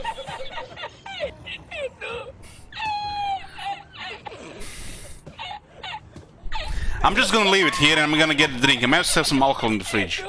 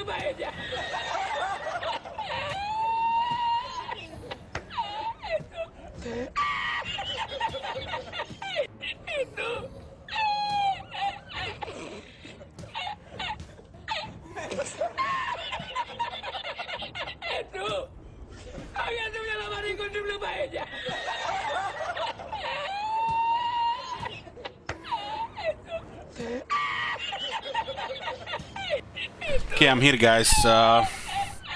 Okay, enough Kekwi. This shit is not funny anymore.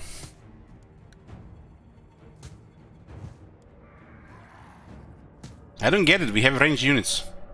This is just primary example how bad realism is in balance of power out resolve.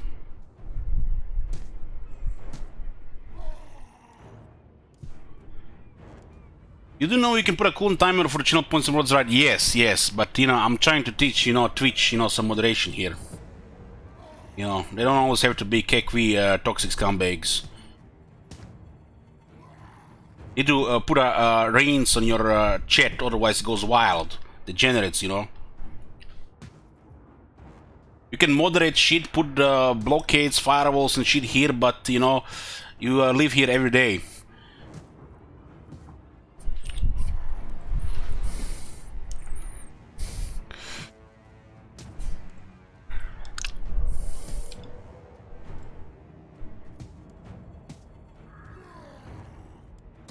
I really don't get it why the balance, while this is high.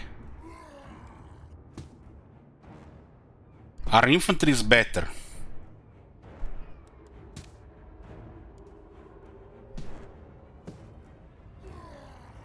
We have range. They don't have range. So why is the out resolve outcome so bad? This is broken.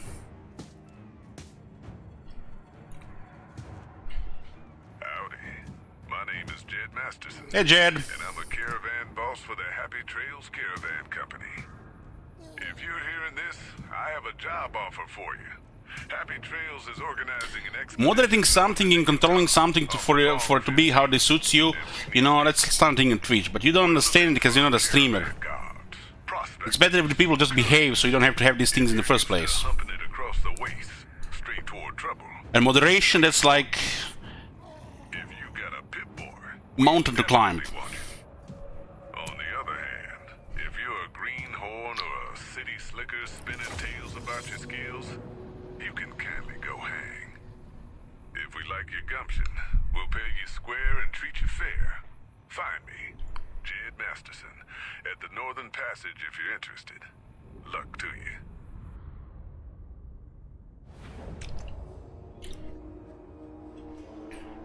Luck to ya.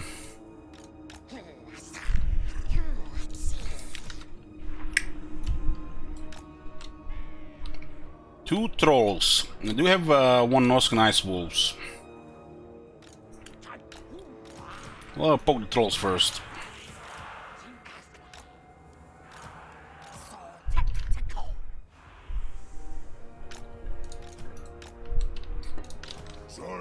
And these guys will engage probably the spears.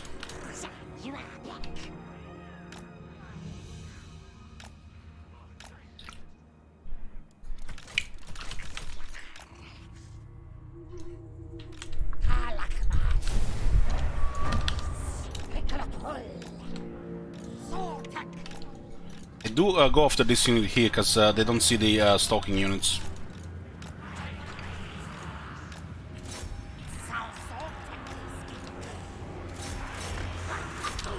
That's gonna be too late, because we just revealed ourselves.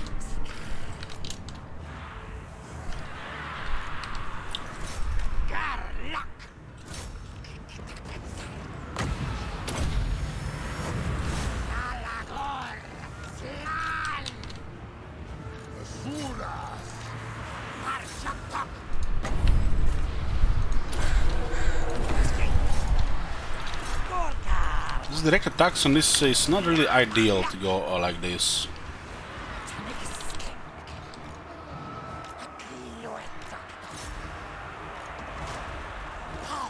There's poison everywhere.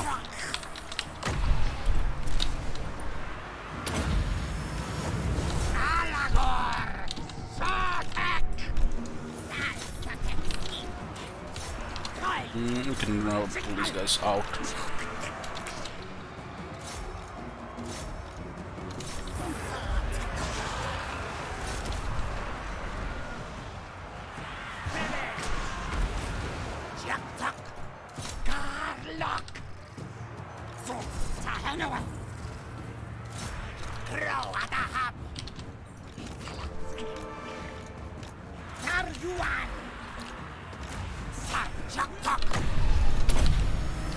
Terror should activate here.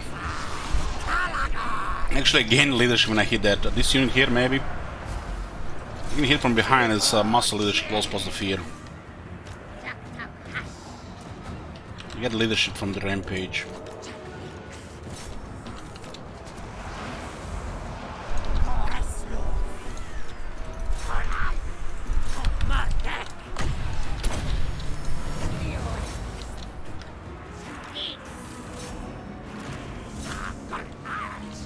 Kind of like piled up here. We could have flanked a little bit better, but we had to go around as well. So amount of these units here cause leadership penalties for them just being close. So it's better to have a terror unit like that around. The enemy will just rout easier.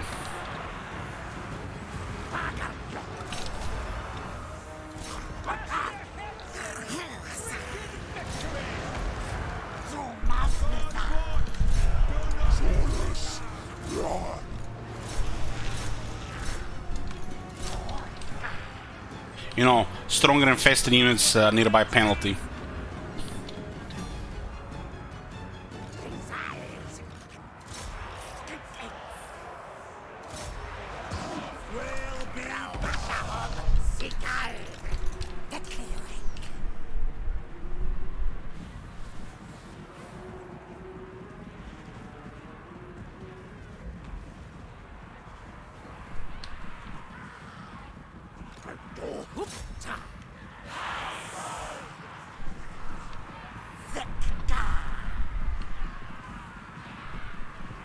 Yeah, they're just escorting him out. It's like, why are they not attacking?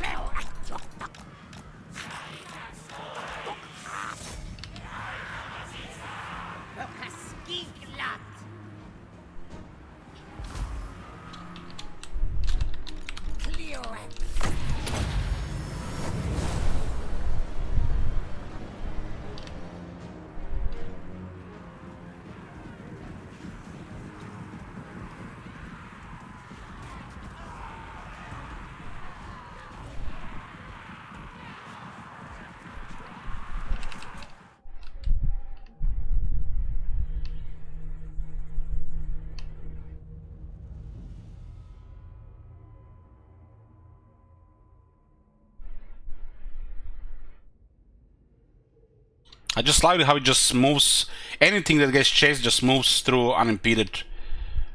No, no blocking, no mass, no slows, nothing. They just move through, even at a higher speed. And if you have a fast unit, they sync to you, and you want to try to sync to their speed. Sometimes they even run faster than your unit.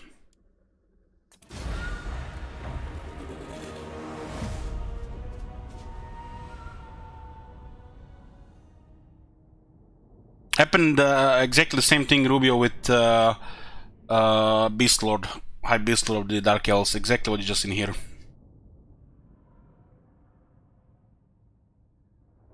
This is no must thing. They just ignore everything. It's like they have that flask from Pet of Exile, which just makes them go through everything.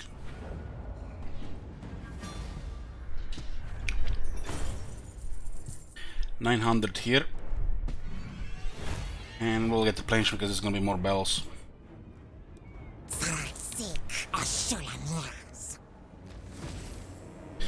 So, kill the puppets, mission successful, 2 Blessed Chameleon Kings, and defeating Trogi's weapon slinging bonuses large. Do we actually get these bonuses large in range attack? Just melee.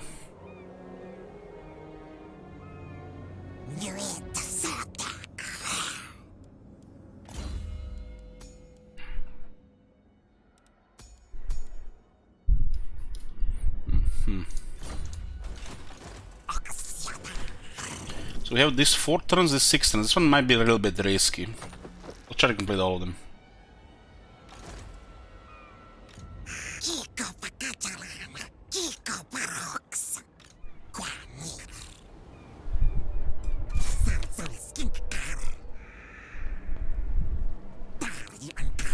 You guys noticed that how they are retreating, right? And how the resolve is just so fucking one-sided for them.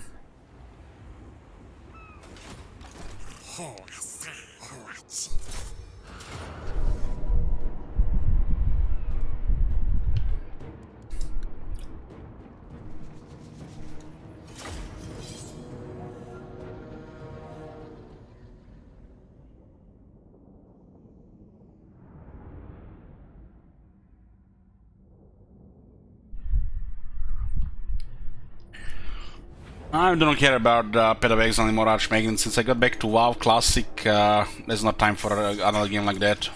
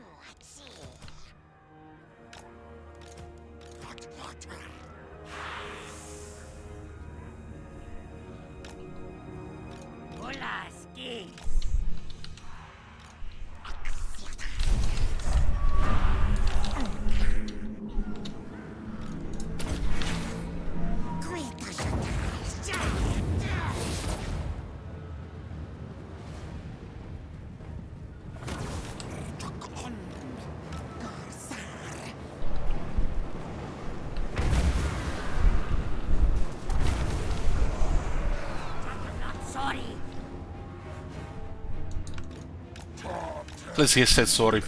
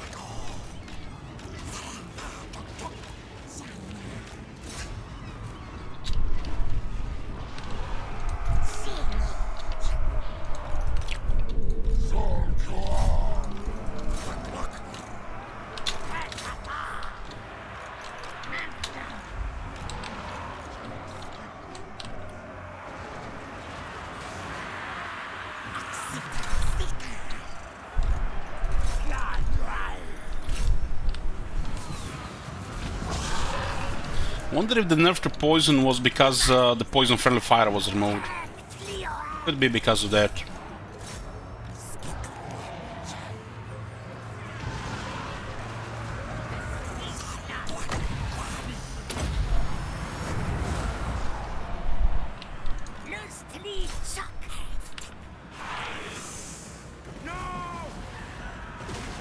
We'll be back!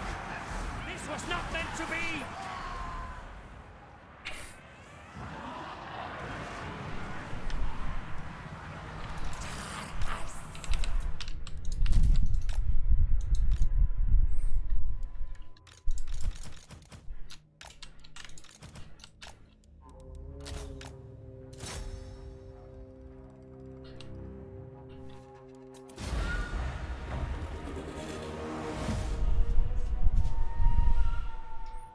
What is the name of this chameleon? These units are chameleon stalkers. And this chameleon's king, legend lord, is Oxyotl.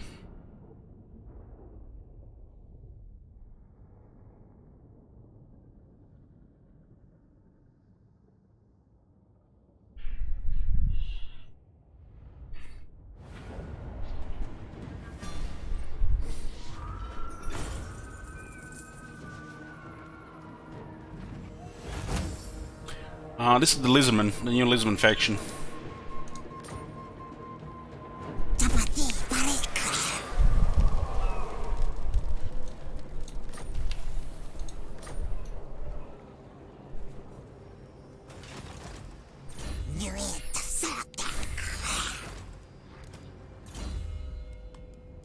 Ability is increased.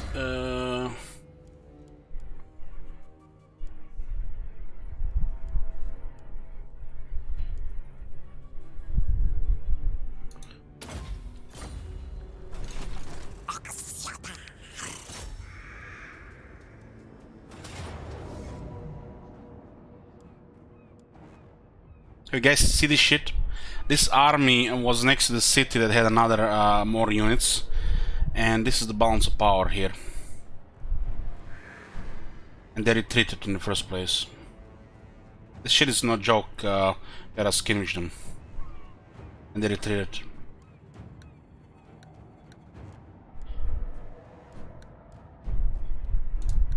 If I go lightning strike, I'll lose even more.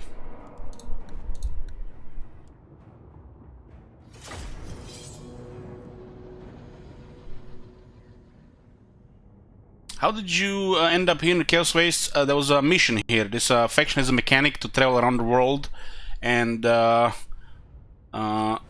various battles. There was one to defeat Rogue. This guy can travel the world once a turn.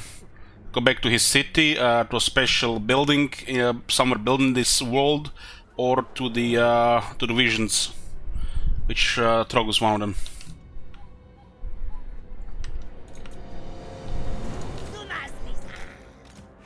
Go with harassment formation, same as before.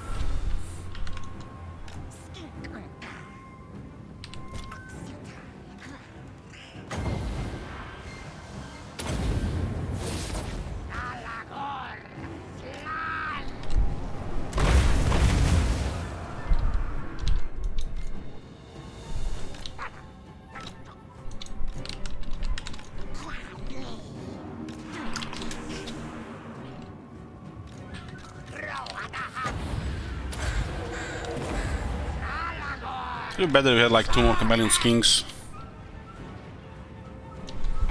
They're better than us in melee, so we'll try to skirmish and not engage until they get tired a bit and they're full of holes.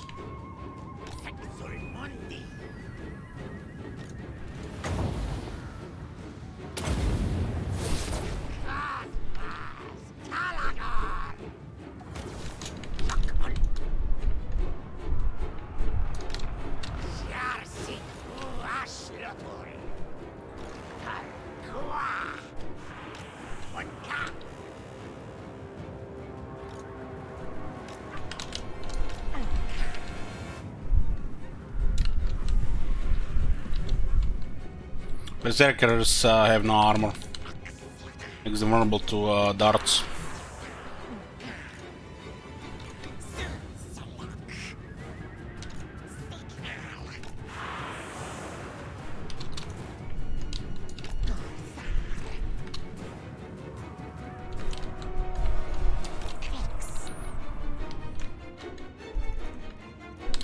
We could also just move the skinks and not the whole army at the same time, but there's this thing called fast and strong enemies nearby. As they get closer, they might lose more leadership. In the case of berserkers, it doesn't really matter, but if they're in this shape, they might rout before they make melee contact.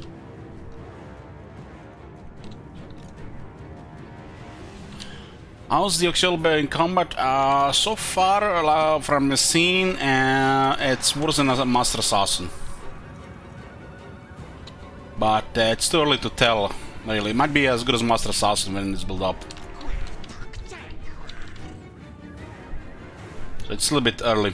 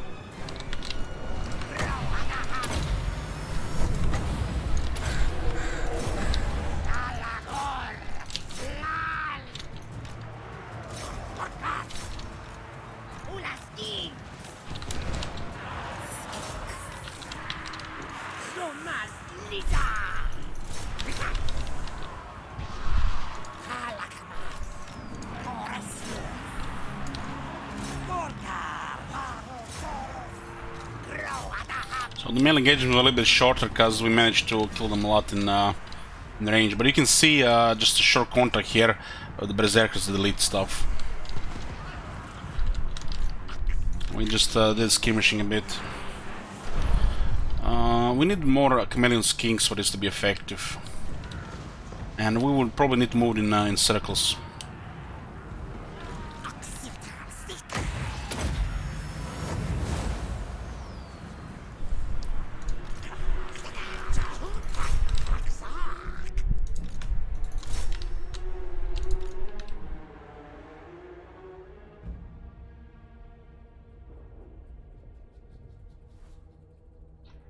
What the hell was that, a shotgun? It felt weird. I think he had more HP than that. I wasn't paying attention to his health bar.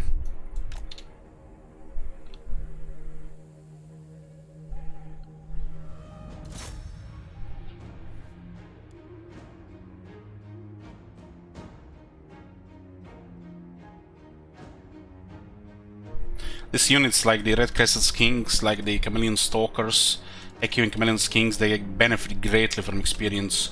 Not only that, but this faction has extra buff on veterancy, unique to this faction, for the Skinks.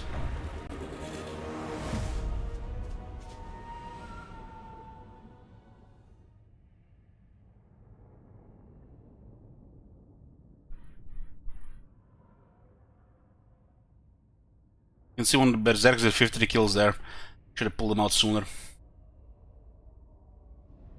Berserkers are made to kill mass infantry, especially if they have no armor. But they're easily harassed by range.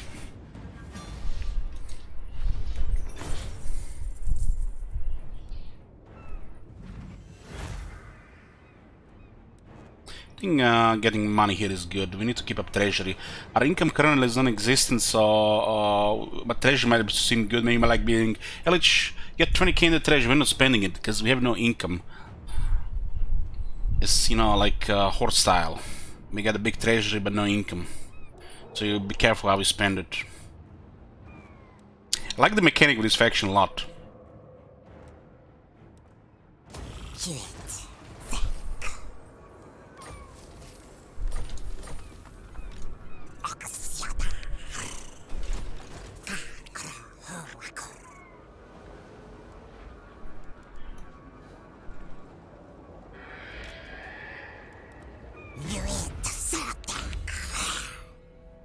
Getting renowned and feared, and then we'll do the other stuff. This one is probably worth gaining immediately though, so we'll get this in rank 12. This one is... There's a couple of these lords, especially the Lords of Ley, the new ones, have really disgusting opener and unique skills. Compared to some previous lords in the game, which have utter dog shit, it's like Taurox's skill here and this guy's skill here, it's probably better than some lords' all unique skills combined.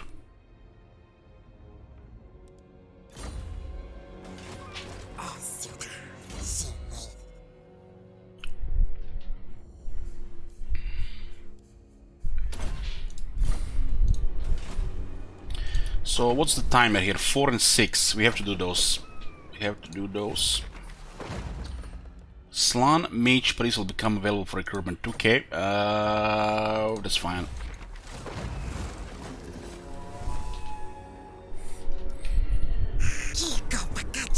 Okay.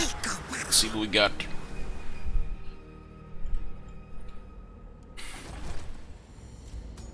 Second generation. Oh, pretty good.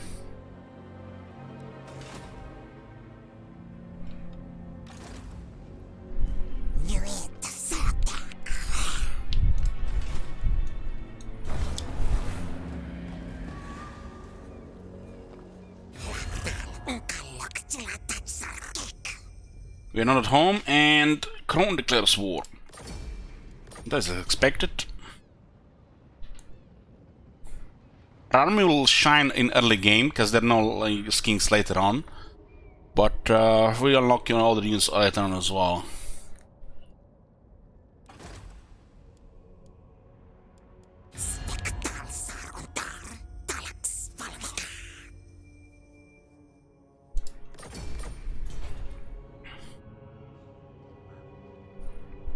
This campaign is opposite of Taurox. You have to actually put effort and things might look like they're on fire. Oh my